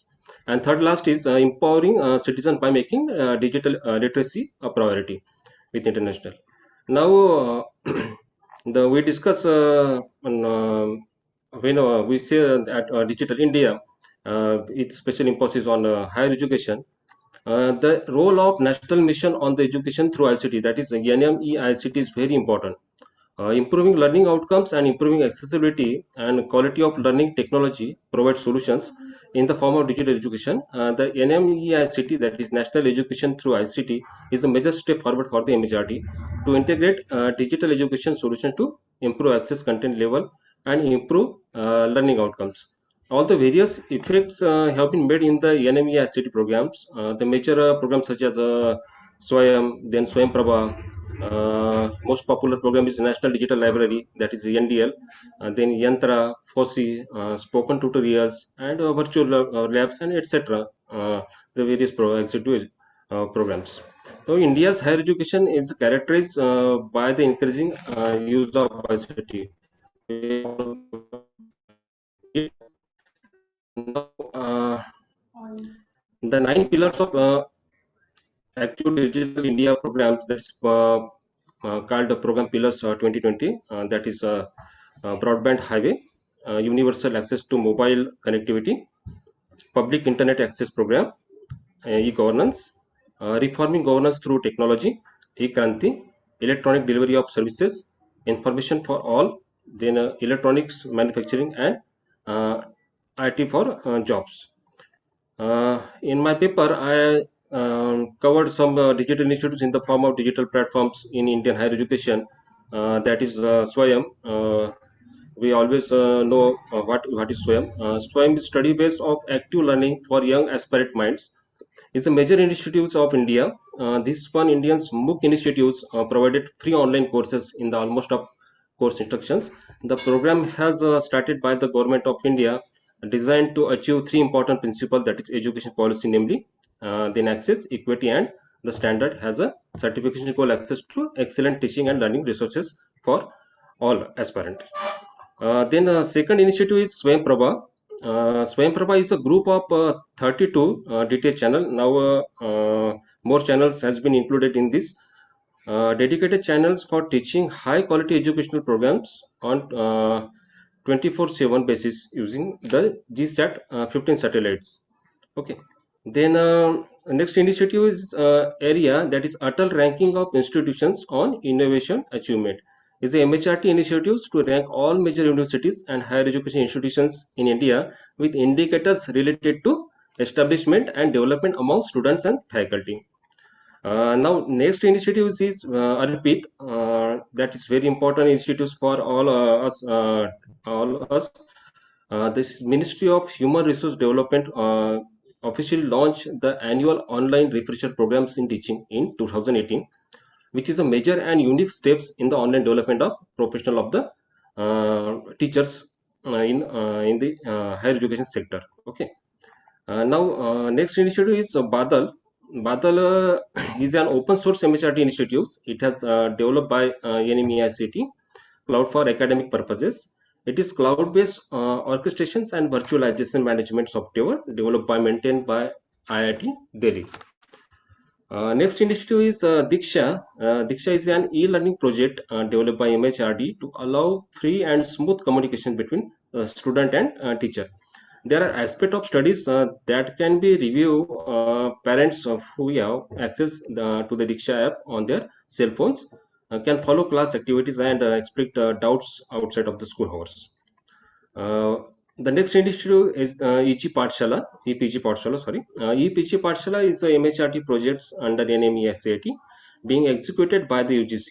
The content and its quality are an integral part of the curriculum. High quality curriculum based content, entire content in more than 70 subjects in the field of social sciences.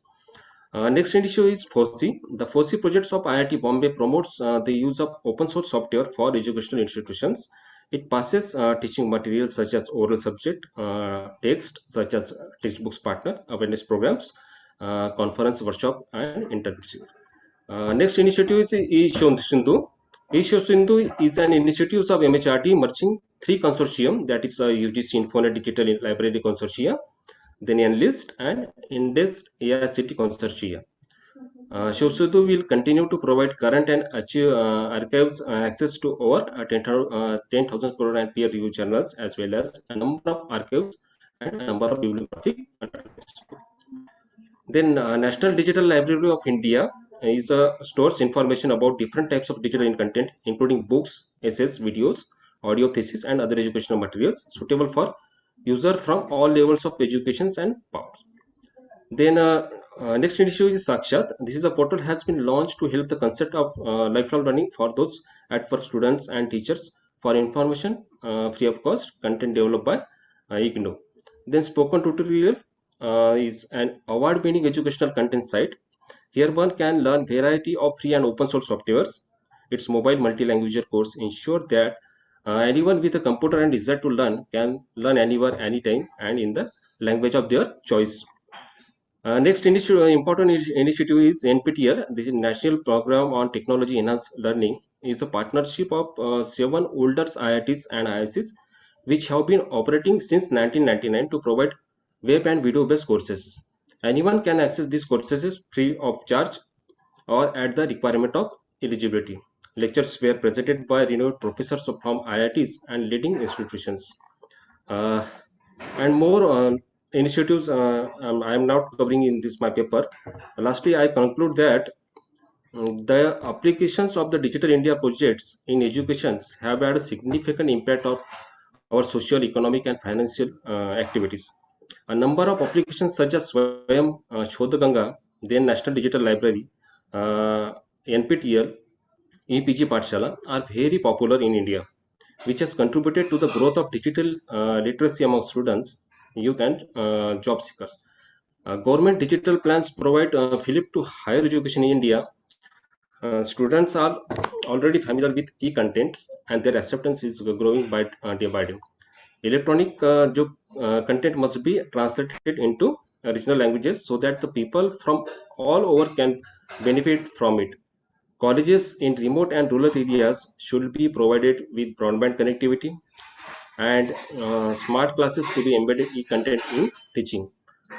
Teachers should be trained to required this technical knowledge and practice to integrate e-content into the university curriculum. Students should be informed about its free access to digital content by organizing special campaign and professional events in the institutions. So we are teachers and we are aware of that. National Education Policy 2020 has been implemented, and the new term is blended learning, which has been introduced by NEP 2020. Blended learning ज्याला आपण मराठीमध्ये मिश्रित शिक्षण ज्याला म्हणतोय की online आणि offline both are included in it. आपल्याला ऑनलाईन आणि ऑफलाईन दोघांचा पण रेकॉर्ड समोर ठेवावा लागेल असं यातनं please we have to follow our time limit. Please try to sum up within a time. Thank you very much, organizing team, to giving this opportunity to present my paper with you. Thank you very much. Thank you, Dr. Sir. Ignore the importance of ICT in the field of learning or research or teaching. Next, I'll call upon Dr. Shraddha Gawande, assistant professor at the VMB College, Nagpur, to read her paper. Dr. Gawande. Good afternoon, one and all. May I audible? Yes, ma'am. Can you come near the microphone? Yes. Slightly. Yes. Okay. It's okay. Yes, yes. Good afternoon one and all. सभी का बहुत बहुत धन्यवाद जो मुझे एक opportunity दी। मेरा जो विषय है वो है पंडित दीनदयाल उपाध्याय जी के भारत के संदर्भ में आर्थिक विचार। सबसे पहले तो मैं ये बता दूं कि कॉन्फ्रेंस और जिस तरीके का ऑर्गेनाइज किया है एक मॉडर्न मेकर्स जो टॉपिक लिया है वो बहुत अच्छा है, इम्पॉर्टेंट है और हम जैसे इकोनॉमिक्स वालों को भी अलग अलग विषय पर पढ़ने के लिए एक अपॉर्चुनिटी दी है, उसके लिए सबका बहुत बहुत धन्यवाद। मैंने दीनदयाल जी के आर्थिक विचार इसलिए लिए हैं क्योंकि वर्तमान जो परिस्थितियां चल रही हैं, एक उद्घोष वाक्य है अभी का, जब 2014 के बाद गवर्नमेंट बदली और सबका साथ सबका विकास, आत्मनिर्भर भारत, मेक इन इंडिया, ये तीन हम बहुत बार सुन चुके हैं और कोविड में तो हमने ये सारी चीज़ें बहुत अच्छे से अनुभव भी की हुई हैं। अगर हम ऐतिहासिक पृष्ठभूमि में जाएं तो किसी भी देश की समसामयिक जो परिस्थितियां होती हैं वो नए नए विचारों को जन्म देती हैं और भारत के संदर्भ में हम बात करें तो भारत आधुनिक विचारधारा का जन्म और विकास 100 वर्ष पहले हुआ। अंग्रेजों के दमन के बाद, शोषण के बाद जब हमें आज़ादी मिली तो एक नई आर्थिक चेतना की बहुत ज़्यादा ज़रूरत महसूस होने लगी। भारतीय आर्थिक विचारधारा को विकसित करने में अनेक लोगों ने सहयोग दिया, जिसमें मुख्य नाम थे दादा भाई नौरोजी थे, रानाडे थे, जवाहरलाल नेहरू थे, रोमेश दत्त थे, राधा कृष्ण मुखर्जी थे, गोपाल कृष्ण गोखले थे। लेकिन उन सब में एक नाम था, वो था पंडित दीनदयाल उपाध्याय का, जिन्होंने भारत को एक नई सोच प्रदान की एकात्म मानववाद के तहत। वो कोई अर्थशास्त्री नहीं थे, वरन उन्होंने अपने अल्प आयु में तकरीबन 10 से 11 लेख लिखे हैं, जिसमें एक उनका भारतीय अर्थनीति, बेकारी की समस्या और उसका हल, और एकात्म मानववाद, टैक्स और लूट, इन सबको उन्होंने समाहित किया राष्ट्र की चेतना में। वो उनका दीनदयाल उपाध्याय जी का कहना था कि भारत का जो विकास है या भारत की जो योजनाएं बननी चाहिए वो ऊपर के तबके की नहीं होनी चाहिए, बल्कि नीचे जो तबके के लोग हैं उनसे योजनाएं बननी चाहिए। और आज हम वर्तमान में देख रहे हैं कि उनके नाम पे एक अंत्योदय योजना चालू है, जिसका उद्देश्य ही कौशल्य विकास है। अपने साधनों का सीमित उपयोग करके आप किस तरीके से अपने और अपनी आने वाली पीढ़ियों को एक नया आर्थिक विकास दे सकते हैं, ये उन्होंने प्रतिपादित किया था। उनके हिसाब से सादा जीवन, उच्च विचार और कर्मठता की मूर्ति के साथ उन्होंने कहा था कि आर्थिक योजनाएं तथा आर्थिक प्रगति का माप समाज के ऊपर की सीढ़ी तक पहुंचे हुए व्यक्ति नहीं है, बल्कि सबसे नीचे स्तर पर विद्वान व्यक्तियों से होगा। पंडित जी के अनुसार भारत जिन समस्याओं का सामना कर रहा है, उस समय भी जब स्वतंत्र हुए थे भारत जिस तरीके की समस्याओं का सामना कर रहा था, और वर्तमान में भी भारत जिस तरीके की समस्याओं का सामना कर रहा है, उसका मूल कारण है राष्ट्रीय पहचान की उपेक्षा। हम अपनी राष्ट्रीय पहचान को ही अपनी उपेक्षा नहीं बना पा रहे हैं, इसलिए भारत इन सब चीजों का परेशानियों का सामना कर रहा है। दीनदयाल जी भारतीय जनसंघ के आर्थिक नीति के रचनाकार के रूप में जाने जाते हैं। उनके अनुसार आर्थिक विकास का मुख्य उद्देश्य सामान्य मानव का सुख है। इसमें साम्यवाद, पूंजीवाद, अंत्योदय, सर्वोदय आदि प्रमुख है। उनका एक और विचार था जो आज भी हमें भली भांति प्रचलित होता है। जब हम विश्व परिदृश्य पर नजर डालते हैं, वर्ल्ड में जब हम देखते हैं जिस तरीके आजकल ग्लोबल वार्मिंग चल रहा है, या जिस तरीके से पानी की समस्याएं चल रही हैं, या जिस तरीके से पूंजीवादी देश समृद्ध हो रहे हैं, लेकिन वहाँ पर जो समस्याएं चालू हैं, उस हिसाब से उन्होंने दीनदयाल जी का जो वाक्य था वो आज भी उतना ही प्रासंगिक है।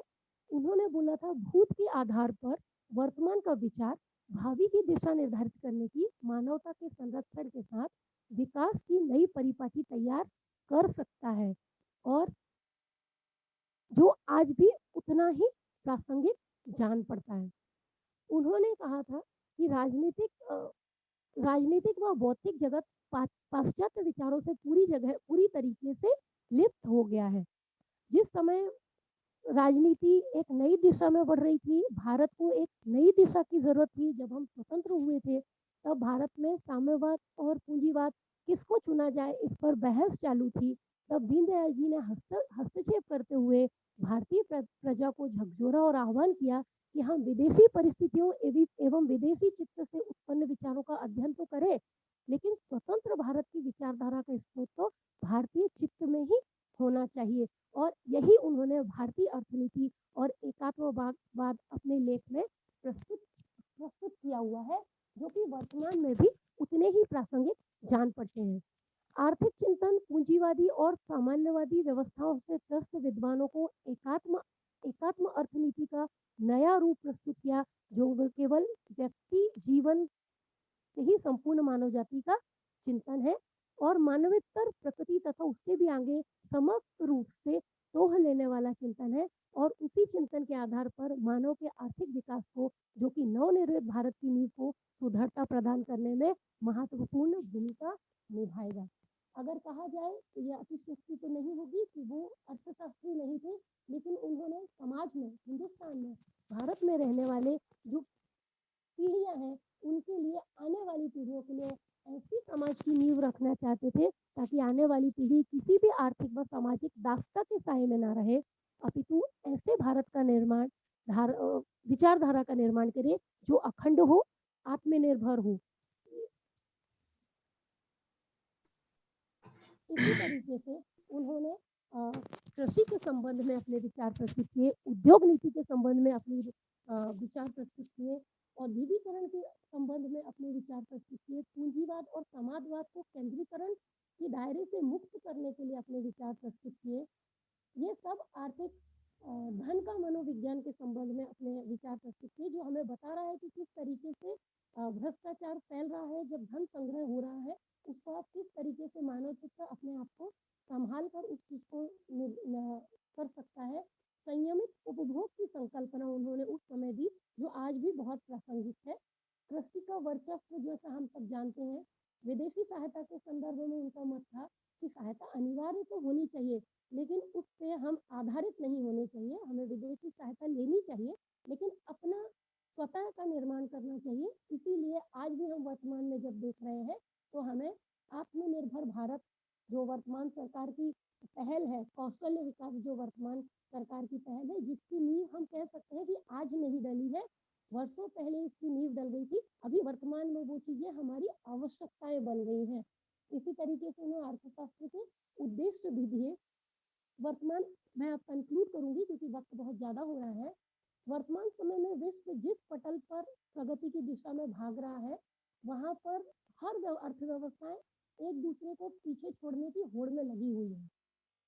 जैसे विकासोन्मुख व्यवस्था जिस तरीके से बढ़ रही है, वहां पर सबसे ज्यादा जरूरत पड़ रही है आर्थिक समृद्धि की दौड़ में। अर्थव्यवस्थाएं आगे निकल गई है, कुछ अर्थव्यवस्थाएं पीछे रह गई हैं, और ये समृद्धशाली और अभावग्रस्त दोनों अर्थव्यवस्थाएं यहाँ पे हो गई है।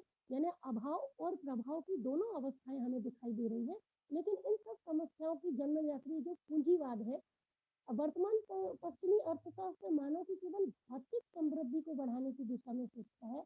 आज विकास की व्यवस्था को इस भौतिक समृद्धि के साथ मानसिक स्वास्थ्य एवं संतोष प्राप्त करा देने वाली संजीवनी की आवश्यकता है, जिसका जन्मदाता दीनदयाल उपाध्याय जी थे, जिन्होंने मानव एकात्मवाद में उस तरीके की नीतियां बताई हैं, अपने विवेचन बताए हैं, और एकात्म अर्थनीति को तीसरा विकल्प, जो पूंजीवाद और समाजवाद में एक तीसरा विकल्प मानव की विकास के लिए उभर के सामने आया है, जो वर्तमान में भी अपनी प्रासंगिकता लिए हुए है, और जिसका उल्लेख उन्होंने भारतीय अर्थनीति विकास की दशा में अर्थनीति विवेचन करते हुए बहुत उम्दा तरीके से किया है।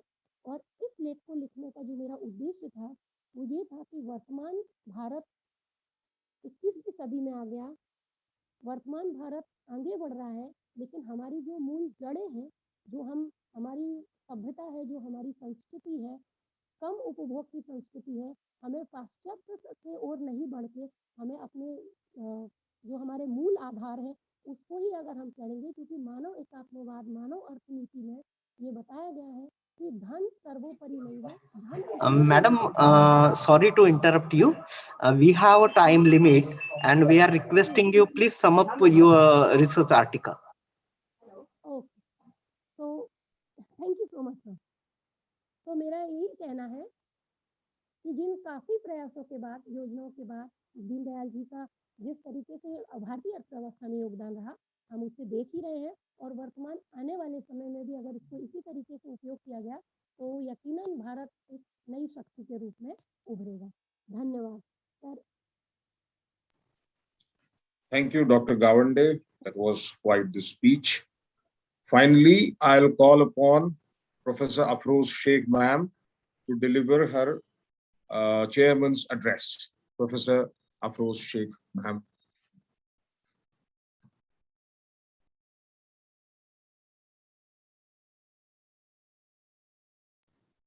Ma'am, kindly unmute yourself.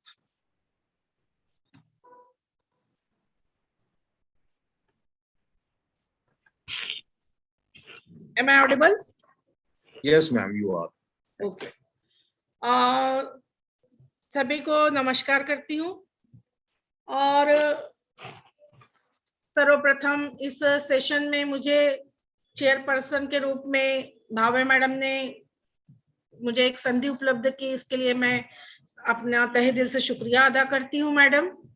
और आज के इस इंटरनेशनल ई कॉन्फ्रेंस में आज हम सुबह से ही हमें जो एक ज्ञान का भंडार प्राप्त हो रहा है, और इसके अंतर्गत हमें बहुत कुछ सुनने को मिला। हमने डॉक्टर कोरेटी सर को सुना। डॉक्टर कोरेटी सर ने सुबह हमें पूर्ण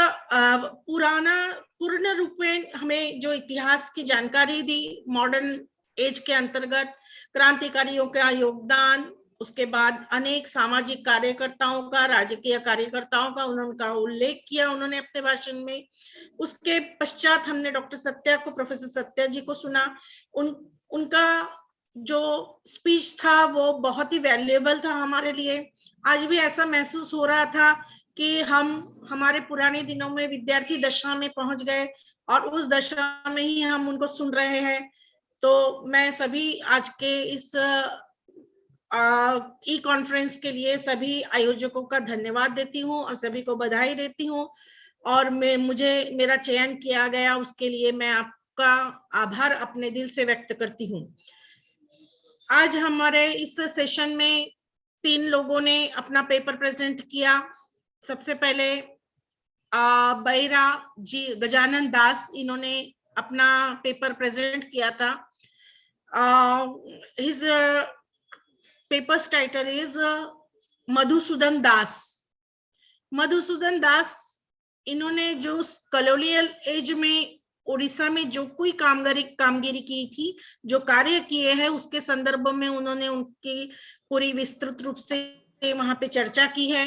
उसके अंतर्गत उन्होंने उस जमाने में जो निर्माण हुए जो प्रश्न थे, जैसे कृषि से संबंधित थे, लोकल सेल्फ गवर्नमेंट का उन्होंने उल्लेख किया, और इंडस्ट्रियल डेवलपमेंट के लिए उन्होंने जो प्रयत्न किए, तो वो एक अपने आप में सराहनीय कार्य था। और इकोनॉमिकली ही उन्होंने उस संदर्भ में विचार किया। उसके पश्चात और उस समय जो लेबर्स होते थे, जो मजदूर थे, मजदूरों के कार्यों का भी उन्होंने उल्लेख करते हुए उनके विकास के लिए मधुसूदन दास ने जो प्रयत्न किए उसकी एक विस्तृत चर्चा की है उन्होंने अपने पेपर में। और अंत में उन्होंने अपना निष्कर्ष रूप में यह कहा कि उड़ीसा के समाज के उत्थान में उनका बहुत ही महत्वपूर्ण योगदान रहा। उसके पश्चात हमने सुना डॉक्टर सुनील नारनवरे सर को।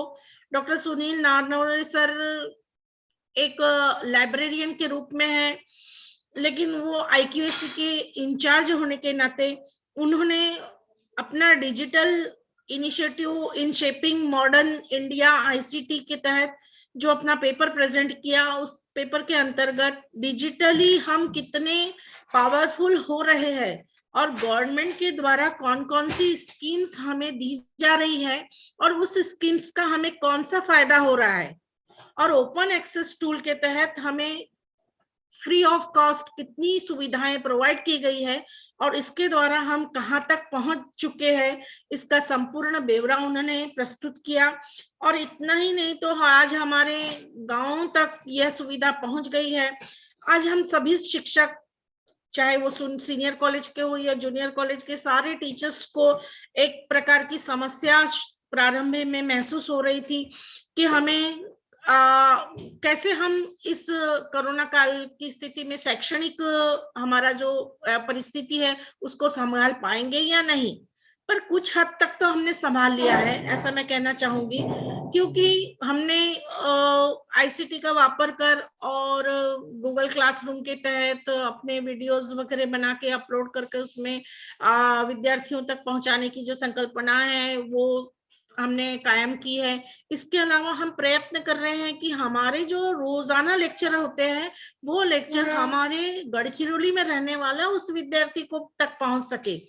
पर फिर भी इसमें एक प्रकार की दुविधा है कि कुछ इलाके ऐसे हैं आज के जहां पर कनेक्टिविटी उपलब्ध नहीं होती है, वो विद्यार्थी हमारा उससे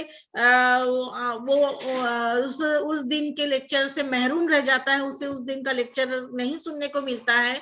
इसलिए फिर उस दिन की जो उसकी शैक्षणिक प्रगति थी वो रुक जाती है। उस शैक्षणिक प्रगति को बढ़ावा देने के लिए हमें फिर से इसके अंतर्गत प्रयत्न करने होंगे।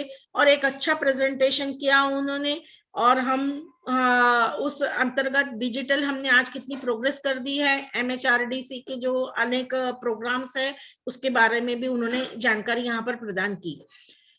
इसके पश्चात डॉक्टर श्रद्धा गावंडे मैडम ने अपना तीसरा पेपर रखा। उसके अंतर्गत पंडित दीनदयाल जी उपाध्याय, इनके आर्थिक विचार उन्होंने प्रस्तुत किए।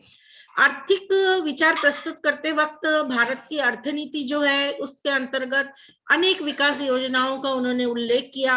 वर्तमान में जो भारत की योजनाएं हैं उस योजनाओं की जो नींव रखी गई है वो उस समय पंडित दीनदयाल उपाध्याय जी ने रखी। ऐसे विचार उन्होंने प्रस्तुत किए। और हमारा जो अगर विकास करना है भारत देश का, तो भारत के विकास के योजनाओं का जो उद्देश्य होता है वो उद्देश्य होना चाहिए कि ग्रामीण जनता की जो गरीबी है और जो बेरोजगारी है वो दूर हो सके। और हमारी जो अनेक योजनाएं हैं, धन जन योजना है, बेरोजगारी पंडित जवाहरलाल नेहरू बेरोजगारी योजना है, महात्मा गांधी है, इंदिरा गांधी योजना है, अनेक योजनाएं हैं।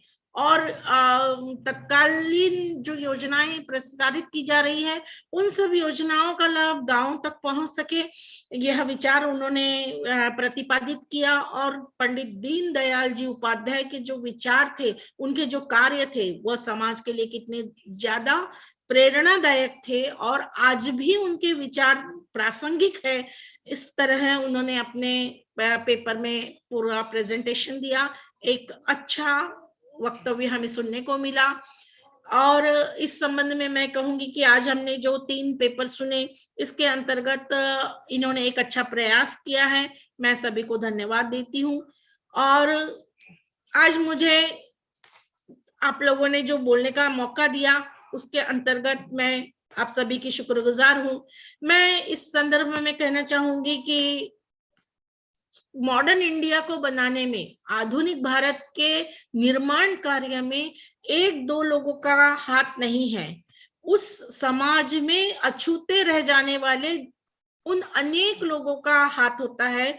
उन अनेक लोगों द्वारा किए गए कार्य का भी हमें उल्लेख करना चाहिए, क्योंकि आज का जो समाज है, जैसे जो महानुभाव, जो महाविभूति प्रसिद्ध हो गई, उन्हीं के बारे में हमें पुस्तक में जानकारी प्राप्त होती है, परंतु जिन लोगों के नाम की भी जानकारी नहीं है, जिन लोगों के कार्यों की भी हमें जानकारी नहीं है, ऐसे लोगों ने जो कार्य किया है उन सभी के प्रति हमें श्रद्धा अर्पण करना चाहिए और उनकी जानकारी प्राप्त कर समाज के लोगों तक पहुंचाने का एक कार्य हम जैसे शिक्षकों के ऊपर है, उसकी जिम्मेदारी, और उस कार्य को जन सामान्य तक पहुंचाना ये हमारा ध्येय होना चाहिए। संशोधन करते वक्त, शोध करते वक्त इसका ख्याल ज्यादा रखा जा रहा है आजकल सबाल्टर्न हिस्ट्री के अंतर्गत, और स्थानिक जो कार्य करने वाली संस्थाएं हैं और स्थानिक कार्य करने वाले जो सामाजिक कार्यकर्ता है, उन सभी का इतिहास प्रसिद्ध होना चाहिए। और इस तरह से हमारे भारत देश के निर्माण में अनेक जो महान नेता हो गए, उन सभी कार्यों का तो हम जानकारी हमें प्राप्त होते ही रहती है, परंतु उन सभी देश के लिए लड़ने वाले देशभक्त, देश के लिए कार्य करने वाले सामाजिक कार्यकर्ताओं की जानकारी भी हमें प्राप्त होना आवश्यक है। और मैं आज का जो हमारा ई कॉन्फ्रेंस था, इसके अंतर्गत सभी जो हमें विद्वान वक्ताओं के उत्तम वक्तव्य सुनने को मिले, उसके प्रति आभार व्यक्त करती हूँ। और यहाँ पे अपना जो वक्तव्य है वो समाप्त करने के पहले 2 लाइन कहना चाहूंगी यहाँ पर, कि यूं ही नहीं हमारे जज्बे दुनिया में दस्तूर हुए हैं। हमने मिटा दिया है खुद को, तब जाकर मशहूर हुए हैं। जब तक हम अपने आप को खुद को मिटाएंगे नहीं, तब तक हम मशहूर नहीं हो पाएंगे। तो हमें उन सभी जिन्होंने अपने आप को मिटा दिया, उन सभी को भी मशहूर करने की जिम्मेदारी हमारे ऊपर है। इतना कहकर मैं आभार व्यक्त करती हूँ और धन्यवाद और सभी को प्रणाम। अप्रोच बहुत ही अच्छा हुआ। Thank you, ma'am. Thank you very much for your chairperson's address. Now I'll call upon Dr. Devidas Gadekar to present the vote of thanks on behalf of the organizers. Dr. Gadekar. Thank you, sir.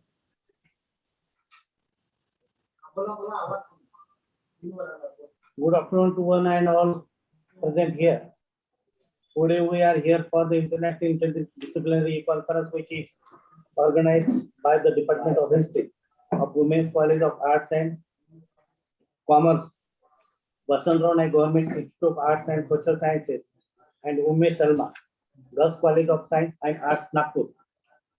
I, Dr. Devidas Gadekar, on behalf of the organizing committee of International Interdisciplinary E-Conference, for privilege to express the vote of thanks for this session. We are indebted to Dr. Afroz Sheikh, Professor, Department of History, City Vindani, College, Nagpur, for guiding and enlightening us with his worldly wisdom on the occasion of international conference. I thank to Satish Rathore, Vasantrao Naik Government Institute of Arts and Social Sciences, Nagpur, for the introduction of the dignitaries of the session. I also thank to Professor Abhijit Mende, Government College of Amravati. This session then I will also thanks to paper reading, Professor Sunil Arnore, IQSC Coordinator, Nagpur, Parishad Shivaji Mahavidyalaya, Mohar, District, Nagpur, for paper reading. I extended thanks to Professor Baira Gahan, dash from Daman Nagar College, Badrik Fakir Mohan University, Odisha, for paper reading. I also thank Dr. Shraddha S. Gaunde, Assistant Professor and Head, Department of Economics, VME College, Nagpur, for reading the paper. As well as we are grateful to all the representative research scholars and the students of 3 colleges who are present here. I also heard thank you everyone who has supported this international conference directly or indirectly. So again, thank you so much.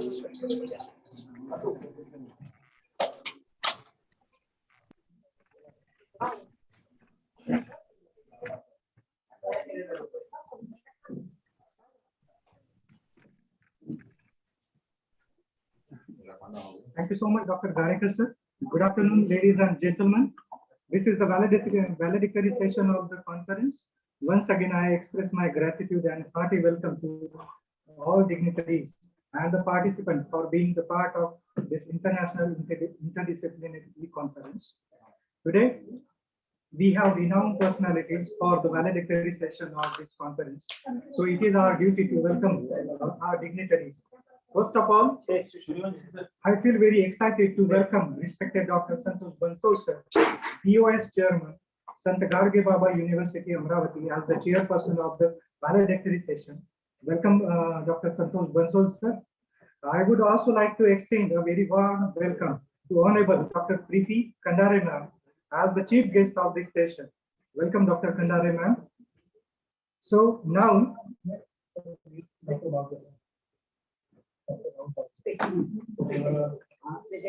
I also welcome Dr. Bauge sir, who was the ex-joint director of the Vasantrao Naik Government Institute of Social Sciences. Now,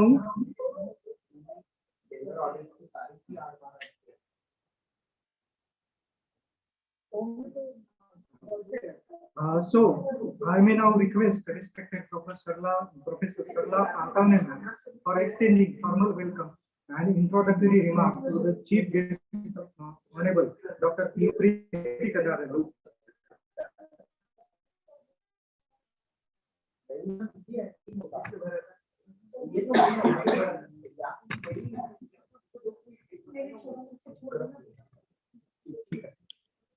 Good afternoon, one and all. I, Sarla Pantavne, Assistant Professor at Vasantrao Naik Government Institute of Arts and Social Science College in Nagpur. I heartily welcome Dr. Preeti Khandare Madam. She is a dynamic personality. She has been completed her MA, MPhil, PhD, NET in history. She is having 14 years of teaching experience in Dr. Hari Singh Gaur Central University, Sagar in MP. She has attended 55 seminars and 16 published research papers in national and international journals. Many books have been written by her. Now, I would like to call upon Dr. Preeti Khandare ma'am for this speech. Dr. Preeti Khandare ma'am.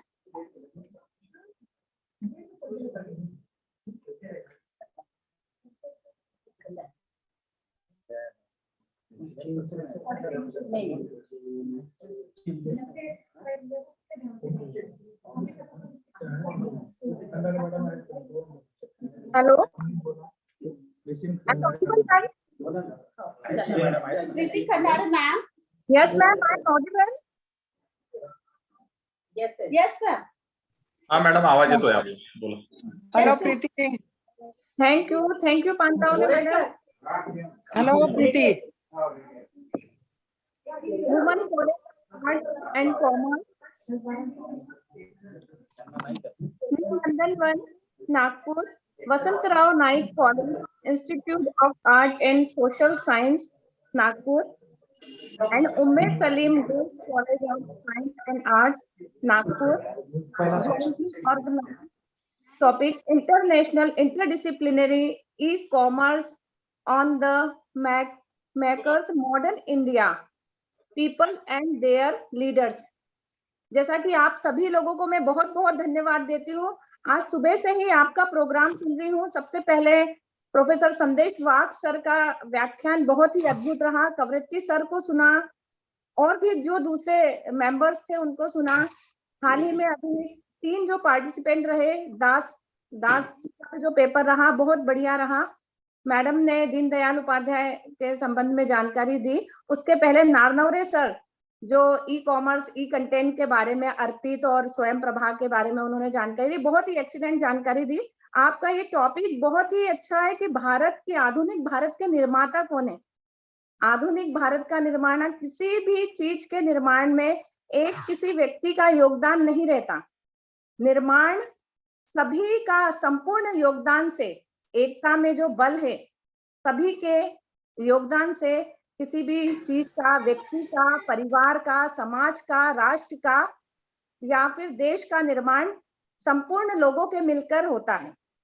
आधुनिक भारत के निर्माण की हम यदि बात करें, यदि भारत में अंग्रेज नहीं आए होते तो क्या आधुनिक भारत का निर्माण होता?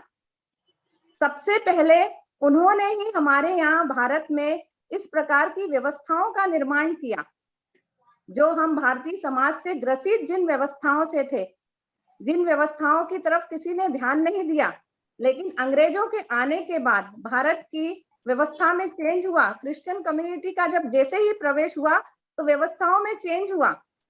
तो मेरे लिए तो सबसे पहले आधुनिक भारत के निर्माण में ईसाई मिशनरी या क्रिश्चियन का या अंग्रेजों का योगदान रहा।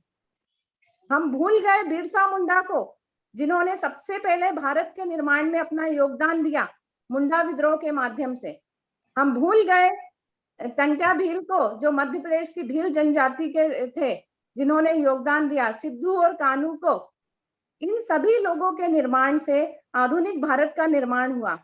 राष्ट्रवाद जो हमने लाया है, उस राष्ट्रवाद के आधार पर यदि हम कहते हैं भारत निर्माण की बात चल रही है, पंडित दीनदयाल उपाध्याय का जो भारत की बात करते हैं, लेकिन आधुनिक भारत के निर्माण में ओडिशा से लेकर पूरे दक्षिण भारत का और महाराष्ट्र से लेकर उत्तर भारत के सभी लोगों का महत्वपूर्ण योगदान रहा।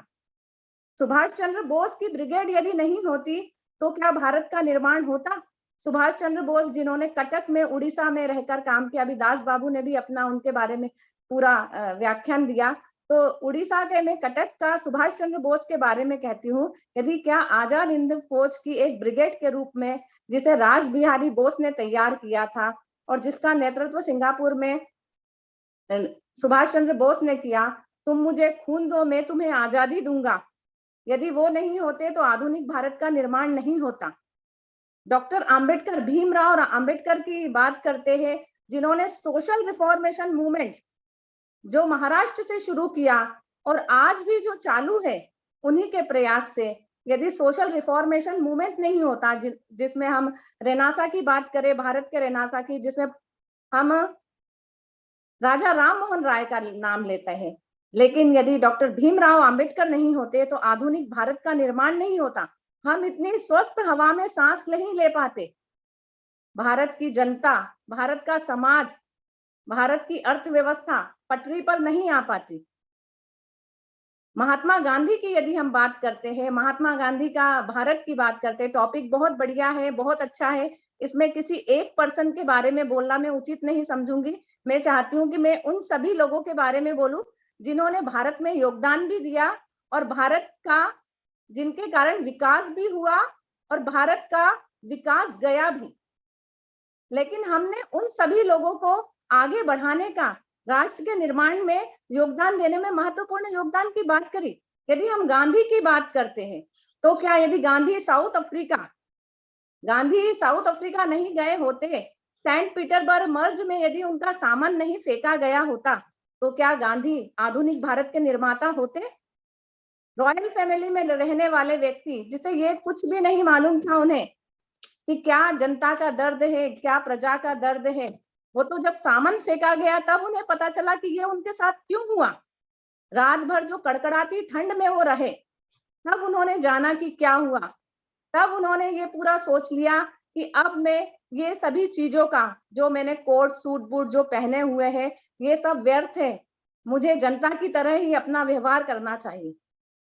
महात्मा गांधी यदि क्या महाराष्ट्र से अपना आंदोलन शुरू करते तो भारत, आधुनिक भारत अलग होता। महात्मा गांधी का गुजरात से जो आंदोलन किया गया तो उसके बाद का भारत अलग है। यदि वो महाराष्ट्र से अपना आंदोलन की शुरुआत करते, क्योंकि वो 1915 में जब भारत आए, भारत की स्थिति उन्होंने देखी, उनके गुरु भी लोकमान्य तिलक थे, सॉरी गोपाल कृष्ण गोखले उनके गुरु थे। गोखले उन्हें बता सकते थे महाराष्ट्र की कंडीशन, वो जानते थे। यदि महाराष्ट्र से गांधी का आंदोलन शुरू होता तो हो सकता है वो कुछ अलग होता, आधुनिक भारत के निर्माण में कुछ अलग योगदान दे पाते। दूसरी जगह यदि हम क्रांतिकारियों की बात करते, क्रांतिकारियों में हम देखते, वैसे श्याम कवरेत्ती सर ने पूरी चीजों को कवर करने का प्रयास किया, पूरी चीजों को बोलते हुए उन्हें बताया क्रांतिकारियों के संबंध में हम यदि देखते हैं, प्रीतिलता वड्डेदार का नाम लेते हैं महिलाओं के रूप में, सुनीता रानी का नाम लेते हैं, मास्टर सूर्य सेन का नाम लेते हैं, दुर्गा भाभी का नाम लेते हैं, चंद्रशेखर आजाद उत्तर भारत में है, भगत सिंह है, इधर बंगाल में बटुकेश्वर दत्त का नाम लेते हैं, महाराष्ट्र में यदि हम सावरकर बंधुओं का नाम लेते हैं, उधर प्रफुल्ल चाकी का नाम आता है, वासुदेव बलवंत फड़के का नाम आता है। यदि क्या इन लोगों ने भारत में अपने राष्ट्र निर्माण में योगदान नहीं दिया होता और भारत की आजादी में योगदान नहीं देते उस समय, तो राष्ट्र का निर्माण हो पाता? एनी बिसेंट का यदि हम नाम ले, जिन्होंने होम रूल लीग की स्थापना की, मैडम ब्लाटस्की और कर्नल अर्काट के सहयोग से थियोसॉफिकल सोसाइटी की जो स्थापना की गई, भारत में आकर एनी बिसेंट यदि काम नहीं करती तो क्या आधुनिक भारत का निर्माण होता?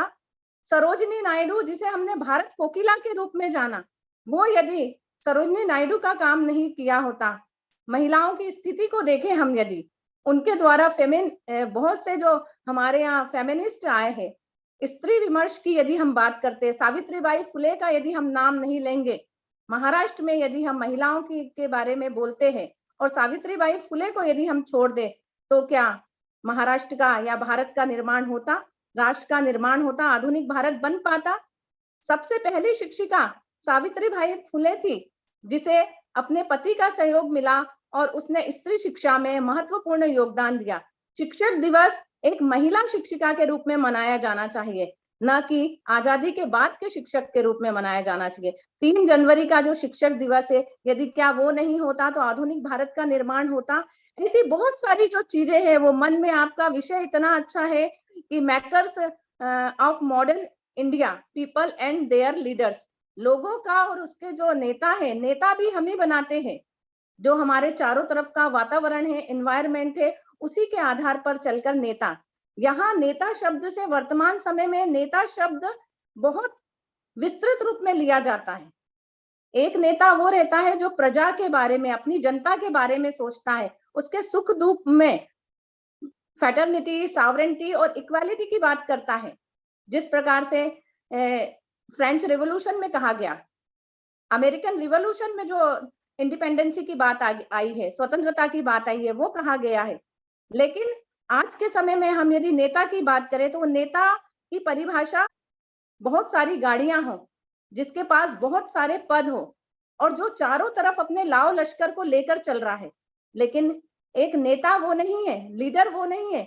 लीडर वो है जो सर्वधर्म संभाव और सभी लोगों को लेकर अपने साथ रखने का काम करता है। आधुनिक भारत के निर्माण में हम यहाँ पे यदि बात करते हैं, 1857 की क्रांति हम कहते हैं, क्यों हम उसको क्रांति कहते हैं, क्यों रिबेल नहीं कहते? सबके अपने अपने स्वार्थ थे, सबने अपने अपने स्वार्थ के लिए काम किया। 1857 की क्रांति के पहले जितने भी जो ट्राइब्स विद्रोह हुए, भील, कोल, अहोम, लोगों ने जो विद्रोह किए, तो क्या अपने नेता नहीं थे? उन्होंने क्या राष्ट्र निर्माण का योगदान नहीं दिया? जहां राजनीति आ जाती है, पॉलिटिकल आ जाता है, राजनीति से हित साधने के लिए राष्ट्र सर्वोपरि हो जाता है। लेकिन जहां जनता के हित की बात की जाती है, अर्थव्यवस्था की बात की जाती है, वहां ये सब हित नकारे जाते हैं। तो राष्ट्र निर्माण में या भारत के निर्माण में, आधुनिक भारत के निर्माण में मैं ये कहना चाहूंगी कि सभी बहुत से नेता रहे, जैसे भगत सिंह, सुखदेव, राजगुरु, डॉक्टर अंबेडकर, महात्मा गांधी, सुभाष चंद्र बोस, मास्टर सूर्य सेन, प्रीतिलता वड्डेदार। यहाँ पे हम यदि सागर के देख ले तो सागर में हम देखते हैं शेख रमजान का नाम आता है। 1857 की क्रांति में शेख रमजान ने अपना महत्वपूर्ण योगदान दिया। माखनलाल चतुर्वेदी, जिन्होंने अपनी कर्मवीर पत्रिका के माध्यम से पूरा काम किया। अब्दुल गनी जो आज के समय में हम जब हिंदू मुस्लिम की बात करते हैं, जैसे ही एक मुस्लिम नाम आता है तो हम कहते हैं ये हिंदू मुस्लिम से कॉन्ट्राडिक्शन करने की कोशिश करते हैं। शेख अब्दुल गनी का यदि हम नाम सुनते हैं तो अब्दुल गनी एक ऐसे व्यक्ति थे जिन्होंने सागर के पास एक रतोना क्षेत्र है, वहां पर रतोना में उस समय जो कसाई खाने, जो गाय भैंस, जो जानवरों को काटा जाता था, उनके लिए सामान ले जाया जाता था, तो उसको रोकने का काम भाई अब्दुल गनी ने किया। तो ये भी बहुत बड़े नेता थे जिन्होंने भारत के निर्माण में अपना महत्वपूर्ण योगदान दिया। भारत के निर्माण की बात करें तो अंग्रेजों के समय जो व्यवस्थाएं जो लागू हुई, हम यदि कहते हैं 1835 में लॉर्ड मेकाले ने भारत में जो अंग्रेजी सिस्टम लाया, जो इंग्लिश व्यवस्था लाई, फिल्टरेशन का उनका जो सिद्धांत था, छन छन के शिक्षा की जो बात कर रहे थे, वो उच्च से लेकर जो निम्न के बीच में आ रही है। ये यदि शिक्षा की व्यवस्था स्टार्टिंग से यदि भारत में व्याप्त रहती तो भारत की बात कुछ और रहती। भले ही देर से सही लॉर्ड मेकाले के द्वारा अंग्रेजी शिक्षा की जो व्यवस्था की गई, उससे सभी भारतीय जनमानस में शिक्षा की जागरूकता की बात आई और वो लोग अब शिक्षित होने लगे, संगठित होने लगे, संघर्ष करने लगे। और उसके बाद का जो नया भारत हमें दिखाई देता है, वो एक नया भारत हमें निर्मित रूप में दिया और संविधान में भी इस भारत के निर्माण की बात कही गई और नवीन भारत जो सामने आता है वो हम आज के भारत के रूप में देखते हैं। भारत निर्माण की जब बात की जाती है, महिलाओं की स्थिति यदि हम देखें, महिलाओं के द्वारा जो काम किए जा रहे हैं, वर्तमान समय में जो महिलाओं की स्थिति है, उस महिलाओं के लिए जो कानून बनाए गए हैं, वो कानून में क्या किसने बनाया है? हम कहते हैं पुरुष प्रधान समाज होने के कारण पुरुषों ने महिलाओं के अधिकार छीन लिए। मुझे नहीं लगता पुरुषों ने महिलाओं के अधिकार छीने। यदि पुरुष नहीं होता तो महिलाओं को अधिकार नहीं मिलते। महिलाओं को अधिकार दिलाने वाला भी पुरुष है और अधिकार छीनने वाला भी पुरुष है। जहां सावित्रीबाई फुले को ज्योतिबा फुले ने अधिकार दिलाए और दूसरे जगह हम यदि देखते हैं जिस घर में परिवार ने अधिकार छीने, तो दोनों ही, एक जगह हम मनुस्मृति की बात करते हैं, एक जगह सावित्रीबाई फुले को जो ज्योतिबा फुले अधिकार दिलाते हैं, दूसरी जगह मनु जो है जो महिलाओं के अधिकार छीनते हैं। तो एक पुरुष जो है जो अधिकार देना चाहता है और एक पुरुष जो है वो अधिकार छीनना चाहता है। ये दोनों अलग अलग प्रकार के हैं। तो जहां पुरुष समझदार, पढ़ा लिखा, साथ लेकर चलने वाला यदि रहेगा महिला के लिए, तो महिलाओं को हमेशा ही अधिकार मिलेंगे और भारत निर्माण जो है उसी से होगा और स्वस्थ भारत का निर्माण होगा। महिलाओं की स्थिति जो है वो इसी रूप में आगे चली आ रही है। वैदिक काल की हम बात करते हैं, वैदिक काल क्यों नहीं हम 16 महाजनपद युग में लिच्छवी गणराज्य की बात करते, क्यों नहीं विदेह और पांचाल की बात करते हैं। आम्रपाली का भी अपना जो राष्ट्र प्रेम था, उसने भी जो भारत का निर्माण किया, वो आधुनिक भारत का निर्माण तो नहीं था, लेकिन प्राचीन भारत के निर्माण की जो प्रक्रिया चली आ रही थी, उस प्रक्रिया को पूर्ण करने में उस महिला का महत्वपूर्ण योगदान था। महामाया गौतमी, जिसने एक ऐसे बच्चे का पालन पोषण दिया, जिसने आगे चलकर भारत में अतदीप भवों को चलाया, वो भी एक नया प्राचीन भारत था जिसने बुद्धिज्म को लाया। यही एक रूप है जिसको हम प्रस्तुत करते हैं। भारत निर्माण की प्रक्रिया में हम यदि देखेंगे तो भिन्न भिन्न समय पे अनेक लोग आए हैं जिन्होंने भारत का निर्माण किया है। किसी भी एक व्यक्ति के कहने से भारत का निर्माण नहीं हो जाता। भारत के निर्माण में उन सभी, उत्तर में हिमालय से लेकर, यदि हम रानी गेंडेलियो का नाम ले लो, रानी गेंडेलियो का जो योगदान रहा उसका भी अपना महत्वपूर्ण योगदान रहा, उधम सिंह का अपना महत्वपूर्ण योगदान रहा, सभी के अपने योगदान रहे। इनके योगदान के द्वारा जनजाति ट्राइब्स में जो लोग काम करते हैं, ट्राइब्स के द्वारा जो किया गया, जो जंगल सत्याग्रह किया गया, नागपुर का भी हम सत्याग्रह देखते हैं, सारे लोगों ने जो आंदोलन किए उसके आधार पर भी भारत का निर्माण हुआ है। मराठवाड़ा यूनिवर्सिटी में यदि सत्याग्रह नहीं किया जाता, यदि उसका उसी के आधार पर भी उसका नए मराठवाड़ा का निर्माण हुआ। नया औरंगाबाद यूनिवर्सिटी बनी है जिसको डॉक्टर अंबेडकर मराठवाड़ा यूनिवर्सिटी के नाम से जाना जाता है। तो भारत निर्माण के लिए जो चीज आए है, जो तथ्य है, जो समाज है, जो व्यवस्था है, जो संस्कृति है, उस सब का यदि हम अध्ययन करेंगे तो उस अध्ययन के आधार पर हम ये कह सकते हैं आज का जो भारत है वो उन सभी व्यक्ति से, जो चाहे मजदूर वर्ग का रहा हो, जो मध्यम वर्ग का रहा हो, चाहे हाई सोसाइटी का रहा हो, किसी भी वर्ग का रहा हो, सबका अपना अलग अलग योगदान रहा है, जिसे लिखने वाला वर्ग भी उच्च वर्ग का ही था। इसीलिए सबॉल्टन हिस्ट्री जब भारत में आई, सबॉल्टन हिस्ट्री को जब ग्रामशी महोदय ने जब प्रस्तुत किया, उस सबॉल्टन हिस्ट्री के आधार पर हमने आज देखा, हम देख सकते हैं कि सभी वर्गों का योगदान हमें बुक्स के रूप में ऑनलाइन प्लेटफॉर्म के रूप में पता चलता है। नहीं तो पहले भी हम वही पढ़ते थे, प्राचीन भारत का इतिहास, जिसमें लिखा गया कि आर्य जो है, आर्यों का भारत है, मूल भारत की बात नहीं की गई। जो ओरिजिनेटी साउथ की जो बात आती है, द्रविडियंस की बात आती है, आर्यों की बात आती है। तो ये बहुत सारी जो चीजें हैं, जो सबॉल्टन हिस्ट्री यदि हम पढ़ते हैं, तो उस सबॉल्टन हिस्ट्री ने बहुत सारी चीजों को सही करने का प्रयास किया और भारत का जो निर्माण हुआ है, उस भारत के निर्माण को एक नई चीज देने का प्रयास किया है। ये एक नई चीज को ही हमें पढ़ना चाहिए। हम आज इस मुकाम पर जो पहुंचे हैं, तो हमें ये सोचना चाहिए कि रिसर्च जो हमारी हो रही है, तो उस रिसर्च किसी एक थीम पर नहीं होना चाहिए, किसी एक चीज पर नहीं होना चाहिए कि गांधी का राष्ट्रवाद क्या था, गांधी ने क्या किया। जो चीज का क्या, गांधी का आंदोलन महाराष्ट्र से क्यों नहीं शुरू हुआ, इस टॉपिक पे हम क्यों नहीं काम करते। सागर में हम ये रहते हैं तो महार रेजिमेंट की बात क्यों नहीं करते, महारों का जो सत्याग्रह हुआ, महारों के आंदोलन की शुरुआत कहाँ से हुई, हम वो चीज को देने का की शुरुआत क्यों नहीं करते जिस पर काम नहीं हुआ। उन ट्राइब्स के बारे में हम क्यों नहीं लिखते जो अभी तक हाशिए में दबे हुए हैं। रिसर्च यदि हमें करना है तो उन लोगों के बीच में जाकर रहना पड़ेगा। जैसे वेरियन एल्विन महोदय रहे थे, वेरियन एल्विन ने दी बेगास के माध्यम से पूरा उन्होंने लिखा, घोटुल व्यवस्था, युवा ग्रह का पूरा वो वर्णन करते हैं। और इवन वहीं पर रहने के बाद उन्होंने ट्राइब्स महिला से भी शादी की। तो ये जो चीज है, जब हम इन सब छोटे छोटे तथ्यों को, इकोनॉमिक सोर्सेस को हम देने का प्रयास करेंगे, ड्रेन ऑफ वेल्थ की हम बात करते हैं, दादा भाई नेहरू ड्रेन ऑफ वेल्थ कहते हैं, grand old man of India कहा गया है, उसको उन्होंने प्रस्तुत किया कि किस रूप में भारत का धन जो था वो गंगा से लिया जाता था और टेम्स में निचोड़ा जाता था, वो टेम्स में निचोड़ा जाता था। लेकिन वर्तमान समय का आधुनिक भारत का धन कहाँ निचोड़ा जा रहा है, इस चीजों पर हम काम क्यों नहीं करते।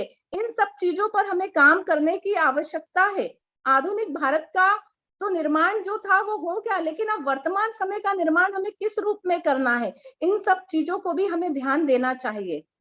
मुझे आप लोगों ने चीफ गेस्ट के रूप में आमंत्रित किया, इसके लिए मैं आप लोगों की बहुत बहुत आभारी हूँ। धन्यवाद मैडम। और मैं अपने बड़े भाई प्रोफेसर संतोष बंसोड़ जी को सुनना चाहूंगी, जिससे उनको अधिक से अधिक समय मिल सके। इन्हीं शब्दों के साथ मैं अपनी वाणी को विराम देती हूँ। Thank you. प्रीति, बहुत ही अच्छा हुआ प्रीति, बहुत ही अच्छा। Thank you.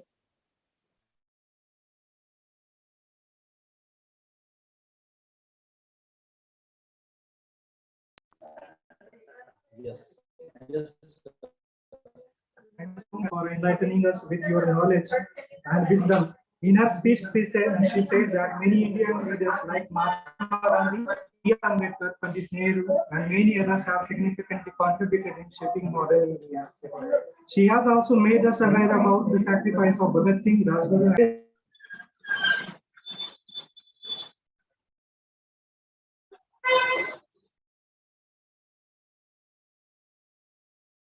Said that we should investigate our customs, traditions, and culture to lead India towards the development. Thank you so much, Dr. Preeti Khandare ma'am. Now, I would like to call upon Dr. Meeta Ramteke ma'am, ex-principal Dr. Ambedkar College, Brahmapur, to express her views on the conference. Dr. Meeta Ramteke ma'am. नमस्कार सर्वांना, नमस्कार सर्व मान्यवर मंडळींना माझा नमस्कार। आज मला जे काही मत मला मांडण्याची तुम्ही सूचना केली किंवा जो सरांनी आदेश दिला त्याचं मी पालन करते ना, त्यांना धन्यवाद देते। आज ही इंटरनॅशनल जी कॉन्फरन्स आहे, international interdisciplinary conference on the makers of modern India, people and their leaders, इतका छान विषय आहे। तर या विषयाला जे जे मान्यवर आलेले आहेत त्या सगळ्या मान्यवरांनी खरोखरच योग्य न्याय दिला।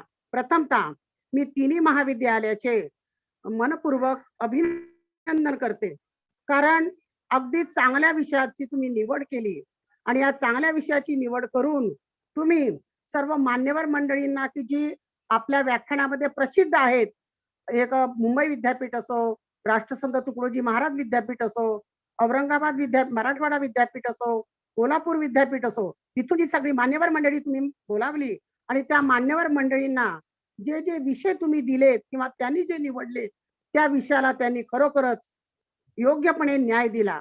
प्रथमतः woman college of arts and science येथील मॅडम भावे मॅडम यांचं अभिनंदन करते. वसंतराव नाईक महाविद्यालय येथील प्रोफेसर डॉक्टर मस्के सर आणि उमेम Salameh girls college and science येथील मॅडम सुजाता, माझी विद्यार्थिनी, माझी जवळच्या सगळ्या, या सगळ्यांचे मी अभिनंदन करते.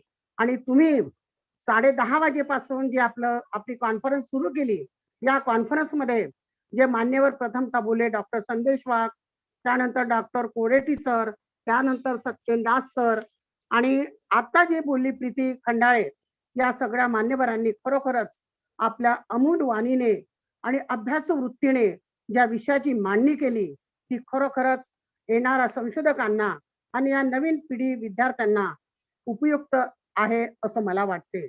आणि त्याचबरोबर अगदी सविस्तरपणे ज्या प्रीती खंडाळे मॅडम ज्या बोलल्यात की खरोखरच आधुनिक भारतच्या निर्मितीसाठी एकाच व्यक्तीने केलं का किंवा 1-2 व्यक्तीने हातभार लावला का? नव्हे. या आधुनिक भारताला घडविण्यासाठी नेत्यांबरोबर, शिक्षित नेत्यांबरोबर अशिक्षित लोकांचाही खूप मोठा हातभार लागला, हे नाकारता येत नाही. आणि मला एक सांगायचं वाटते, जर आम्ही सुशिक्षित स्त्रियांचं नाव घेतो तर अशिक्षित स्त्रियांचं का घेत नाही, वंचित स्त्रियांचं का घेत नाही?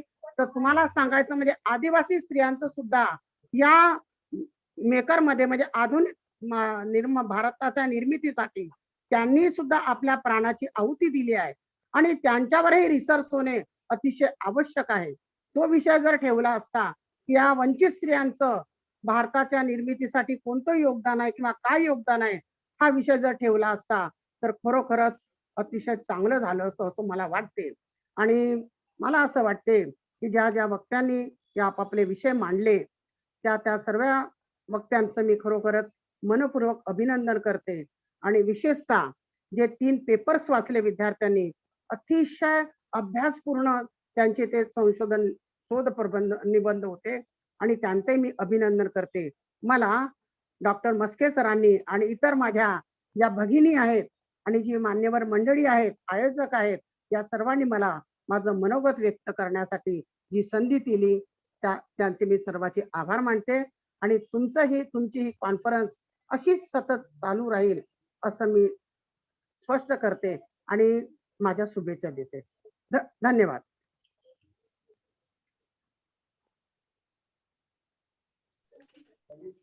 Thank you so much, Dr. She recommended us to highlight the contribution of marginalized women in shaping India. We will certainly do it in the next conference now. We assuredly. Thank you so much. Now I would like to call upon Dr. Bauge sir, ex-Joint Director, Higher Education, to express his views on the conference. Dr. Bauge sir. आजच्या व्हॅलिडेंट फंक्शनचे अध्यक्ष माननीय Sanjay Thakur sir, आमचे मित्र Maske sir, उपस्थित सर्व महानुभाव, मला मस्के सरांनी म्हणून मी तमाम माहिती तुमच्याकडनं या कॉन्फरन्स बद्दलचे रिमार्क्स देणार. Makers of modern India, people and their leaders. मित्रांनो, भारताला 75 वर्ष मागे वळून पाहत असताना देशाच्या जडणघडणीमध्ये ज्या ज्या आयडिओलॉजीचा, अनुभवांचा रोल होता, त्यांची आठवण या मेकर्स ऑफ मॉडर्न इंडिया आंतरराष्ट्रीय विद्याशाखीय कॉन्फरन्स मधून त्याची एक उजळणी आज दिवसभरात आपण केली. देशाच्या जडणघडणीमध्ये समाजवादी, साम्यवादी, उदारमतवादी, आंबेडकरवादी आणि अन्य आयडिओलॉजीचा सहभाग आहे. आणि भारताला सुपर पॉवर बनवण्याचं ध्येय आपण समोर ठेवलं. आणि म्हणून मागच्या 75 वर्षामध्ये आणि त्यापूर्वी स्वातंत्र्य चळवळी, प्रबोधनाच्या चळवळीत ही जी आधुनिक मूल्य आहे, स्वातंत्र्य, समता, बंधुत्व, सामाजिक न्याय, त्यामुळे स्वातंत्र्योत्तर काळामध्ये त्या मूल्यांच्या आधारावर भारताची जडणघडण झाली. भारतीय संविधानाच्या प्रस्तावनेमध्ये सार्वभौम समाजवादी धर्मनिरपेक्ष लोकशाही गणराज्याची कल्पना केलेली आहे, जिथे सामाजिक आर्थिक राजकीय न्याय प्रस्थापित होईल अशा प्रकारचं आश्वासन संविधानामध्ये दिलं गेलेलं आहे. आणि म्हणून या भारतीय संविधानाच्या प्रस्तावनेचा जो आशय आहे, आजच्या कॉन्फरन्स मधनं त्याची उजळणी झालेली आहे आणि त्याच्या ध्येयपूर्तीसाठी सर्व आयडिओलॉजीज आणि सर्व महानुभाव त्यांचा रोल महत्वाचा राहत आलेला आहे. या कॉन्फरन्स साठी म्हस्के सरांनी आणि भावे मॅडमनी बरेच गोरखडे मॅडमनी बरेच कष्ट घेतलेले आहेत. माझ्या शेजारचे ते डिपार्टमेंट आहे आणि म्हणून त्यांच्या अनेक मीटिंगचा मी साक्षीदार आहे. आजची भौतिक मेजवानी आपल्याला या तिघांनी दिलेली आहे. खरोखरच या तिघांचं मी अभिनंदन करतो. सर्व पार्टिसिपंटच्या वतीने आभार मानतो आणि मस्के सर उत्साहानं सगळ्या या उपक्रमात सहभागी होतात. भावे मॅडम आहेत, गौरखेडे मॅडम आहेत, सतीश राठोड सर आहेत, आमचे देविदास गाडेकर सर आहेत आणि इतिहास विभागातले तमाम सगळे लोक आहेत. आमच्या डायरेक्टर सुजाता मॅडम आहेत, टेक्निकल टीम आहे आमची, बुद्धदेव भट्टाचार्य सर आहेत, तलवाले सर आहेत, कपिल सर आहेत. या सगळ्यांनी कॉन्फरन्स मध्ये मदत केली. त्या सर्वांचे पण मी आभार मानतो आणि सर्वांचं परत अभिनंदन करतो. धन्यवाद. मला पार्टिसिपंट कडनं रिमार्क देण्याची संधी दिल्याबद्दल सर्वांचे आभार. शुभेच्छा. धन्यवाद. Thank you so much, Dr. Bhavge sir, for expressing your views on the conference. You said that the modern India is based on the principle of liberty, equality, and fraternity. Thank you so much, Dr. Bhavge sir. Now, I would like to call upon Dr. Sujata Gauthier for introduction of the chairperson of this session, Dr. Santosh Bansod sir. Dr. Sujata Gauthier. धन्यवाद teacher sir. आजच्या परिषदेचा म्हणजे समारोपीय सत्राचा हे 4थे सत्र आहे आणि त्यामध्ये अध्यक्षस्थान म्हणून doctor प्राध्यापक संतोष सर यांना दिलेला आहे आणि त्यांचा परिचय करून देताना मला अत्यंत आनंद होत आहे, कारण त्यांचं कार्य खूप वाख्यासारखं आहे आणि म्हणून मी थोडक्यात त्यांचा परिचय देऊ इच्छिते. प्राध्यापक डॉक्टर संतोष सर हे नारायणराव राणा महाविद्यालय पडनेरा येथे कार्यरत असून ते इतिहास विभाग प्रमुख आहेत आणि सध्या तरी त्यांनी पुष्कळ कार्य केलेलं आहे. त्यामध्ये अध्यक्ष म्हणून इतिहास अभ्यास मंडळ संत गाडगेबाबा अमरावती विद्यापीठ अमरावती येथे त्यांनी अध्यक्षपदी केलेलं आहे. आंबेडकर राईट हिस्ट्री काँग्रेसचे ते सचिव आहेत. इतिहास अभ्यास मंडळाचे ते सदस्य याचे देखील ते सदस्य आहेत आणि doctor Shrikant Buchkar memorial research centre याचे सुद्धा ते सदस्य आहेत. याशिवाय त्यांनी 2 पुरस्कार प्राप्त केलेले आहेत. 2015 ते 16 उत्कृष्ट राष्ट्रीय सेवा योजना अधिकारी कार्यक्रम अधिकारी म्हणून त्यांना उत्कृष्ट अवॉर्ड मिळालेला आहे, पुरस्कार मिळालेला आहे. दुसरे 2015 ते 16 उत्कृष्ट राष्ट्रीय सेवा योजना कार्यक्रम अधिकारी पुरस्कार महाराष्ट्र राज्यातर्फे त्यांना मिळालेला आहे. त्यांचे एकूण 15 पुस्तके प्रकाशित झालेली आहेत आणि त्यांनी 6 विद्यार्थ्यांना आचार्य पदवी सुद्धा मिळवून दिलेली आहे. 6 विद्यार्थी सध्या त्यांच्याकडे आचार्य पदवी करिता संशोधन करीत आहेत, तर 5 विद्यार्थी त्यांच्याकडे एमफिल झालेले आहेत. मी सांगितलेलं आहे आणि मला त्यांच्याबद्दल असे सांगावं वाटते की त्यांचे विचार खरंच छान आहे आणि त्या विचाराचे थोडंसं उदाहरण देऊ इच्छिते की कठीण काळात सतत स्वतःला सांगा, कठीण काळात सतत स्वतःला सांगा, शर्यत अजून संपलेली नाही कारण मी अजून जिंकलेलो नाही, अशी विचारधारा सरांची असून प्रत्येकांना उत्साह देणारी आहे.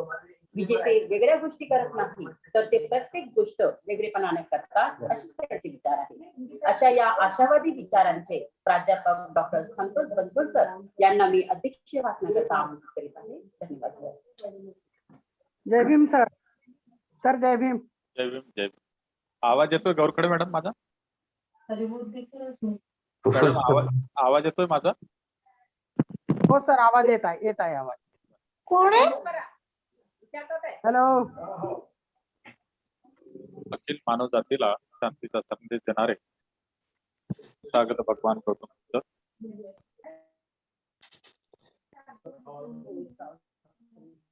बहुजनांचा राजा, महाराष्ट्राचं भूषण, हिंदू स्वराज्याचे संस्थापक छत्रपती शिवाजी महाराज. त्याचबरोबर आरक्षणाचे जनक छत्रपती शाहू महाराज, समाज क्रांतीचे प्रणेते महात्मा ज्योतिराव फुले, विश्वरत्न डॉक्टर बाबासाहेब आंबेडकर, आणि ज्यांनी या संपूर्ण भारताला घडवण्याकरिता कष्टा खाली आणि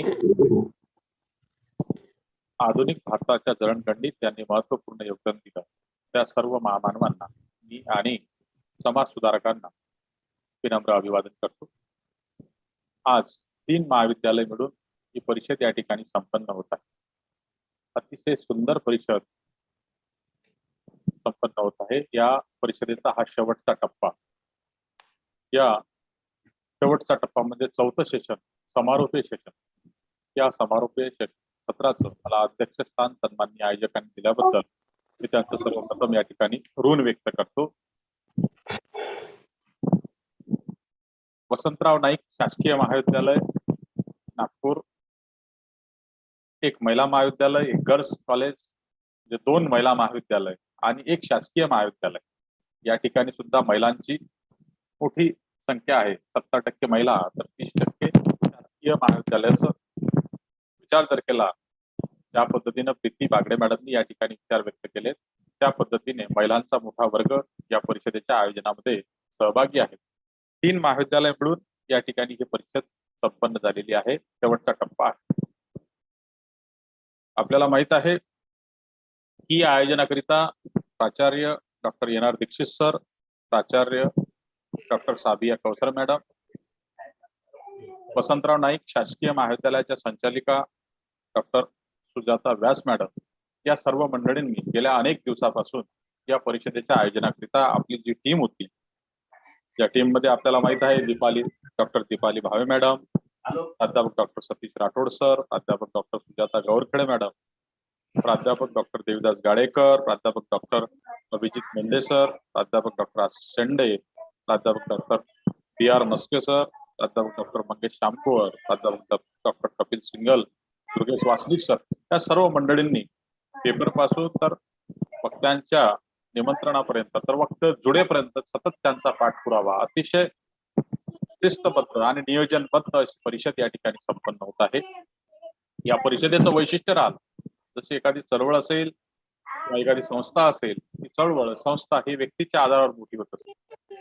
महाविद्यालयाची ओळख तेथील प्राध्यापकांच्या आधारावर असतात की फॅकल्टी कशा आहे, त्या आधारावर विद्यार्थी त्या महाविद्यालयाची ओळख करत असतात आणि त्या महाविद्यालयाची चर्चा, त्या महाविद्यालयाचं कौतुक संपूर्ण परिसरामध्येच नव्हे तर त्या भागामध्ये मोठ्या प्रमाणात केल्या जाते. परंतु तिथले व्याख्याते कशा आहेत, त्या पद्धतीचं या परिषदेला ज्यांनी खाद्य दिलं, या ठिकाणी जे विचार मंथन केलं, चिंतन केलं, मांडणी केली आणि आपल्या सर्वांशी हितगुज केली, त्या वक्त्यांवर ही परिषद यशस्वी होण्यावर अतिशय महत्वपूर्ण गोष्ट असते. आणि म्हणून या परिषदेमध्ये त्या पद्धतीचे थोडीचे वक्ते भाषापासून जर विचार जरी केला आपण, तर महाराष्ट्रातील ख्यातनाम प्राध्यापक जे राष्ट्रसंत तुकडोजी महाराज विद्यापीठ नागपूर येथील इतिहास अभ्यास मंडळाचे अध्यक्ष आहेत डॉक्टर श्याम कोरोटी सर, त्याचबरोबर पहिल्या सत्राचे अध्यक्ष जे संपूर्ण 18 देशामध्ये प्रसिद्ध आहे, 16 राज्यामध्ये ज्यांच्या कार्याचा सुगंध पसरतो आहे, 52 पेक्षा जास्त पुस्तकं प्रकाशित आहेत, अशा पद्धतीचं उत्तुंग व्यक्तिमत्वाचे धनी, भारतातलं पहिलं विद्यापीठ मुंबई विद्यापीठाच्या इतिहास अभ्यास मंडळातील प्राध्यापक तथा तेथील इतिहास अभ्यास मंडळाचे अध्यक्ष डॉक्टर संदेश वाघ सरांनी या परिषदेला कोरोटी सरांनी अतिशय उत्तम न्याय दिला. त्यानंतर आपण बघतोय का डॉक्टर लक्ष्मण सत्या, भारतातील प्रसिद्ध वक्ते आणि संशोधक प्राध्यापक डॉक्टर रवी खनगे सर, प्राचार्य डॉक्टर अफरोज शेख मॅडम आणि आमच्या भगिनी डॉक्टर हरिशंकर गौर, केंद्रीय विद्यापीठ सागर मध्य प्रदेश, या ठिकाणाहून ज्यांनी आता अतिशय तळपदार आणि ओघवत्या शैलीमध्ये सुंदर आणि आपल्या मनातली जी काही खतखत आहे ती व्यक्त केली, अशा प्राध्यापक डॉक्टर प्रीती खंदारे मॅडम, हे सर्व वक्ते, या वक्त्यांचा आपण जर आढावा घेतला, थोडंसं अवलोकन केलं, तर अतिशय तोडीचे वक्ते आणि अभ्यासपूर्ण वक्तव्य त्यांचं या परिषदेमध्ये झाले.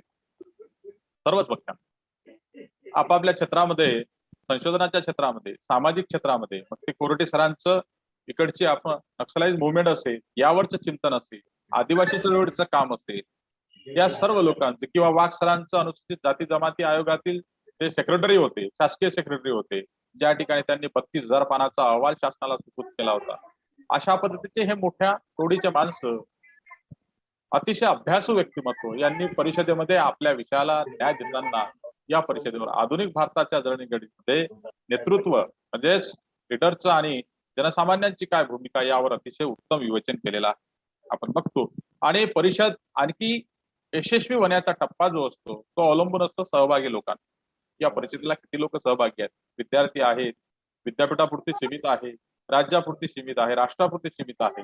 मात्र या ठिकाणी आपण बघतो बाहेर देशातील लोक सुद्धा, बाहेर राज्यातील लोक सुद्धा मोठ्या प्रमाणामध्ये जुळलेले आहेत. त्यामध्ये प्रामुख्याने उल्लेख करावा लागेल पहिल्या सत्राचे डॉक्टर संदेश वाघ सरांपासनं तर आपण बघतो श्याम कोरोटी सर यांच्यापासनं अद्यापही लोक जुळलेले आहेत. प्राचार्य डॉक्टर मीता रामटेके मॅडम असतील, धुळ्यावरचे प्राध्यापक डॉक्टर आमचे मित्र संजय पाटील सर असतील, अमोलकचंद महाविद्यालय यवतमाळ येथील प्राध्यापक डॉक्टर सुलोचना लांजेवार मॅडम असतील, प्राध्यापक डॉक्टर निशांत शेंडे असतील, दत्ता हिंगमेरे असतील, प्राध्यापक डॉक्टर मराठवाडा आपल्या स्वामी रामानंद तीर्थ विद्यापीठाचं नेतृत्व करणारे प्राध्यापक डॉक्टर प्रकाश वाघमारे असतील. ही सर्व मंडळी एवढंच नव्हे तर ज्यांचा अतिशय उत्तम ग्रंथ आता प्रकाशित झाला असे पुण्यावरून जॉईन झालेले प्राध्यापक डॉक्टर उत्तम पात्रे सर असतील, कैलास आमचे इतिहास अभ्यास मंडळाचे अध्यक्ष प्राध्यापक डॉक्टर कैलास गायकवाड असतील. ही सर्व मंडळी आपण जर विचार जर केला, रवींद्र लोणारे सर, शीतल सोनवणे मॅडम, बावगे सर, या सर्व मंडळींचा आपण विचार केला तर ही जी मंडळी जॉईन झालेली आहे 10:30 वाजतापासून आता 3:30 वाजता आहेत, म्हणजे जवळपास इतका हा संपूर्ण प्रवास या कॉन्फरन्सचा आणि यामध्ये ही सर्व मंडळी जॉईन आहे. यामध्ये परिषदेची यशस्वीता. आता या परिषदेची यशस्वीता म्हणूनच ही परिषद ज्या विषयावर या ठिकाणी ठेवण्यात आली आणि सन्माननीय वक्त्यांनी या परिषदेला न्याय दिला, सभासद सहभागी व्यक्तींनी या संपूर्ण विचारांचं स्वागत केलं आणि आदान प्रदान झाली. यामध्ये स्पष्ट होती का ही परिषद यशस्वी झालेली आहे. यशस्वीपेक्षाही अतिशय सक्सेसफुल, अतिशय ज्याला शब्द अपुरे पडतील अशा पद्धतीची सुंदर परिषद या ठिकाणी संपन्न झालेली आहे. या परिषदेचा हा एक औपचारिकता म्हणून शेवटचा टप्पा.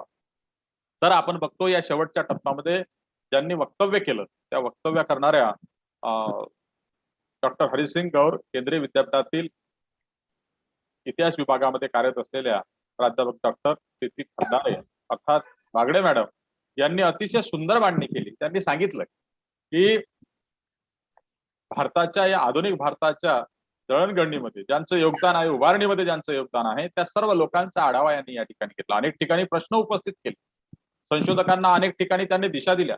मग ते बोलताना आपल्याला माहित आहे की त्यांनी भगतसिंग, राजगुरू, बिरसा मुंडापासून सुरुवात केली तर महार रेजिमेंट पर्यंत त्या आल्यात की या भारताच्या आधुनिक उभारणीमध्ये ब्रिटिशांना सुरुवातीला ब्रिटिशांच्या सैन्यामध्ये सहभागी असलेली महार रेजिमेंट आणि नंतर स्वतंत्रोत्तर कालखंडामध्ये सुद्धा जे भारताच्या संदर्भात आपण बघतो की जे 4 युद्ध झाले, या 4ही युद्धामध्ये सर्वात महत्वाची कामगिरी करणारी ही महार रेजिमेंट, यावर स्वतंत्रपणे संशोधन होणं गरजेचं आहे अशा पद्धतीचा विचार या ठिकाणी पेरला. तो त्यांचा विचार नवसंशोधकांसाठी आणि प्राध्यापकांसाठी अतिशय स्वागतार्ह आहे. त्यावर खरंच संशोधन होणं अतिशय गरजेचं आहे. त्यांनी स्त्रियांची स्थिती मांडत असताना आजही जर आपण बघतो आधुनिक भारताच्या या जळणघडणीमध्ये स्त्रियांची स्थिती वाईट आहे. आज जरी आपल्याला स्त्रिया 2 महिला महाविद्यालय, एक गर्ल्स आणि एक वुमन्स कॉलेज, या 2 महाविद्यालयांना सोबत घेऊन शासकीय महाविद्यालयाने ही कॉन्फरन्स या ठिकाणी यशस्वी केलेली आहे. मात्र आजही जर बघितलं तर स्त्रियांची स्थिती अतिशय दयनीय आहे. आजही जर बघितलं तर तुम्ही आकडेवारी जर बघितली, गुन्हेगारीची आकडेवारी बघितली, त्यामध्ये 70% जर बघितला आपण तर अन्याय अत्याचार हा स्त्रियांवर झालेला आपल्याला दिसतो.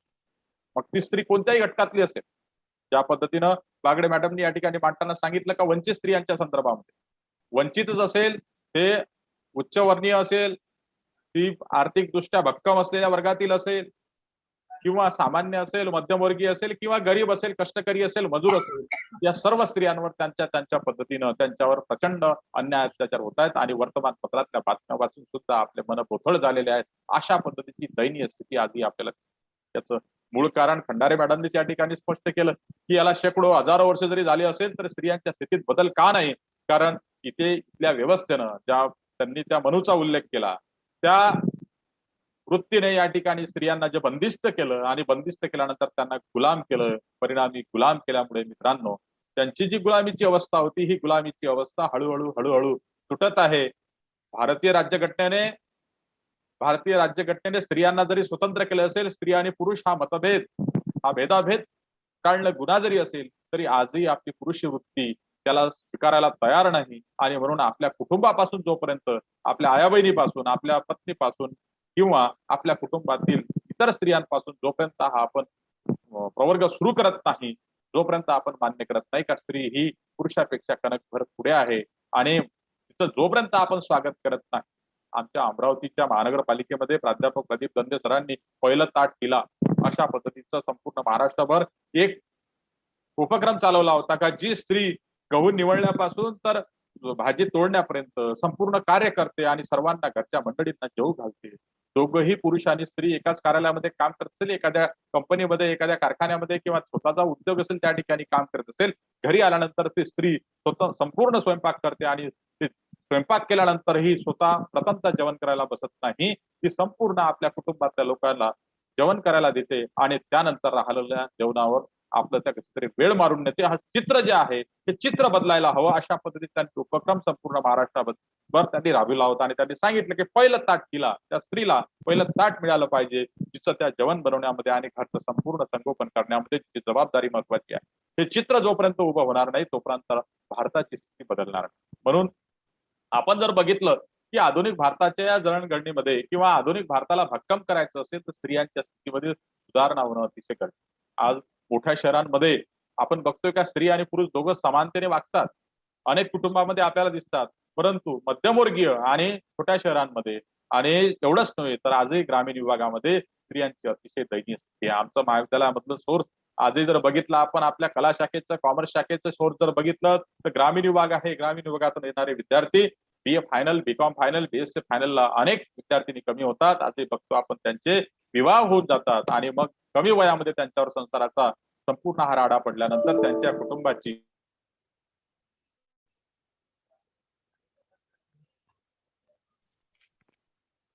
कुटुंबाची जी दयनीय स्थिती होते ती अतिशय वाईट होते. आणि म्हणून ही वाईट स्थितीपासून आपल्याला जर सावरायचं असेल तर स्त्रियांच्या स्थितीमध्ये बदल होणं गरजेचं आहे. जेव्हा बदल होईल तेव्हाच खऱ्या अर्थाने आधुनिक भारताच्या या जडणघडणीमध्ये स्त्रियांचं योगदान आपल्याला मोठ्या प्रमाणात दिसेल. अशा पद्धतीची मांडणी या ठिकाणी आपण बघतोय की ती आपल्या प्रीती बागडे मॅडम यांनी या ठिकाणी केलेली आहे. त्याचबरोबर आपण जर बघितलं की हा संपूर्ण प्रवास जर बघितला तर याचबरोबर बागडे मॅडमनी विशद करत असताना सांगितलंय की फुले शाहू आंबेडकर आणि महात्मा गांधी यांचं कार्य सुद्धा आधुनिक भारताच्या या उभारणीसाठी महत्वाचं आहे. त्यांनी त्याकरता महात्मा गांधींचे अनेक दाखले दिले. जर महात्मा गांधींना रेल्वेच्या डब्यातून काढून दिलं नसतं तर ते आफ्रिकेला गेले नसते, आणि अशी स्थिती जर महात्मा गांधी, अशी वेळ जर महात्मा गांधींवर आली नसती तर खरंच महात्मा गांधी या स्थितीमध्ये बदल करू शकले असते का, अशा पद्धतीचा विचार सुद्धा त्यांनी या ठिकाणी किंवा भारताच्या जडणघडणीमध्ये त्यांनी हा विचारसदी तर त्यांनी केला असता का किंवा योगदान दिलं असतं का, यावर सुद्धा त्यांनी प्रश्नार्थक उभं केलं. अतिशय सुंदर विवेचन या ठिकाणी बागडे मॅडमनी दिलेलं आहे. त्याचबरोबर रामटेके मॅडमनी प्रतिक्रिया देताना आपण बघितलं की त्यांनी अतिशय सुंदर प्रतिक्रिया या ठिकाणी विशद केल्या की ही कॉन्फरन्स कोणत्या आधारावर आज या ठिकाणी यशस्वी झाली आणि या परिषदेची यशस्वीता काय, यावर अतिशय सुंदर विवेचन त्यांनी सुद्धा केलेलं आहे. मित्रांनो, या समारोपीय सत्राच्या निमित्ताने मला या ठिकाणी एक दोन विचार सोडायचे होते, चर्चा अशी करायची होती. आपण बघितलं की भारताच्या या आधुनिक उभारणीमध्ये ज्या ज्या नेतृत्वाने आणि जनसामान्यांनी जे योगदान दिलेलं आहे ते अतिशय सुंदर आहे. आपण बघतोय की मग ते भारताच्या स्वातंत्र्याच्या पूर्वीचा टप्पा अनेक या आजच्या व्याख्यात्यांनी किंवा आजचे बीजभाषक आहेत प्रत्येक सत्राचे 17 अध्यक्ष आहे आणि या परिषदेमध्ये जे पेपर सादर करण्यात आलेले आहेत त्यावर अतिशय उत्तम विवेचन झालेलं आहे, म्हणून त्यावर मी त्याची पुनरावृत्ती करणार नाही. मात्र काही विषय जर आपण जर बघितलं, जसं भारताच्या उभारणीमध्ये किंवा भारताला घडवण्यामध्ये इंदिरा गांधींची महत्वाची भूमिका, जेव्हा तुम्हाला सर्वांना माहित आहे, आपण इतिहासाचे अभ्यासक आहात, संशोधक आहात आणि ग्रंथांचे रचनाकार आहात, आपल्याला सर्वांना माहित आहे की आधुनिक भारताच्या उभारणीमध्ये इंदिरा गांधींचं योगदान काय. तर जेव्हा भारताची फाळणी झाली आणि भारताची फाळणी झाल्यानंतर वारंवार भारताला पाकिस्तानकडून ज्या ज्या पद्धतीची पाकिस्तानने अवहेलना केली आणि वारंवार युद्ध लादले, आजही आपल्यावर दहशतवाद, आतंकवाद, नक्षलवाद याचा जो मोठ्या प्रमाणावर आपला प्रचंड खर्च होतोय आणि दहशतीमध्ये लोक जीवन जगतात. आजही आपण बघितलं सीमेवरचे लोक असतील की आता अनेक महाविद्यालयात, आमच्या महाविद्यालयातले अनेक विद्यार्थी सीमेवर आहेत, म्हणजेच नेहमी आर्मीमध्ये आहेत. आर्मीमध्ये ते विद्यार्थी सुट्टीवर रजेवर आल्यानंतर आपल्या समोर संवाद साधताना सांगतात का केव्हा मृत्यू जवळ करेल हे निश्चित सांगता येत नाही, असं चित्र आहे. मग असं चित्र जर असेल, जेव्हा मृत्यू केव्हा जवळ करेल हे सांगता येत नाही, तर इतकी दहशत या सैनिकांमध्ये आजही मोठ्या प्रमाणात आपल्याला दिसून येते. अशी दहशत निर्माण होण्याचं कारण काय? त्याचं मुख्य कारण आपल्याला माहित आहे की विधायक कार्य करण्यासाठी प्रचंड ऊर्जा लागते, परंतु ते उद्ध्वस्त करण्यासाठी फार ऊर्जेची गरज भासत नाही आणि ते उद्ध्वस्त करण्याचं काम आपल्याला माहित आहे आपले हितशत्रू राष्ट्र करत आहेत. त्याच पद्धतीचे दिवंगत इंदिरा गांधींनी या कायम शत्रूला वचक देण्याकरिता आपल्याला माहित आहे सर्वांना की त्यांनी जो पाकिस्तानचे जे 2 पार्ट होते, या पाकिस्तानच्या 2 पार्ट मधील एका पार्टला वेगळं केलं आणि पाकिस्तानचा कायमचा मोठा पार्ट बाजूला केलेला आपल्याला दिसून येतो. हा संपूर्ण प्रकार आपल्याला या ठिकाणी दिसतो. अशा पद्धतीचं योगदान इंदिरा गांधींचं आहे, म्हणजे त्यांचं कार्य फार मोठं आहे. परंतु भारताला घडवण्यासाठी जे काही धाडसी पाऊल पाहिजे होतं की पाकिस्तानचे 2 भाग करणे आणि त्यांच्यामध्येच त्या पद्धतीची दुही निर्माण करून, आज जर बघितलं दोन्ही पाकिस्तानचे, आज त्याचं नाव बांगलादेश आपल्याला सर्वांना माहित आहे, की दोन्ही पार्ट जर बघितले आपण तर दोन्ही पार्टचे विचार वेगळे, कार्य वेगळं आणि दोघांची शैली, संस्कृती बदलत आहे. ह्या संपूर्ण बाबी आपल्याला स्पष्टपणे दिसून येतात. यामध्ये इंदिरा गांधींचं महत्वपूर्ण योगदान आहे. आपण बघतोय की या आधुनिक भारताच्या उभारणीमध्ये आपल्या विदर्भवासियांचं सुद्धा ज्या पद्धतीनं बागडे मॅडमनी विशद करताना स्पष्टपणे सांगितलं की स्त्रियांचं योगदान किती महत्वपूर्ण आहे. विदर्भातल्या आणि या विशेषतः महाराष्ट्रातील काही स्त्रियांचा उल्लेख जर आपण केला तर संशोधकांनी, प्राध्यापकांनी याची दखल घेणं अतिशय गरजेचे आहे. आज या परिषदेमध्ये ज्या ज्या विषयावर या ठिकाणी विचार मंथन, चिंतन झालेलं आहे त्यामधील काही पैलू जे सुटलेले आहेत त्यावर मी बोलतोय की 12 ऑगस्ट 1942 ला नागपूर पासून काही अंतरावर असलेलं वरुड, या वरुडच्या बाजूला असलेलं कृष्णापूर, या कृष्णापूरची कृष्णाबाई रंगारी नावाची एक स्त्री एका शेतकऱ्याच्या ट्रॅक्टर मध्ये येते. अमरावतीला जेव्हा या ठिकाणी चलेजावचा लढा झाला, त्या अमरावतीच्या नगर वाचनालयाच्या बाजूला ज्या नगर परिषदचं कार्यालय होतं, कमिटीचं कार्यालय होतं, त्या कमिटीच्या कार्यालयाजवळ जेव्हा युनियन जॅक खाली उतरून तिरंगा फडकवण्याचा जेव्हा कार्यक्रम सुरू होता आणि इथल्या मेल्ड्रमने आणि क्रैतने, कमिशनर आणि डीएसपीने या जमावावर गोळीबार सुरू केला. या गोळीबारामध्ये जे लोक पळून जाण्यात यशस्वी झाले ते पळून गेले, मात्र कृष्णाबाई रंगारीने निधड्या छातीवर 2 गोळ्या ठेलून घेतल्यात आणि ती धारातीर्थ पडली. पोलिसांनी याचा थांग पत्ता इथल्या जमावाला होऊ नये म्हणून तिचं प्रेत उचलला आणि अमरावतीच्या तुरुंगाच्या बाजूला तिचं अंतिम संस्कार केला, तिला दफन केलं त्या स्त्रीला. कारण अगदी जर दिलं तर अंधारा रात्री हा माहीत पडेल आणि म्हणून त्या ठिकाणी तिला दफन केलं. याचं जेल रेकॉर्ड मध्ये उल्लेख आहे, परंतु कोणत्याही वर्तमानपत्रामध्ये त्याचा उल्लेख नव्हता. अशा पद्धतीचं ज्या ज्या लोकांनी या आधुनिक भारताच्या उभारणीसाठी योगदान दिलं, ज्यांचं कार्याची ओळख समाजापर्यंत झाली नाही, त्यांची ओळख करून देणं हे आपलं कर्तव्य आहे. तेव्हाच खऱ्या अर्थाने या आधुनिक भारताच्या जडणघडणीमध्ये ज्या ज्या लोकांनी योगदान दिलं त्यांच्या कार्याची प्रेरणा घेऊन अनेक तरुण पुढे येतील, अन्यथा कोणीही पुढे येणार नाही. आपल्या पंचकुशीमध्ये ज्या ज्या लोकांनी काम केलं त्या पंचकुशीतल्या लोकांचा उल्लेख जर आपण आपल्या विद्यार्थ्यांच्या मनावर जर बिंबवला, त्यांच्या समोर जर वारंवार आपल्या व्याख्यानाच्या माध्यमातून, या कार्यक्रमांच्या माध्यमातून किंवा चित्रफितीच्या माध्यमातून, महाविद्यालयातील विविध उपक्रमाच्या माध्यमातून जर आपण जर बिंबवला तर त्या तरुणांना प्रेरणा मिळेल. आणि आज ज्या तरुणांची भारताला गरज आहे, आज भारतावर ज्या ज्या पद्धतीनं चौफेर आपल्याला माहित आहे, ज्ञात आहे की चौफेर चारही बाजूंनी भारतावर संकटांची मालिका सुरू होत आहे. आणि म्हणून या तरुणांना सजग करणे, या तरुणांना या सर्व संकटांपासून वाचवण्याकरिता किंवा या जसं बसस्थानकावर जर बघितलं तर एखादी बेवारत जर बॅग पडली असेल, रेल्वे स्टेशनवर बेवारत जर बॅग पडली असेल, तर एखादा आपल्या महाविद्यालयाचा तरुण असेल किंवा ज्याला खऱ्या अर्थाने आपण संस्कारित केलेल्या अशा तरुणांनी जर बॅग जर बघितली तर त्या ठिकाणी पोलिसला माहिती देणे, एखादा झालेला अपघात असेल तर पोलिसला माहिती देणे, एखाद्या अपघात झालेल्या व्यक्तीला रक्त देणे, या छोट्या मोठ्या गोष्टीपासून जरी विचार जर केला तर भारताची खऱ्या अर्थाने जी व्यर्थ बाबीवर ऊर्जा खर्च होत आहे ते ऊर्जा साबूत राहील, आणि ही ऊर्जा साबूत राहील तर भारत जगामध्ये बलाढ्य राष्ट्र झाल्याशिवाय राहणार नाही. अशा पद्धतीचा विचार आपण प्रत्येक संशोधकाने प्राध्यापकाने जर केला, तर असे तरुण जर घडविले तर अतिशय उत्तम कार्य होईल. आपण बघतोय की याचबरोबर तुम्हाला सर्वांना माहित आहे का, ब्रिटिशांनी जसं बागडे मॅडमनी या ठिकाणी चांगले विचार सोडलेले आहेत.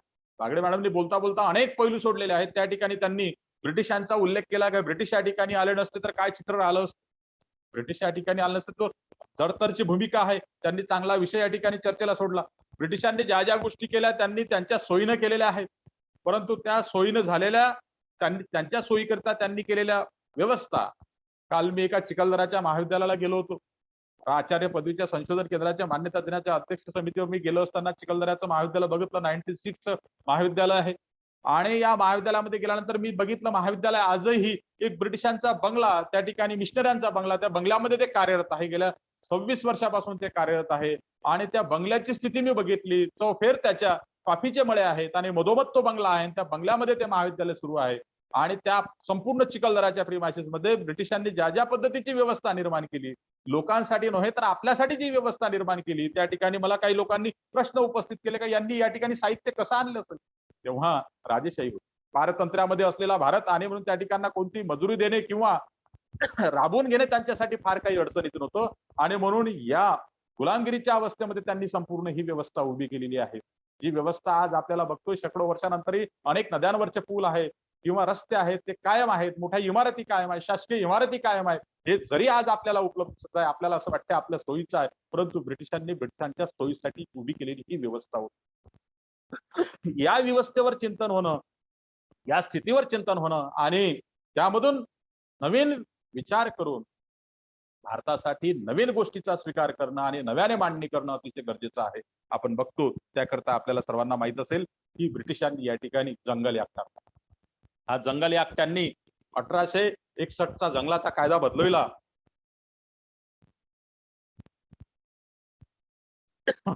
हा जंगलाचा कायदा बदलवल्यानंतर ब्रिटिशांनी काय केलं असेल तर जंगलावर कर लावला, मोठ्या प्रमाणावर कर लावला. कर लावल्यानंतर या जंगलावर आधारित असलेल्या ज्या वन्य जमाती होत्या, जंगलावर आधारित असलेल्या ज्या बंजारा समूह होता, ज्या बंजारा समूहाकडे लाखो बैल होते, ज्या लाखो बैलांच्या आधारावर त्यांच्या तांडा संस्कृती उदयाला आली होती. दळणवळणाचं काम त्यांच्याकडे होतं. इथली काही ज्वारी असेल तर गुजरातमध्ये नाही, गुजरात मधला जो काही कापूस असेल तो इथे आणणे, तिकडचा गहू इकडे आणणे, तिथला ऊस साखर इकडे आणणे, इथल्या वस्तू जे काही असेल तूर डाळ वगैरे त्या ठिकाणी पोहोचवणे, या पद्धतीचं दळणवळणाचं काम ते करत होते. ही पारंपरिक व्यवस्था ब्रिटिशांनी आपल्या सोयीसाठी मोडकळीस आणली. आधुनिक भारताच्या उभारणीसाठी जरी सोयीचं झालं असेल, परंतु त्यांच्यासाठी त्या पद्धतीचं पर्यायी उदरनिर्वाहाचं साधन ब्रिटिशांनी उभं कदापि केलं नाही. आणि म्हणून तुम्हाला सर्वांना कल्पना असेल की बंजारा जनसमूह, वन्य जमाती आज ज्या मोठ्या प्रमाणावर आपल्याला बघतोय, वन्य जमातींमध्ये ज्या पद्धतीची आजही आक्रमकता दिसते, ज्यामधून अनेक चळवळी उभ्या झालेल्या आहेत, त्या चळवळीवर आपण भाष्य करणार नाही. त्या चळवळी का उभ्या झाल्या तुम्हाला सर्वस्व माहित आहे, ज्ञात आहे. परंतु ह्या ज्या चळवळी सर्व उभ्या झाल्या, या चळवळीच्या मुळाशी जर बघितलं आपण, यांचा रोजगार गेलेला असेल. माझं महाविद्यालय ज्या ठिकाणी उभं आहे त्या ठिकाणी विजय मिल नावाचं मिल उभं होतं. मिल बंद पडल्यानंतर त्यातल्या विजय मिल मधल्या कामगारांनी चोरी सपाट्याचे काम सुरू केले, रेल्वे मधल्या चोरी करणं सुरू केला. झपाट्यानं त्या परिसरामध्ये चोरीचा प्रकार वाढला. जर विजय मिल बंद पडल्यानंतर त्या ठिकाणच्या कामगारांना जर त्या पद्धतीचा रोजगार उपलब्ध करून दिला असता तर त्या ठिकाणाहून चोरांची निर्मिती झाली नसती. परिणामी भारतात ही प्रशासन व्यवस्था मोडकळीस आली नसती किंवा ज्याला आपण म्हणतो अस्ताव्यस्त झाली नसती. याच पद्धतीचं या बंजारा समूहाच्या संदर्भामध्ये झालं. यांनी दळणवळण रेल्वे आणली, मात्र ब्रिटिशांचा बंजारांचा जो व्यवसाय गेला त्या परिणामी बंजारांनी चोरे चपाट्या सुरू केले, दरोडे टाकणं सुरू केले. परिणामी यांना गुन्हेगारी जमात घोषित केला. आजही आपण बघतोय की बंजारा समूहामधील मोठा समूह हा शासकीय कार्यालयामध्ये आपल्याला दिसतोय की मोठ्या मोठ्या हुद्द्याच्या पदावर आहे, परंतु तांडा संस्कृतीमधला विचार जर केला तर आजही आपण बघतो का त्या ठिकाणच्या तांडा संस्कृतीमधले स्त्री आणि पुरुष आजही व्यसनाच्या अधीन गेलेले आहेत, दारूला जवळ केलेला आपल्याला दिसतो. किंवा या वन्य जमातीच्या संदर्भात जरी विचार केला तर त्या आपले पारंपरिक व्यवसायावरच आजही अवलंबून आहेत, शिक्षणापासून कोसत दूर आहेत. याला सर्वस्वी जबाबदार कोण असेल तर ब्रिटिश आहेत. आणि म्हणून या आधुनिक भारताच्या आधुनिक भारताच्या जळणघडणीचा विचार केला किंवा आधुनिक भारताला घडवण्याचा विचार जर केला तर मित्रांनो, आपल्याला यावर कार्य करणं, संशोधन करणं, लिखाण करणं, त्याचं प्रबोधन करणं आणि त्यांचं प्रबोधन करून त्यांच्या जनजागृती करणं आणि त्यांना मुख्य प्रवाहात आणणे हे आपलं परम कर्तव्य आहे. हे जर कार्य आपण उत्तम रीतीने जर केलं तर आधुनिक भारत, एक संघ भारत उभा करण्यासाठी वेळ लागणार नाही. तो भारत उभा करण्याची जबाबदारी आपली प्राध्यापकांची आहे. कारण सर्वात मोठं छत्र लेखन आणि वक्तव्य, म्हणजेच वर्गातलं वक्तव्य असेल, ते परिषदेमधलं वक्तव्य असेल किंवा सार्वजनिक ठिकाणचं वक्तव्य असेल किंवा लेखनी असेल किंवा संशोधन असेल, हे उत्तम कार्य प्राध्यापकांकडे आहे, संशोधकांकडे आहे. हे कार्य जर आपण उत्तम रीतीने आणि प्रामाणिकपणे जर केलं तर भारतामधील जो समाज व्यक्ती नाही, ज्या समाजावर अन्याय झालेला आहे त्या समाजामध्ये जनजागृती करून त्यांना मुख्य प्रवाहात आणण्याचं काम आपण करू शकतो. हे कार्य जर झालं तर आधुनिक भारत नव्हे तर जगामधील प्रथम दर्जाचं राष्ट्र, ज्याला म्हणतो आपण महासत्ता राष्ट्र, भारत झाल्याशिवाय राहणार नाही.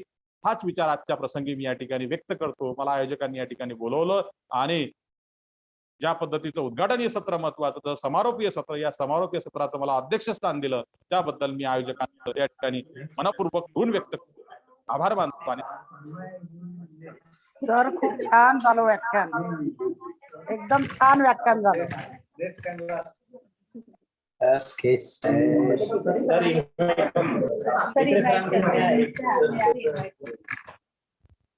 Thank you so much, Dr. Bansal, sir, for your precious work. Sir elaborated in his views that the women's condition is too miserable in modern India, and we, as a rationalist, have responsibility to change this scenario. Gender discrimination is still prevalent in modern India. He propagated the concept of gender equity for leading India towards the development. He said that we should bring to the history of the marginalized people, which was sidelined by the mainstream study. Thank you so much, Dr. Bansal, sir. Ladies and gentlemen, we have reached the conclusion of the valedictory session of this conference. So I request Honorable Professor Dr. B.R. Muske, sir, to call a formal vote of thanks of the valedictory session. Professor Dr. B.R. Muske, sir.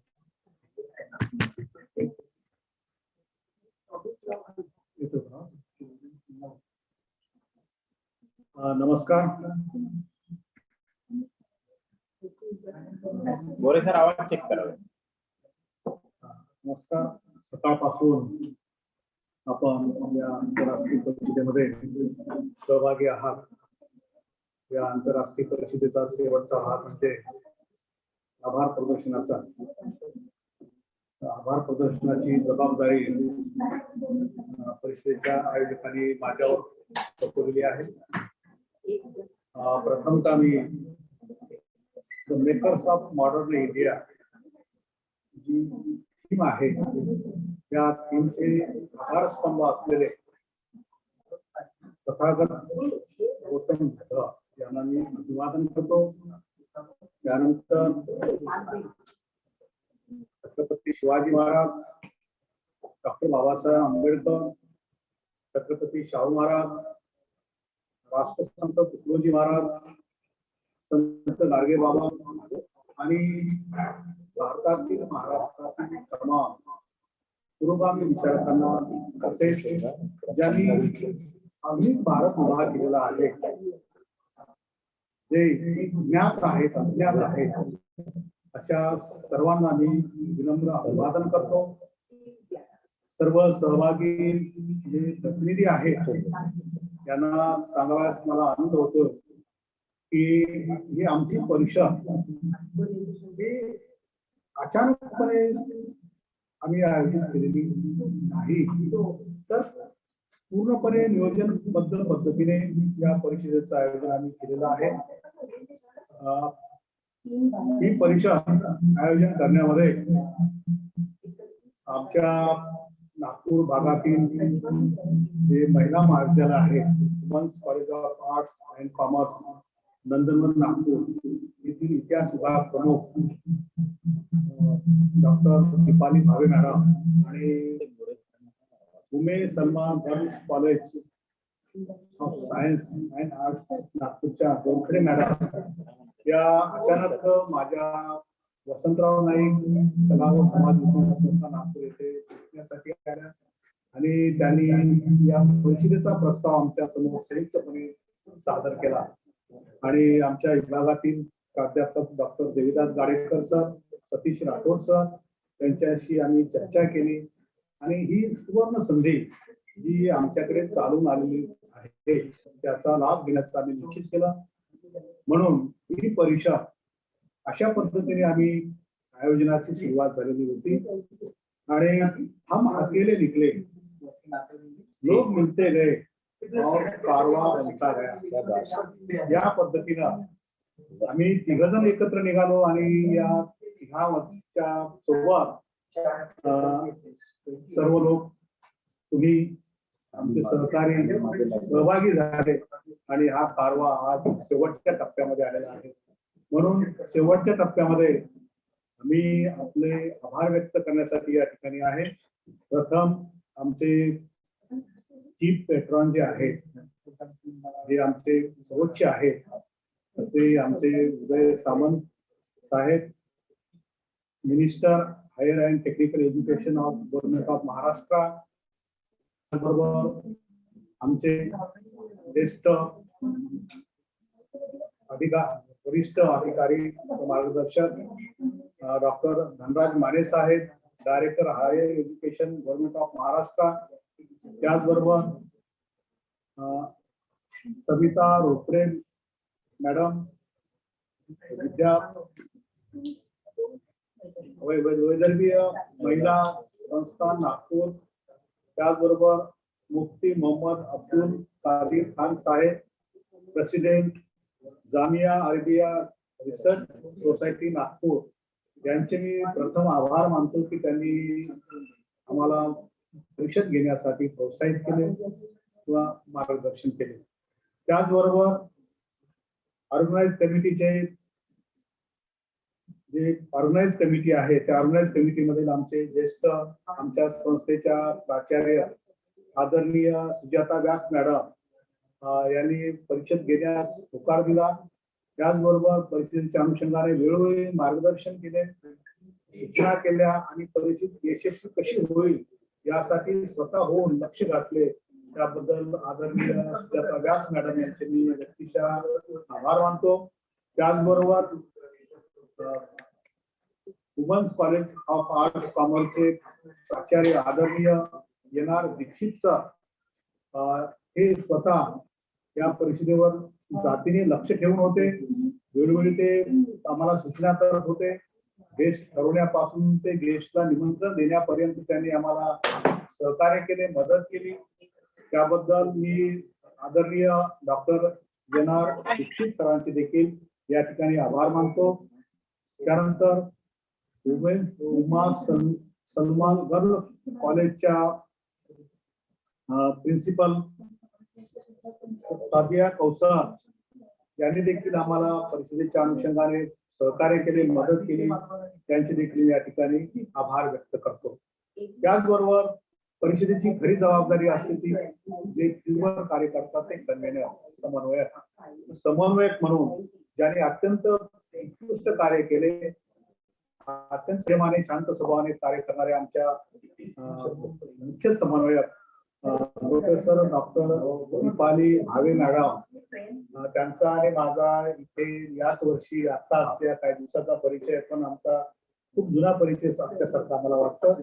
म्हणून दीपाली भावे madam यांनी अत्यंत शांत संयमी स्वभावाने आणि अत्यंत सकारात्मक भूमिका घेऊन या ठिकाणी परिषदेच्या आयोजनासाठी भूमिका बजावली. त्यामुळे सर्व परिषदेच्या सदस्यांच्या वतीनं आमच्या मुख्य समन्वयक दीपाली भावे मॅडम यांचे मी आभार मानतो. त्याचबरोबर आमच्या विभागातले दुसरे समन्वयक तरुण आणि तरफदार असलेले डॉक्टर सतीश राठोड सर, की त्यांना काहीतरी करून दाखवण्याची जिद्द त्यांच्यामध्ये आहे आणि त्या आलेल्या संधीचं ते सोनं करतात आणि त्यांनी ही परिषद घेण्यामध्ये खूप मोलाची भूमिका बजावली. आणि मला विश्वास निर्माण झाला, आमचे डायरेक्टर सर आहे त्यांनाही विश्वास निर्माण झाला की आपण चांगल्या पद्धतीने अशी आयोजन करू शकतो ही सुरुवात आहे आणि यानंतरही आम्ही अशा पद्धतीची चांगली आयोजन करू शकतो असं आम्हाला या माध्यमातून समजलं. म्हणून सतीश राठोड सरांचे देखील मी या ठिकाणी आभार व्यक्त करतो. नागपूरमध्ये जे माझ्या चिरपरिचित काही व्यक्ती आहेत त्यामध्ये जुन्या परिचित असलेल्या सुजाता गोडखडे मॅडम यांचा त्यांच्याशी नेहमीच संवाद असतो. एक हसतमुख व्यक्तिमत्व आणि सर्वांना मदत करणारं व्यक्तिमत्व म्हणून त्यांच्याकडे पाहतो. परिषदेच्या निमित्तानं त्यांचा सहवास लाभला आणि चांगली मैत्री झाली असं मला म्हणावं लागेल. आणि या निमित्तानं त्यांच्यामध्ये जे नेतृत्व गुण आहेत ते देखील दिसून आले आणि परिषदेच्या यशस्वीतेसाठी त्यांनी खूप मेहनत घेतली. अनेक व्यक्तीच्या फोन केले, संवाद साधला आणि परिषद यशस्वी करण्यासाठी त्यांनी आम्हाला सहकार्य केलं. त्याबद्दल मी सुजाता गोडखडे मॅडम यांचे आभार व्यक्त करतो.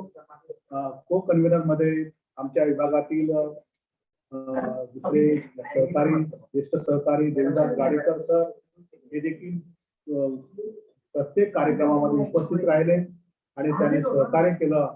आयोजनामध्ये महत्वाची भूमिका बजावली म्हणून गाडेकर सरांचे देखील मी आभार व्यक्त करतो. त्यानंतर अभिजित मेंढे सर जे आमचे सहकारी होते पण बदली होऊन ते अमरावतीला गेले. खरं तर त्यांच्याकडे आजच्या मुख्य कार्यक्रमाच्या संचलनाची जबाबदारी होती पण ते काही कारणामुळे त्यांना ते शक्य झालं नाही. तरीही त्यांनी एका कार्यक्रमाचं सूत्रसंचलन केलं व परिषदेच्या विविध कार्याला मार्गदर्शन केलं. त्याबद्दल मी अभिजित मेंढे सरांचं आभार व्यक्त करतो. त्यानंतर आशिष सेडे सरांचे मी आभार व्यक्त करतो. त्यानंतर मंगेश श्याम कोरे हे IQC कॉर्डिनेटर आहे. त्यानंतर दुर्गेश वासनिक हे IQC कॉर्डिनेटर आहेत प्रस्तुत दोन्ही महाविद्यालयाचे, त्यांचेही मी या ठिकाणी आभार मानतो. त्याचबरोबर आमच्या वसंतराव नाईक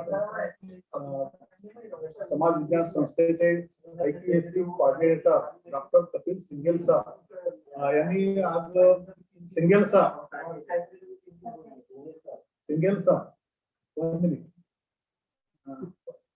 आमचे IQC coordinator doctor Kapil single sir यांनी आज दुहेरी भूमिका बजावलेली आहे. आमचे पहिल्या सत्राचे जे सूत्रसंचलन करणारे होते ते काही कारणास्तव ते करू शकत नव्हते पण अगदी वेळेवर कपिल सिंगेल सरांनी ही सूत्र हाती घेतली आणि त्यांना कार्यव्यस्तता असतानाही त्यांनी अत्यंत चांगल्या पद्धतीने सूत्रसंचलन केले आणि आम्हाला परिस्थितीच्या संदर्भातही मार्गदर्शन केले. त्याबद्दल मी कपिल सिंगेल सरांचं या ठिकाणी आभार व्यक्त करतो. त्याचबरोबर पहिल्या सत्राचे अध्यक्ष डॉक्टर संदेश वाघ सर जे आम्हाला नेहमी मार्गदर्शन करत असतात, आज देखील त्यांनी उत्कृष्ट मार्गदर्शन केले. त्याबद्दल त्यांचे मी या ठिकाणी आभार व्यक्त करतो. त्यानंतर उद्घाटक म्हणून आलेले आमच्या विभागाचे सहसंचालक डॉक्टर संजय ठाकरे सर यांचे मी आभार व्यक्त करतो. त्याचबरोबर मुख्य अतिथी म्हणून लाभलेले doctor Subhash Chaudhari sir RTM Nagpur university नागपूरचे गुरु यांनी वेळातला वेळ काढून या ठिकाणी उपस्थिती दर्शवली व मार्गदर्शन केले. त्याबद्दल मी त्यांचे आभार व्यक्त करतो. त्याचबरोबर keynote address doctor Shyam Korti यांनी अत्यंत अभ्यासपूर्ण विचार मांडले व आधुनिक भारताच्या उभारणीमध्ये ज्यांचे योगदान आहे त्यांना न्याय देण्याचा प्रयत्न केला. त्यामुळे श्याम कोरटी सरांचे देखील या ठिकाणी आभार व्यक्त करतो.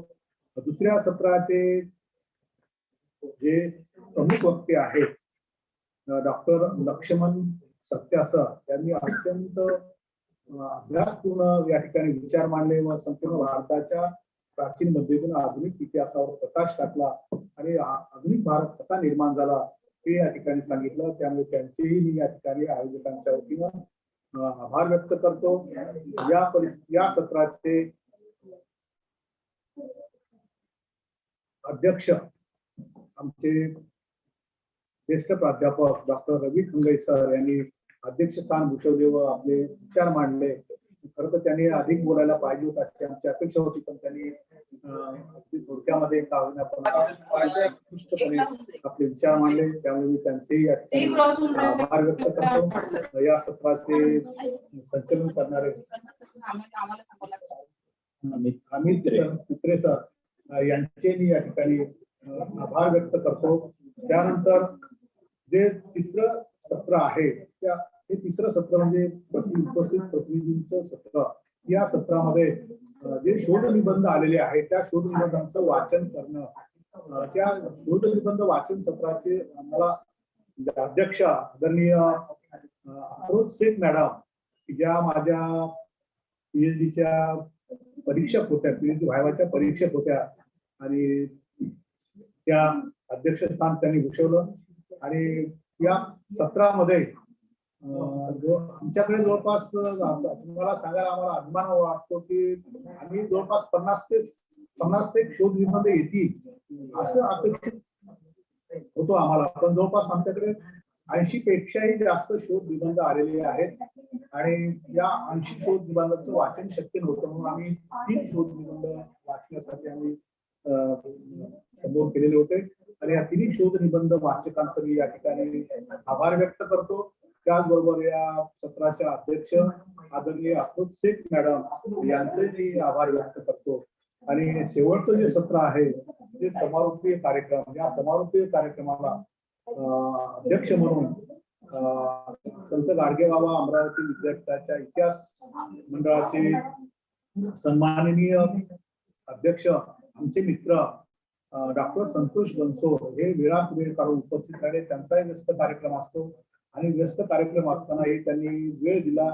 सकाळपासून ते आपल्या कार्यक्रमामध्ये ऑनलाईन उपस्थित आहेत. त्याचबरोबर त्यांनी आपल्या अध्यक्ष भाषणातून अत्यंत पक्षाच्या वक्तव्यांचं अत्यंत वचूकपणे विश्लेषण केलं. त्याचबरोबर नवी मांडणी केली, नवे विचार मांडले, ते अत्यंत प्रेरणादायी आहे. म्हणून डॉक्टर संतोष बनसोड सर यांचे मी या ठिकाणी आभार व्यक्त करतो. आणि या सत्राच्या सन्माननीय वक्त्या आहेत कीर्ती खंडारे बागडे मॅडम, हरिसिंग गोल युनिव्हर्सिटी एमपी, यांनी अत्यंत प्रभावीपणे आपले विचार मांडले आणि आम्हाला प्रबोधित केले. त्यांचे विचार आधुनिक भारताच्या उभारणीसाठी मार्गदर्शक ठरतील म्हणून डॉक्टर कीर्ती खंडारे मॅडम यांचे पण मी या ठिकाणी आभार व्यक्त करतो. त्याचबरोबर या परिषदेचे ॲडवायझरी नॅशनल ॲडवायझरी कमिटीचे मेंबर, त्याचबरोबर स्टेट ॲडवायझरी कमिटीचे मेंबर, त्यानंतर टेक्निकल कमिटीचे मेंबर, या टेक्निकल कमिटीचे मेंबर यांचे मी आभार व्यक्त करताना आम्हाला विशेष उल्लेख करावा लागेल. टेक्निकल कमिटीमध्ये आमचे आशिष सेंडे सर होते, पण ते डिप्रेशन असल्यामुळे उपस्थित राहू शकले नाहीत. परंतु खऱ्या अर्थाने टेक्निकल कमिटीमध्ये आज आम्हाला जे सहकार्य केलं ते अविनाश तलमले भूगोल विभागाचे प्राध्यापक आहेत आणि त्यांनी या ठिकाणी अत्यंत टेक्निकल बाजू उत्कृष्टपणे सांभाळल्या. ज्या अडचणी आल्या सुरुवातीला त्या त्यांनी दूर केल्या व नंतरच्या अडचणी त्यांनी दूर केल्या. आणि आमचे दुसरे जे सहकारी आहेत संगीत विषयातील प्राध्यापक डॉक्टर भूषरत्न लिहितकर सर यांनी तर फोटोग्राफर जसा एखाद्या लग्न कार्यामध्ये कार्य करतो त्या पद्धतीने संपूर्ण आम्हाला ऑनलाईन मदत केलेली आहे, प्रत्यक्ष म्हणजे फील्डवर मदत केलेली आहे. आणि ते आम्ही प्राध्यापकांनी विसरून गेलो आणि त्यांनी अत्यंत उत्कृष्टपणे आम्हाला पूर्ण दिवसभर या ठिकाणी मदत केली. म्हणून doctor Lihitkar sir, doctor Talmale sir यांचे मी आभार व्यक्त करतो. प्रफुल्ल राजूवाडे सरांची आम्हाला नंतर मदत लागणार आहे. शोध निबंध जेव्हा आम्हाला प्रसिद्ध करायचे आहे त्यावेळेस आम्ही टेक्निकल कमिटीमध्ये आहेत, त्यांची पण आभार व्यक्त करतो. त्याचबरोबर अमित तलमले हे तरुण विद्यार्थी संशोधक प्राध्यापक यांनी आम्हाला सुरुवातीपासून पत्रिका बनवण्यापासून मदत केली त्यांच्या व्यस्त वेळामध्ये तरी. आणि आजही त्यांनी 2 सत्राचं सूत्रसंचलन केलं. म्हणून त्यांचे विशेष आभार या ठिकाणी मी व्यक्त करतो. त्यानंतर नागपूर विभागातील जे बोर्ड ऑफ स्टडीचे मेंबर आहेत, Sharadji Gavre sir, Ratnapal Bhavne sir, Namdev Hatwar sir, G K. Mane sir, Prakash Pawar sir, Yugi Sawant sir, Mahendra Gaikwad sir, Satish Chaple sir, Sushilta Mishra, Chandraraoji Chandan Khede, doctor Hebalkar, या सर्वांचे मी या ठिकाणी आभार व्यक्त करतो. त्याचबरोबर युनिव्हर्सिटी प्रोफेसर आहेत, त्या सर्वांचे आभार व्यक्त करतो. सब कमिटी आम्ही बनवल्या होत्या, त्या सर्वांचे आभार व्यक्त करतो. त्याचबरोबर आमच्या विभागातील प्राध्यापक डॉक्टर लक्ष्मण गोरे सर, त्याचबरोबर सूर्यवंशी आनंद आणि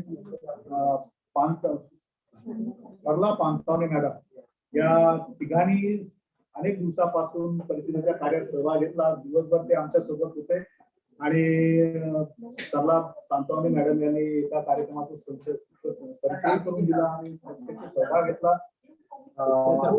त्यामुळे त्यांचा मी या ठिकाणी व्यक्तिशः व परिषदेच्या वतीने आभारी आहे. त्याचबरोबर आमच्या शेजारच्या विभागातील डॉक्टर राजेश शास्त्री विभाग, डॉक्टर राहुल बागवे सर, माजी सहसंचालक उच्च शिक्षण विभाग, त्यानंतर मीता रामटेके मॅडम यांनी या ठिकाणी परिषदेच्या यशस्वीबद्दल सांगितले, त्याबद्दल मी त्यांचा या ठिकाणी आभारी आहे.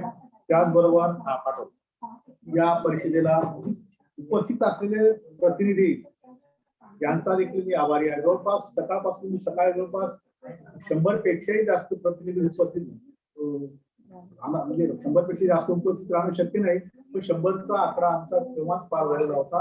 आम्हाला थांबवावं लागलं.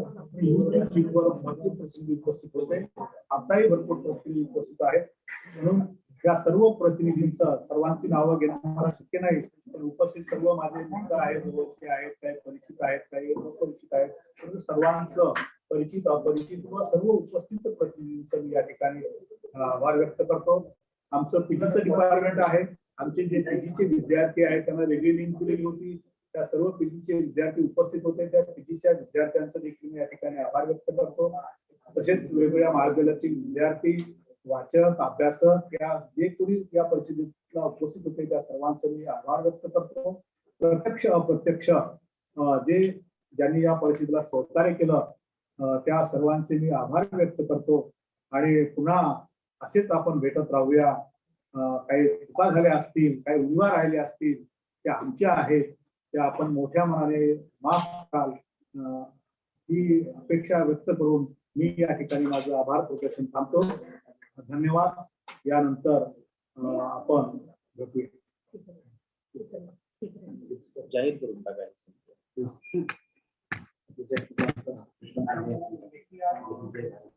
Thank you so much, Dr. B.R. Masti, sir. In this way, we have successfully concluded conference that is entitled as the Makers of Modern India, the people and their leaders. Thank you so much, all the dignitaries, intellectuals,